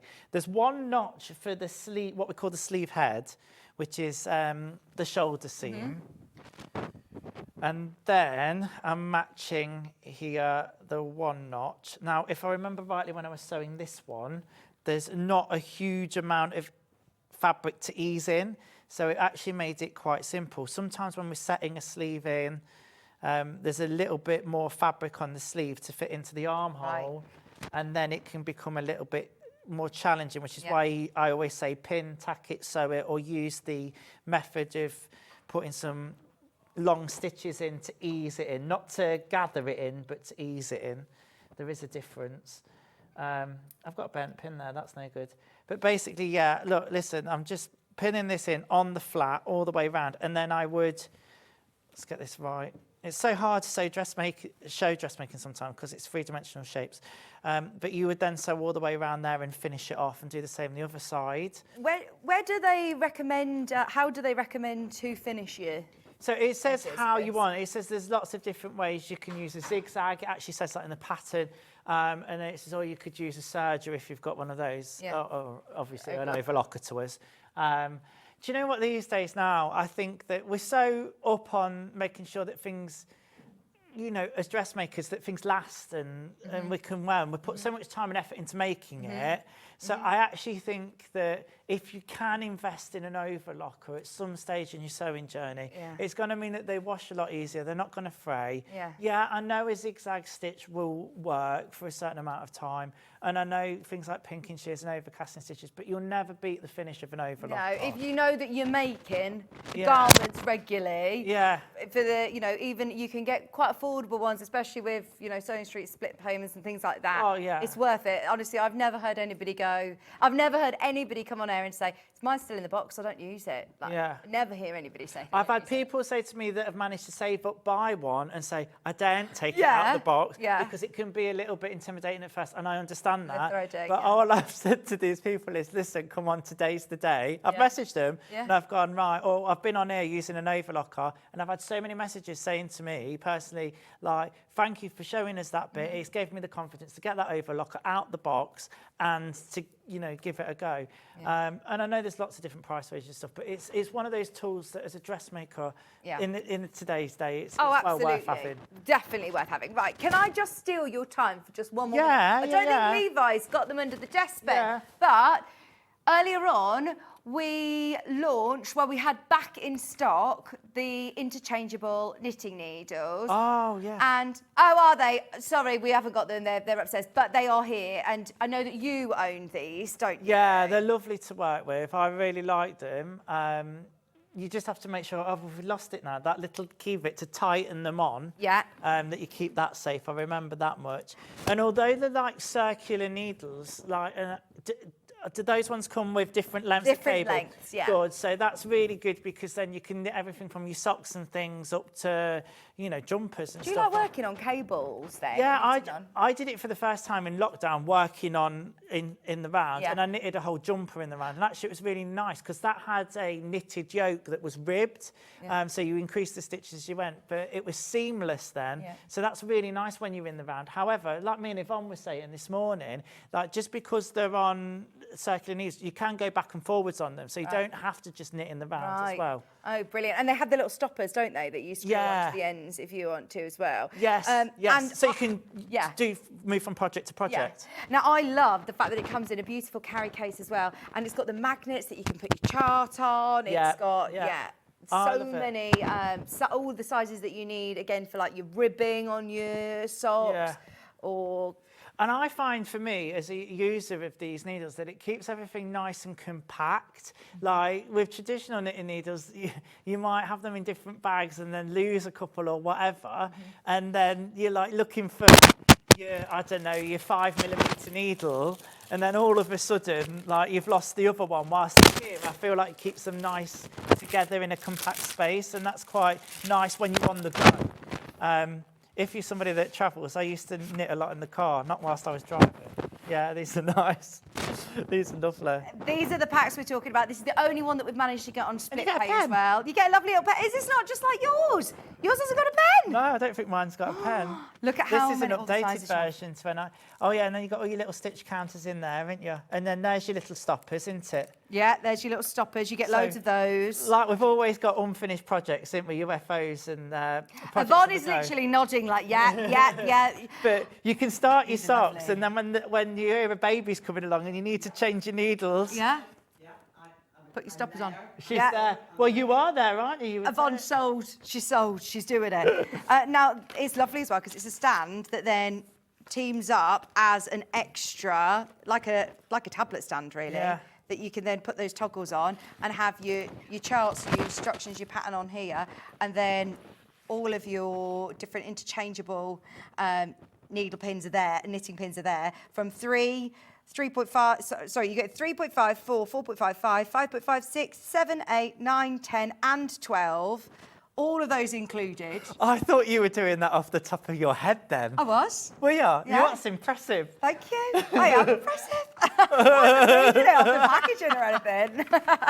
For just $44.99 on split pay, which is fantastic. Now, we sold out of these when they launched in January. We've waited 4 months to get these back. I know Stuart Hillard called these the Rolls Royce of your knitting tools. And as a knitter, I suppose, you know, we were just talking about dressmaking, and you can invest in an overlocker, you can invest in your UX8, you know, there's the fabulous Aliso irons. Yeah. When you're a knitter, there's not that much that you could treat yourself to in the world of, like, you know, the Rolls Royce of knitting. So I think Your every now needles and then it's nice to have something. Yes, you can get affordable knitting needles, a lot more affordable than spending £90 a day. But if you want something really special as a nice gift for someone, I think they're absolutely gorgeous. Or treat yourself. That's what I did. I treated myself when I got mine. And I think the thing I loved about it was you've got all that size of needle that you've so remarkably remembered off the top of your head in one compact place. I think that was the selling point for me. Yeah. That I haven't got to take loads of needles and, like I say, lose them because they all stay in there. Yeah, they all stay in there, and you've got a place and a home for all of the cables as well. You can change they're all different ones, so they change the length as well, and they all just sit together nicely, so you can just take that on the move with you. It's all there and compact. And do you know what I like about this one, actually? Being a male knitter, it's not overly feminine, the design and the casing. Yeah. I know that's... There's nothing wrong with it, but I have quite a lot of feminine stuff, to be honest with you. But I like blue. Yeah, that's lovely. It is a faux leather, a vegan leather. It's absolutely beautiful. Thank you ever so much, Adam Brooks. Thank you. It's been a privilege. When are you back? At the end of May. May. Yeah. It might be the 28th, actually, I think. Fantastic. It'll be a Wednesday. Thank you very much. Could be a Monday. Good luck today. Don't forget to have a look back through all of the amazing fabrics, the patterns as well that we've had on with Adam. We've got Yvonne with lots of fabulous Japanese stunning designs, including the brand new wall hanging right after this.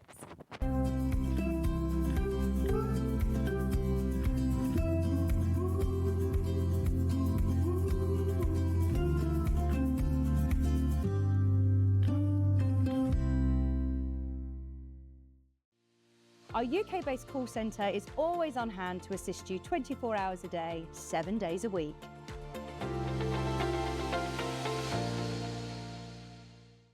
Want to say hello or ask a question to our guests? Then send a message to the studio. You can also keep in touch with our social media pages. All the latest news, events, product launches, and much, much more. Search Sewing Street. Here at Sewing Street, we only charge one P&P throughout the day. You can add as many items to your basket and check out and still only be charged once. Once you've checked out the first time and want to order again, you simply add the item to the basket and click on the Combine Order button. Remember, standard P&P is £4.95. Charges may differ for outside the UK. Or upgrade to our premium option for £6.95 on certain items. Shopping made easy at Sewing Street.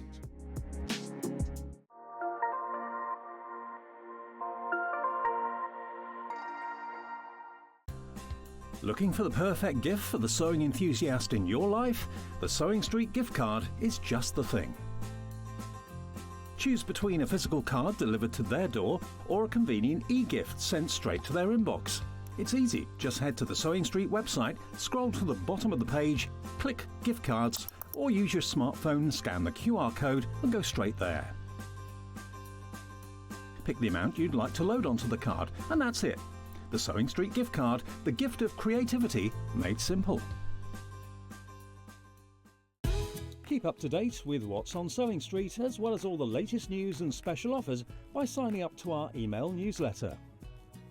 Go to sewingstreet.com and scroll down to the bottom of the homepage. Type in your email address and click the envelope. That's it. You'll never miss out on the latest news and special offers ever again. Every day, our experts will bring you a wealth of knowledge. They'll take you through the steps of making projects, and we feature fabulous tips along the way. Whether you're new to sewing or a seasoned pro, you're sure to learn something new. We're live every day from 8 AM till 1 PM, and you can also watch back all of the demonstrations featured on the show on our YouTube channel.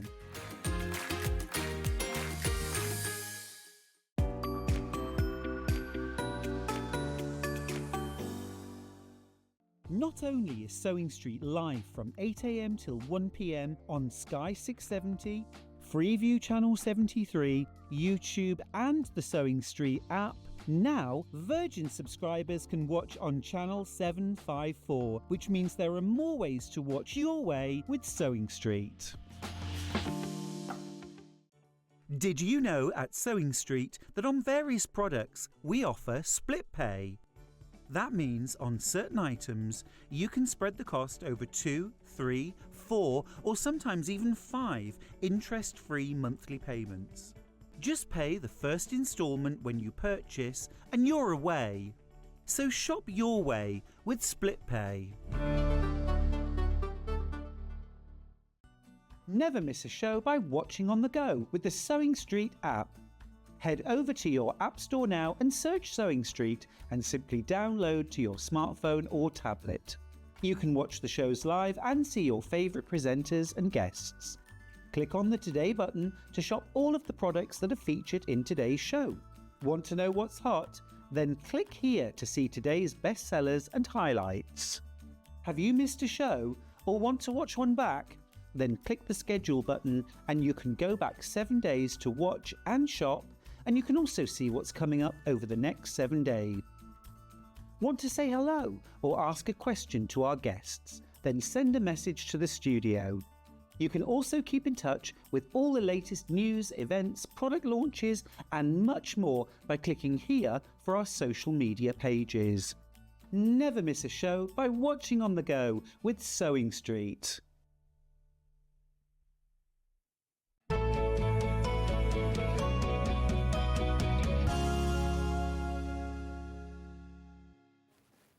Hello, welcome back to Sewing Street. Oh, it's just such a lovely day today, isn't it? Nice guests. Lovely, lovely to see you. Oh, also, I just want to mention, thank you all, everybody who has messaged in and everybody who got the book way back when at 8 o'clock this morning, because speaking of lovely guests, we actually had a brand new guest in who had never been on the telly before. She was so nervous this morning, bless her, and she did so well. She completely sold out of her brand new book. And then we managed to get 100 more, and we've got less than 40 remaining. So I just wanted to let you know, for anybody who thought they missed out on that book first thing at 8 o'clock this morning, have a look. It's £20. It's there. It's the Granny Square book. And how lovely was Katy? She was so nice. She was very nervous whenever I saw her. Yes, she before, was. You know, but yes, no, we had a good chat. Oh, good. Thank you, Yvonne. Putting her at ease before the show. Well. Now, we have to start with your brand new project. Whenever Yvonne launches a new project, I know how many people, you know, collect your designs. They are so well thought out, put together. This one, I think, is my favourite. I love this. This is me in my happy place, you see. So it's always easier working on something that you enjoy. It flows. When was the last time you went to Japan? You went recently, didn't you? No, it's a long time now. 2017. Gosh, oh right. It's one of your favourite places, though, isn't it? You can tell that by your, you know, the fabulous designs that you get inspired by. I just find the whole ethos of the culture really very relaxing, and maybe, you know, perhaps we would consider it old-fashioned, but I like the attention to detail, the respect that craftspeople are given in the country. All of that is just right. This one's beautiful. What sort of techniques are we looking at here, Yvonne? Right, well, we have a little bit of very straightforward embroidery. We have a needle-turned moon. We have some interesting hand quilting up the side. We need the sample, don't we? We need the sample. Oh, yeah, we were looking at it on the, there it is. You can see it, Jimmy, there it is. It's absolutely beautiful. The sample is better than the picture. Isn't it absolutely stunning? So you've got all of this stunning hand embroidery, you've got the echoing of the moon, you've got your needle turn applique, which gives it almost like a bit of a trapunto. It's that three-dimensional effect. It gives her a bit of depth, doesn't it? So you can, she comes forward, and you have the depth in the background. And there's some batik fabrics you've included. Isn't it wonderful? It just gives, because one of the things that I struggle with is whenever fabrics clash, but the Japanese would do that quite a lot. And this, I thought, this was just right. Perfect. This was one of the occasions whenever it took me all of 5 minutes to choose the fabric, because they just came together so easily. Isn't it gorgeous? Whether it be, you know, a wall hanging, and I love the size of it as well, because I think everybody will be able to find a space in their home for this. Well, I love it. This one, when, you know, in due course, will find its way to my house. Now, as you can see as well, when you get your kit home, you have all of those lovely fabrics. You don't need to go out and find source, you know, similar looks. You've got everything included, including this beautiful Sakura, this lovely cherry blossom tree, which you've also embroidered on the branches. I've quilted. I've quilted through because it just does gives the branches. I've quilted along branches. There were some obvious lines. Do I need to choose my own backing fabric? Do you include everything for the front? Everything for the front, including the binding. But depending on what you want to do with it, I've put a Japanese themed fabric on the back because I could. But you would equally a calico plain, something plain. But that might have been in my stash, and I was using a bit of something up. I had the whole thing made for quite a while before I could actually decide on how to quilt it. And that was whenever I came up with, I just was fiddling. It was on literally a piece of paper. It's now graduated to a more formal piece of paper for the little shape. And this is a plum blossom, stylized plum blossom shape. I was flicking through some source books and stuff, and I thought, I don't know what I'm going to do. And the sample that I have here is, I think, better than what I've done there, because I didn't know what I was doing there, but the sample gives you the opportunity to use this shape in different ways. So you have this... Right, so you get that full-size template included, whether you use it as a quilting template. Did you then just draw around it with a friction pen? Yeah? Basically. But on the sample you have there, I've put them in a circle on the top, because I wasn't sure what I was doing. I thought I just needed to echo something on the pink side that echoed the moon on the other side. And then I thought, but I need to catch something down the side of the geisha. So I then singled them out and put them down the side. Now, with hindsight, what I've done with this one is just run them up the side, and I think this looks better. I've just alternated like this, up the side. I thought that I was going to... Shall I just continue with the demo? Absolutely. Yeah, there's loads of you coming through for this. Now, is that pink like a woven? It's a shot fabric. Right, okay. Yeah. So what's a shot fabric? Well, that's whenever the fabric, the weave on the fabric has two different coloured threads going through. So this has pink, quite a shocking pink, and white, which reduces it down but gives you that depth to the colour. It is very pink, which, okay, I'm just going to chat because this is just how it is today. It is very pink, and I wasn't sure that everyone would like pink, pink, pink. So that's why I did the 5 fat 8ths. Yeah. Because I think with this pack, the pieces are big enough that you could change the background. You could perhaps have the small floral with the geometric cream, and that wouldn't be quite so pink. Right. This is the only fat 8th bundle that you put together this hour, isn't it? So if you do love these pre-cut packs that Yvonne's put together for us, then yeah, go for it. Because this one, again, it has that Japanese-inspired... So with that one, you have your quilting pattern basically laid out for you there. Yeah. So that was an easy choice. And then look at that, beautiful. Isn't that sweet? It's got a gold metallic. Oh, always. Beautiful. So I thought those two went together really well. I've not seen this one before. I've seen the print, but this has got like a raised texture to it. So I thought that would be a wonderful clashy fabric for her outer kimono. Yeah.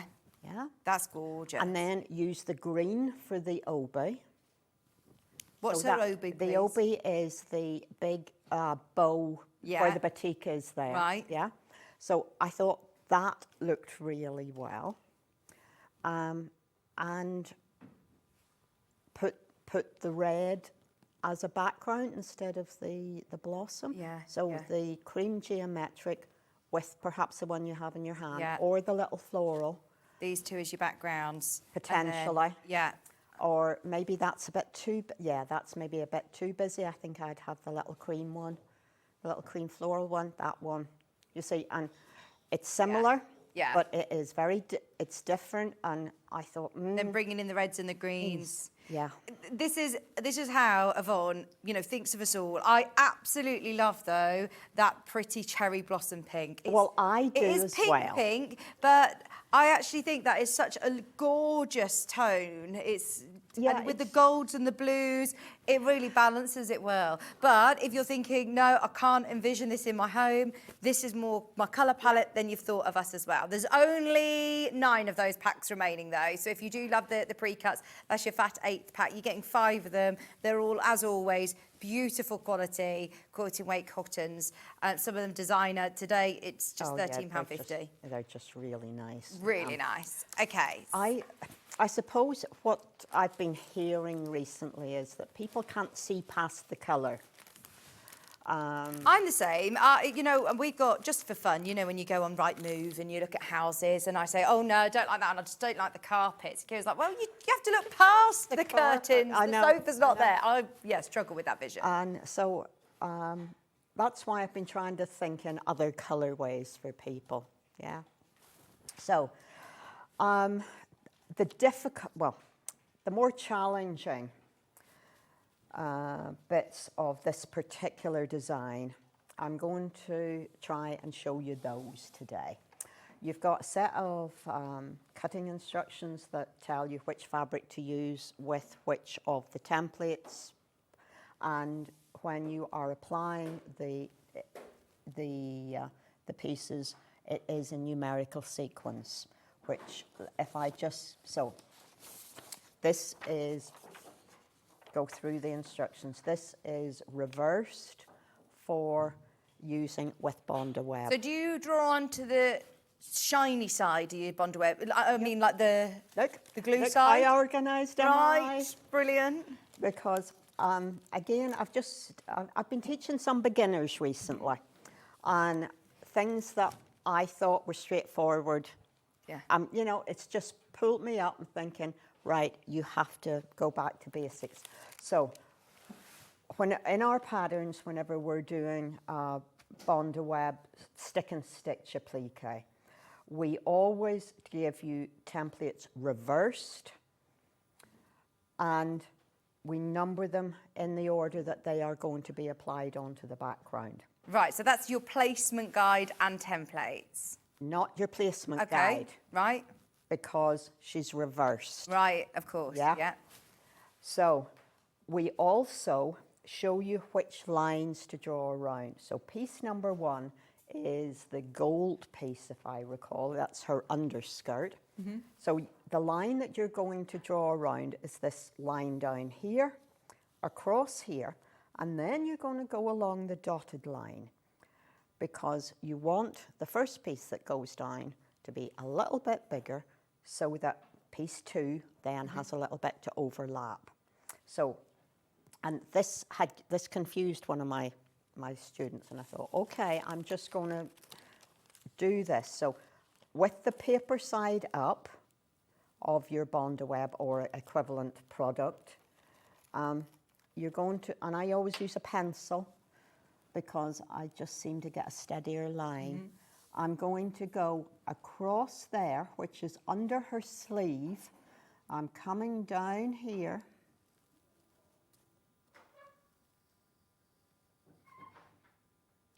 And remember, you can use, the Bondo Web doesn't have an up or a down, only the fact that you're going to be drawing on the paper side. So you can shimmy it around and make as good use of it as you can.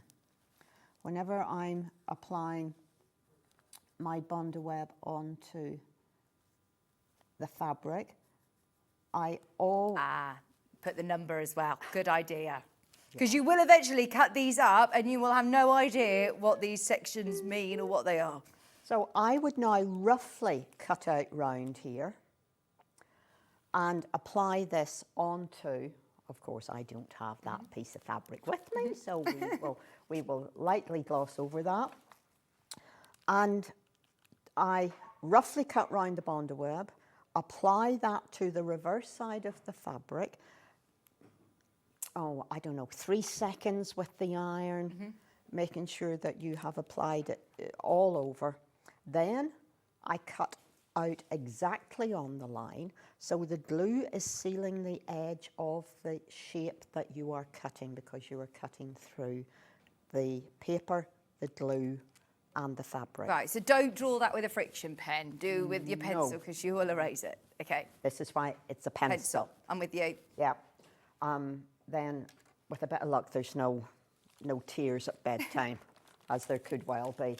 So, and that is the process. So piece 1, followed by piece 2, and then piece 3. Then sometimes you do have to make a leap of faith, because you've got to get her head on before you put her middle section in. But This is where, have you ever used one of those fuser mats? Oh, yes. Okay. And it turns my head around. I think it's good because you layer it up and you can peel it off and the glue's still there. Yeah. So it means you can build up these designs without going, oh, I can put it on my fabric. That scares me more. Well, I would do all of this on my ironing board. Okay, yeah. With pins. Yeah. You know, I don't put the iron to the appliqued pieces until I am happy. Yeah, yeah. So I have everything settled in place on my ironing board and I'm sticking down the things. Because yes, they are wonderful, but my head can't cope with it. Yeah. That's just me being old and grumpy and, you know, it's just not the way my brain works. And I think the other issue is I'm designing it as I go, and that is a different process to following what is in front of you. You have your Geisha she's full size reversed for your applique. You then have 2 sheets that are the layout sheets because this is her now the correct way round. Okay. Yeah. But to make sure that you had visibility of where the moon was going, where the shadow moon was going, and the quilting motifs, we just did 2 big A3s. You have a line that shows you where to line them up. Yeah. Like that. So you don't have to worry about enlarging anything or worrying about the scale of what you're trying to put in place. So if I'm just going to pop that in there, and the tricky piece, if anything, is doing the circular moon. Oh, I love that element as well. It really stands out. I don't know whether you can see that as much on the telly, but it does, because you've got this needle turn and it's just, you haven't put anything behind it. There's no wooding behind that or anything. No, it looks gorgeous. And then you've also got that echoing effect with your hand stitching as well. It just looks beautiful. So, of course, lots of people have different ways of doing their needle turning circles. I do mine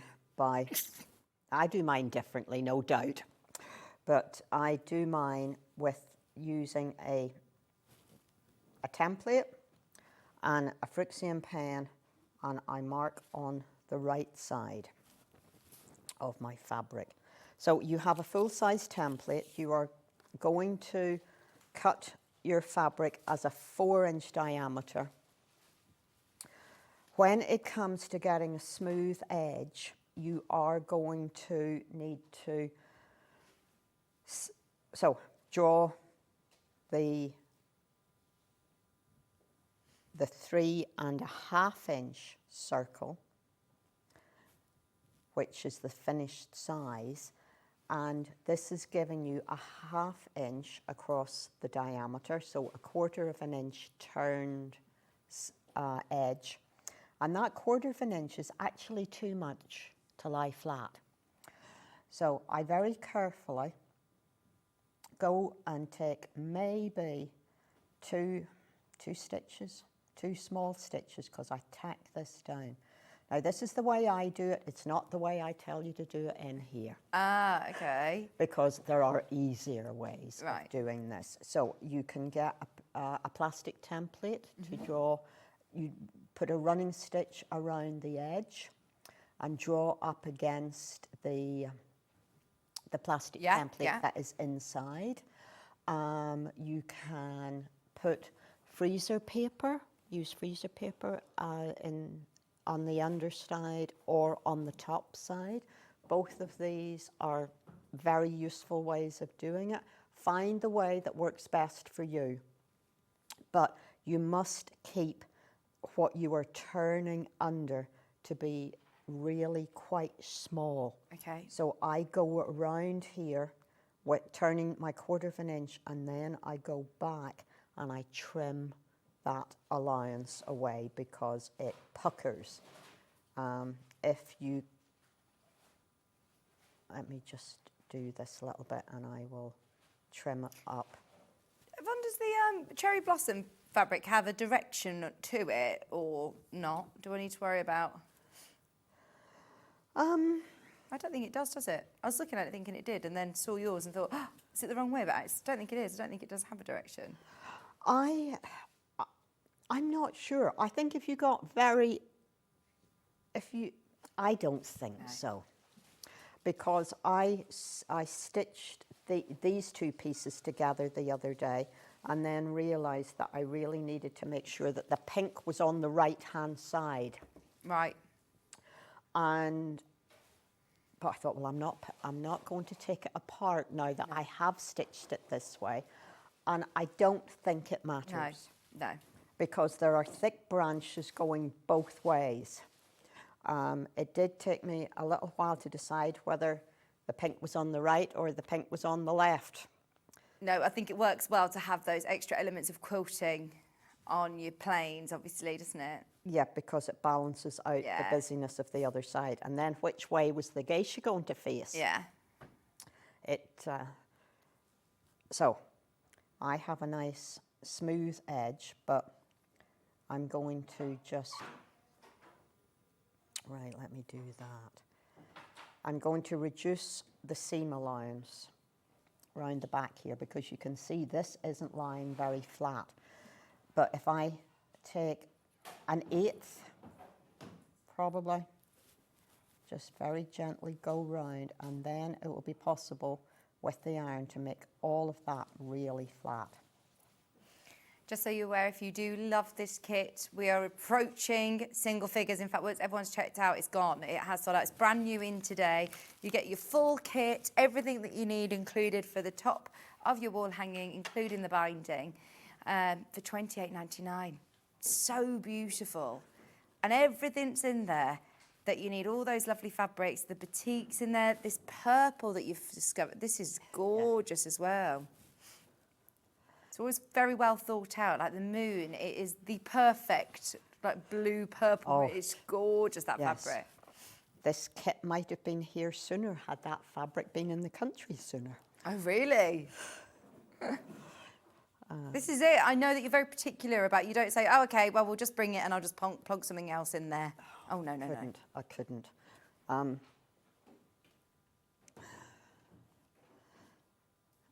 really, people wouldn't expect me to. No. So, I just was very gently going round that edge. And the full-size layout diagrams here will allow you to be exact as to where the placement of this. I'm not sure if I've said it in words, but here is the actual measurement. So you want to position that, and if you need to use a matching thread at this point, or a nice, perhaps a finer thread. Do you use an 80 weight or, yeah. Well, it is a cotton thread I use, and it's, yes, I think it is an 80, because the finer thread just disappears into the weave of the fabric and makes it a little bit easier. What sort of stitch are you doing along that edge? I am going to do a slip hemming stitch, and what I just, let me just say that the whole edge of the circle will stretch. So you have to be very careful when you're pinning. You pin inward, in the ways, so, in a, like the hands of a clock, you are going to put some pins in it, north, south, east and west, really, to hold it in place. And then it will be an applique stitch, which is basically a vertical slip hemming stitch. So I'm just going to, and this is going to be a challenge for me, but it will make it very clear to you what I'm doing, because this is a bright green thread. Yes. Yep. And Tally thread. Yep, and it is not a finer thread, it's just the one. So I'm on the edge of the fold. Right, am I in about the right kind of... Well, we're looking at it from this angle because I think your varifocals were making you too close. Yeah, there you go, perfect. That do it, right. So I'm going to go straight down. I'm going to go along a little bit in the back. Then I'm coming back up in the fold again. Okay. And there we go. Now, we can see that stitch, but we shouldn't see this stitch. So straight down in, not at an angle, because we want to keep the amount of thread that could potentially be visible as short as possible. Okay. Yvonne, you are going to have to quickly put this in your bag on the way home because we've got people upstairs who are already saying that they want this. Bring it upstairs at the end of the show because they want it. Like there is a place in Yvonne's house for this foil hanging. Yeah, eventually I have quite a collection, and they form a wonderful talk that I give so that I can talk about my happy place, you know. Right, so there we go. Oh, that was a very good shot, Jimmy. We can see very closely. Oh, yeah, and look, hopefully you can't really see the green stitches, can you? So you're going to go all the way round, stitching that in place, like that. Then you can take your tacking stitches out, and your next activity is drawing on the shadow moon, which is here. So, yeah, it's going to go there, and it overlaps the moon that is in place. Yeah. So we're going to draw there.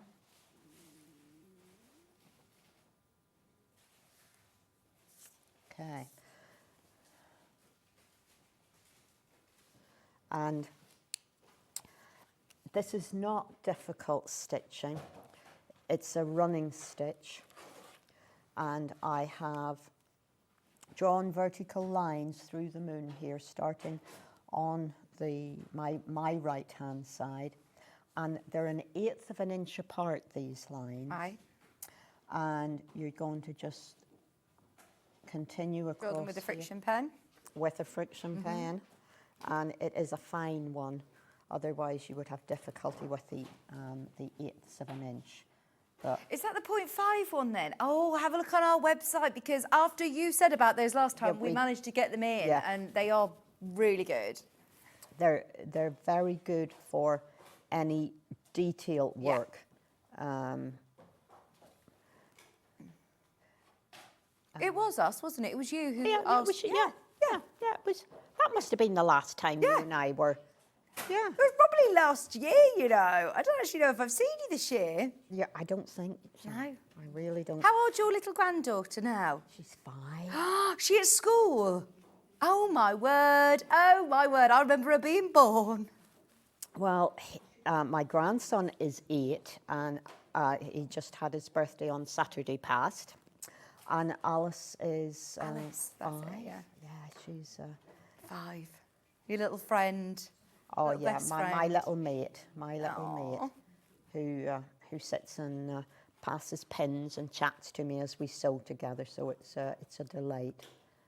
Right. So you're going to continue drawing these lines down, and I did stitch these before I quilted. Having put these in place, the quilting lines that I used were around the needle turned moon and around the edge of the circle. I didn't stitch the circle with the purple thread as I've used for the vertical lines. I only quilted it in cream so that you're pushing forward that textured circle of running stitches.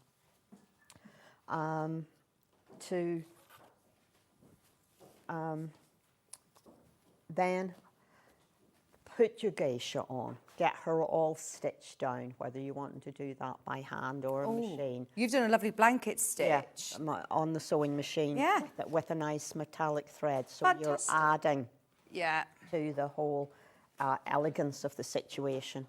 And what you could do is add a lot more embellishment to her headdress. Pop some beads on. Beads, yes, that would be beautiful.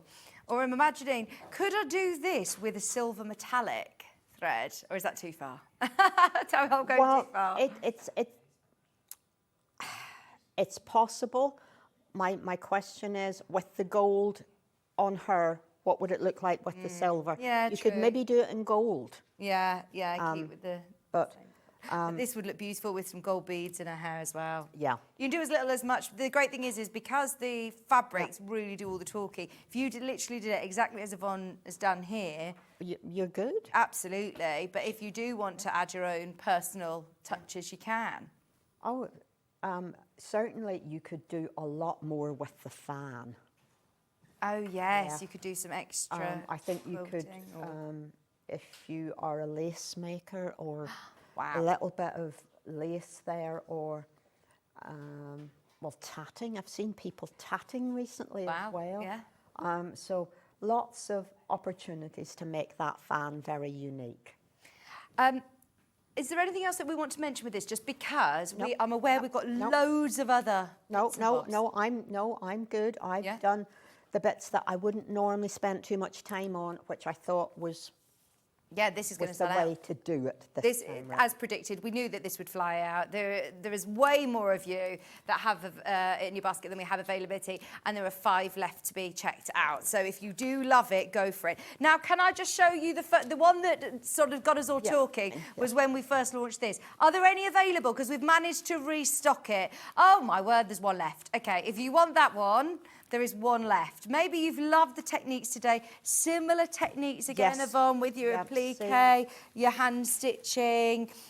This one's got a lovely border. Now, within your kit, you've got everything that you need to be able to create your wall hanging. Maybe you are making a little bit of a series of these. Well, are you creating a bit of a series of these, Yvonne? Are we going to be seeing more? Well, there will be another, because I have some beautiful turquoisey aqua kind of colour fabric that I thought might do for the next one, but we'll see. Inspiration has to hit. Fans are beautiful, aren't they? Oh, this isn't a fabric. You fussy cut these as well, haven't you? Yeah. The fabric. They look beautiful. Now, if you do love the kit, there is one left remaining. It's gone, it's gone, it's gone. Okay, grab the brand new Geisha Girl wall hanging that we've just been talking about. So... I'm basically saying these are new because I do remember these. They were way back when, with myself and Yvonne, when the channel literally first launched. I think. Actually, no, this must have been prior to that. This must have been. Well, look, I have a piece of paper here, and it says now. We definitely did this, didn't we? 19th of November, 18. Oh my word! And. This must have been a really early one because I made notes back then. Were you here Power Sewing Quarter? Yeah, so that was when it was then. It was, it was a long time ago. Yes.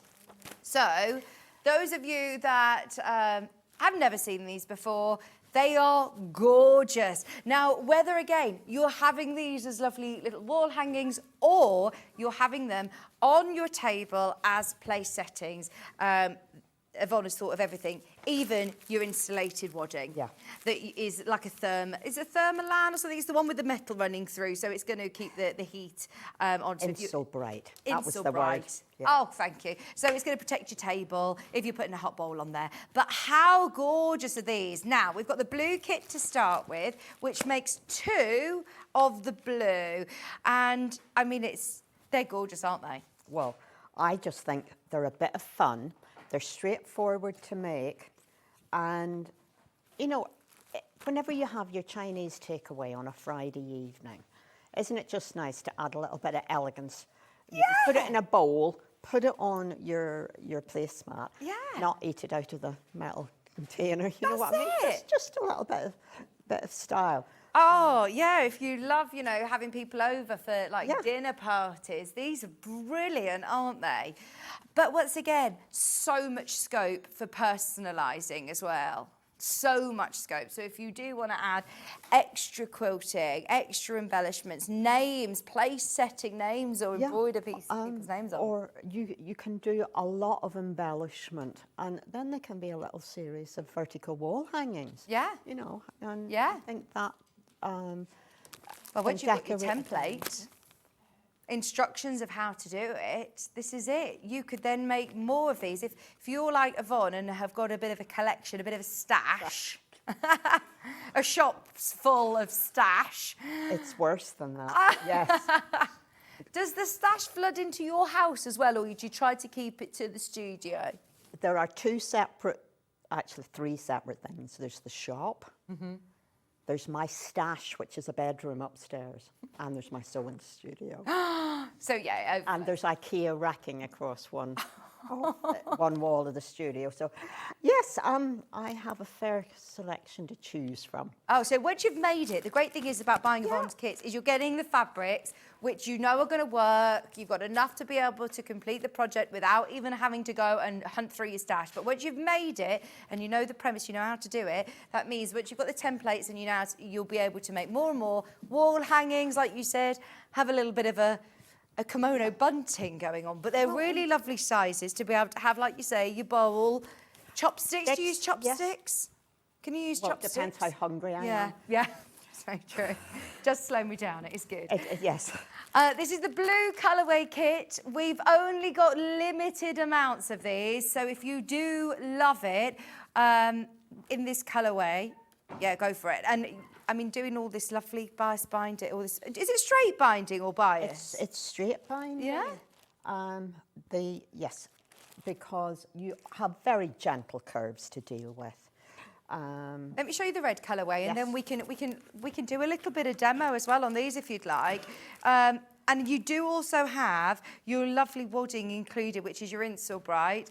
Pattern and fabrics all included for £30. They are amazing. Back in stock. Well, I say that brand new. I'm calling it brand new. It's been years and years since we've seen these, if you'll have seen them. But they are absolutely gorgeous. Even if you're thinking, right, I really want to get into quilting and I don't want to, go for a massive quilt, or I just want to practice my quilting. I want to practice my free motion maybe, or I want to have a go at binding. I want to be able to make a little mini quilt. This is perfect, isn't it?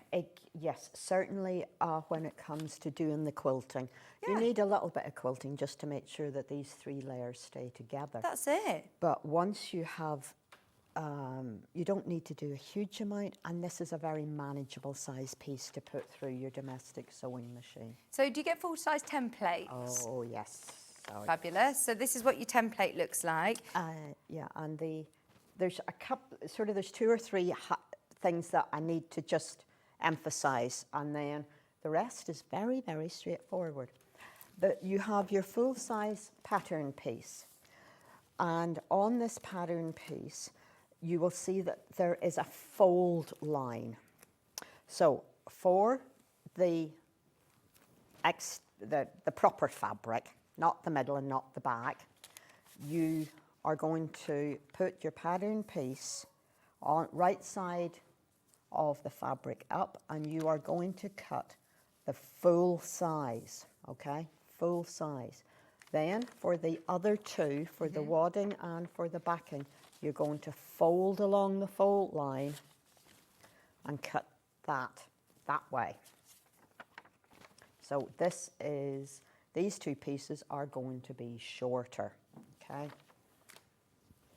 I get asked which way round do I put the wadding.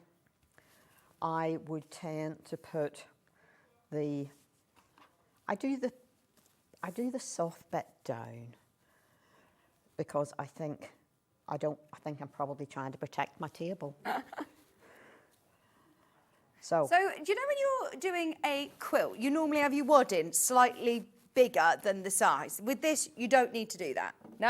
No, because thanks, Levi. Well, The rule of thumb, really, whenever you're quilting is you put your hand down and you should touch some quilting. Well, I've got little hands, and look, I put 2 hands down, 3 hands down. I need to put maybe 4 lines of quilting down. Okay, so it's not nothing is going to come in. Okay. May I borrow the blue one, please? Just the, you know, your sample, please. Yeah. So, thank you. So, this is what you're looking at. Yeah, this is what you're looking at. And what you're going to do at the top. So, you put your quilting, and at this point, all the quilting that I have done is I got really into my plum shape. As Love you can it, see, yeah. you can see across the Plum bottom blossom. here, my plum blossom. So I've done here and here, and I have machined in this instance because these are going to go in the washing machine. So I have quilted, and I have then done that quilting, and then the next thing you do is you put the binding round. You don't have to worry about finishing off the binding because you're going to put right piece of binding. You're going to put the binding up to the edge, and your ends are going to be concealed by going over the top. Right, so you're going to come down round, all the way round, yep. And how you're doing this is you are folding all of that over and giving yourself a nice flat edge across the top. And just think of this as a little mini dress pattern, yeah? And which has some markings that you need to transfer to your fabric. Once you have put the binding on, you need to know where you're going to position the false front. Right, so we have that all tucked in. We have a nice top across there, one more pin in there.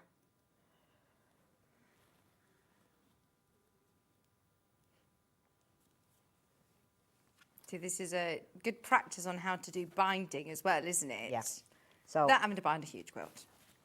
Yes. This is so. This is showing you that the false front needs to be coming and going at those positions. Yeah. Yeah.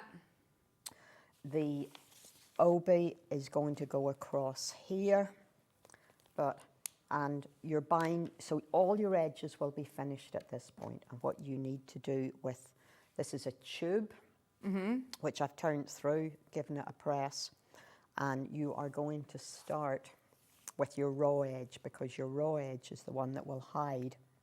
In your obi. In the obi, yeah. So if you have your pattern piece just basically lying beside there, and more pins everywhere today, and anchor it there. Then you're going up there and you're making that nice little turn there. So you're following the lines that you have made just across on the top there. So I'm going to put one of my little applique pins through that tube there. Oh, come on, go through. That gives me my fold. Then we're coming back down where those lines are. Okay, I've come, right, this is where you have to move that up a bit, because you want to move that down a bit. So this is why you pin. Pin, pin, pin. As Adam said, you pin, you stitch. No, you pin, you tack. I haven't found it necessary to tack this. Right, so that folds under, yeah, like a little mitre. Yep. There. and then it's coming, and it kind of just folds itself, because whenever you have it going in the right direction, it has to. Yeah, so another pin. How lovely and neat is that? And then do you just catch those stitches? I'm trying to look how you've done this on this. Have you done a zigzag? No, I don't. No? I don't Oh, you just stitched it down. I'm with you, yeah. Right, let me put another pin just there to hold that. Now, you have choices at this point. You can hand stitch this down, or you can machine it down. Now, if you machine it down, it might be the best answer if you're going to use these as placemats, because again, this is going to be laundered. So with a matching, this is a very dark navy thread, I would stitch along both sides on the sewing machine. So you're basically top stitching. The little bit across the back, I have just done a whip stitch across there. Now, the only thing that you have to do now is to hide that there. And you have a placement diagram here. Do I need to bond web that at all or not? Well, I didn't. No. I just turned 1/4 of an inch on either side, pop it on here, make sure that you're turning the pieces. There's no direction to this fabric, so you're just making sure that you're getting the correct angle to pretend it's under your round your waist, under your arms. So that's going there. Do one edge, and there you go. That's your, yeah, there you go. Really 20 minutes at home with all your, with everything to hand. That's so good, isn't it? Yeah. And you can do as much or as little hand stitching as you want. As I say, I took to doing a bit more machining on these so that they would Like you say, launder you are better. going to want to put them in the wash if you're anything like me with your, You're going to, it's going to splash. Or the soy sauce. Yes. That really, So that is the navy one, and then the red one's that just a bit brighter. I love them both. Both colourways look gorgeous, don't they? Whichever one you go for, they're gorgeous. Now, we've had so many messages about the quilt behind, Yvonne. I hate to be the bearer of bad news. We don't have a full kit for you today, but what we do have is 2 blocks to show you, which are the bottom 2. There you go. You can see month 8 and month 9. So we've got the bridge, which was month 8. Yep. I'll be able to give you the date as well in which Yvonne was here. Oh, good, because I couldn't. It's a good job I know it off the top of my head, isn't it? Oh, you're It was the 18th of the 9th. The 18th of the 9th. Yeah, back in September. So if you want to watch Yvonne back, then you can learn all of these fabulous techniques. I love the bamboo. Me too. The little mini quilting. Oh, yes. By the time I got to block 8, the pieces were becoming smaller and smaller. So you've got some 3D folded squares, and those little triangles actually are folded again. I love this bamboo. You're getting to practice your bias strips for the bridge, and a little bit of embroidery just to put some water beneath it. Embroidery, basic applique, stick and stitch, and interesting use of the wrong side of the fabric as well as the right side, because that's nice.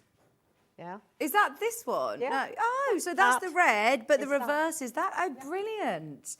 So, everything that you need is all in the kit. So you get your background fabric, all of the fabrics for your applique, the bridge, for your bias, for the folded squares, and you're also getting 2 of the skeins to do your embroidery. I think it's 12 by 15 finished, so it's a really interesting panel for a bag. Nice. I would, or an individual wall hanging, to just put a side and a bottom on it. Yeah. And then, oh my gosh, One of my favourites. You've got Sashko, the Banzai tree, the Geisha girl, the butterflies, the folded tiny little flying geese. Even I struggled with these. I made these so tiny, but it was just that hint of colour through the middle. Very traditional Sashko design here with these are apple cores, we would call them. Yeah. But they are stylized weights in the Japanese tradition. And the bonsai tree, I love it. And you've even got this lovely mottled blue fabric for the pot. Yeah, because that would be again a traditional colour. And the geisha, she's silver. You know, we've been talking about gold. Yeah. Well, she is blue and silver, white and silver. So that's your chance to get your metallic threads. And these butterflies are all just fussy cut. The kit's on the screen. We've run out of time at £34.99. It has been brilliant to have you back, Yvonne. Thank you. I hope you feel better soon. You've made it through. I've made it through. I've got to say, I'm glad I haven't coughed. So thank you. Yeah, lovely I'll to see you next month, end of the month. See you for block 4. Now, tomorrow's show, we've got Jane Greenough here, bright and early at 8 a.m. With John Scott. Rebecca Reed's here tomorrow. Endless Thread, Country Creatures as well. With Gail. I've not met Gail before. Her birthday. She's lovely. Oh, is she? Lovely. Oh, Yvonne knows her, and that as well. Then we've also got Alison J. Reid here with her fun felt toys. So a full day full of guests again tomorrow. Thank you all so much for your company today. I remind you, if you love crochet, don't forget to get the brand new book that we managed to get the second edition of, as the first edition sold out at 8 o'clock this morning. So yes, thank you all so much for your company. I'll see you on Friday. And oh my word, it's my birthday show on Friday. And we have jam-packed the show with treats. And I'm talking so many treats that I can't even tell. I'm a little bit overwhelmed and I'm really excited. I'm going upstairs now to go and have a chat with Liam Dickens from Hobby Maker because he's coming on for half an hour to do a bit of a... Well, we've got so many amazing things for you. So I'm so excited. Stay with Hobby Maker for this afternoon's crafting. You've got lovely Debbie at Crafter's Companion joining you after this. See...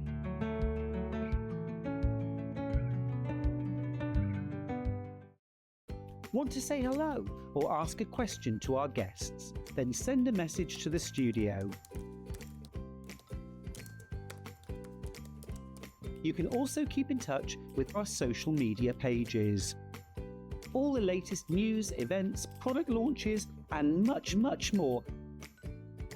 Search Sewing Street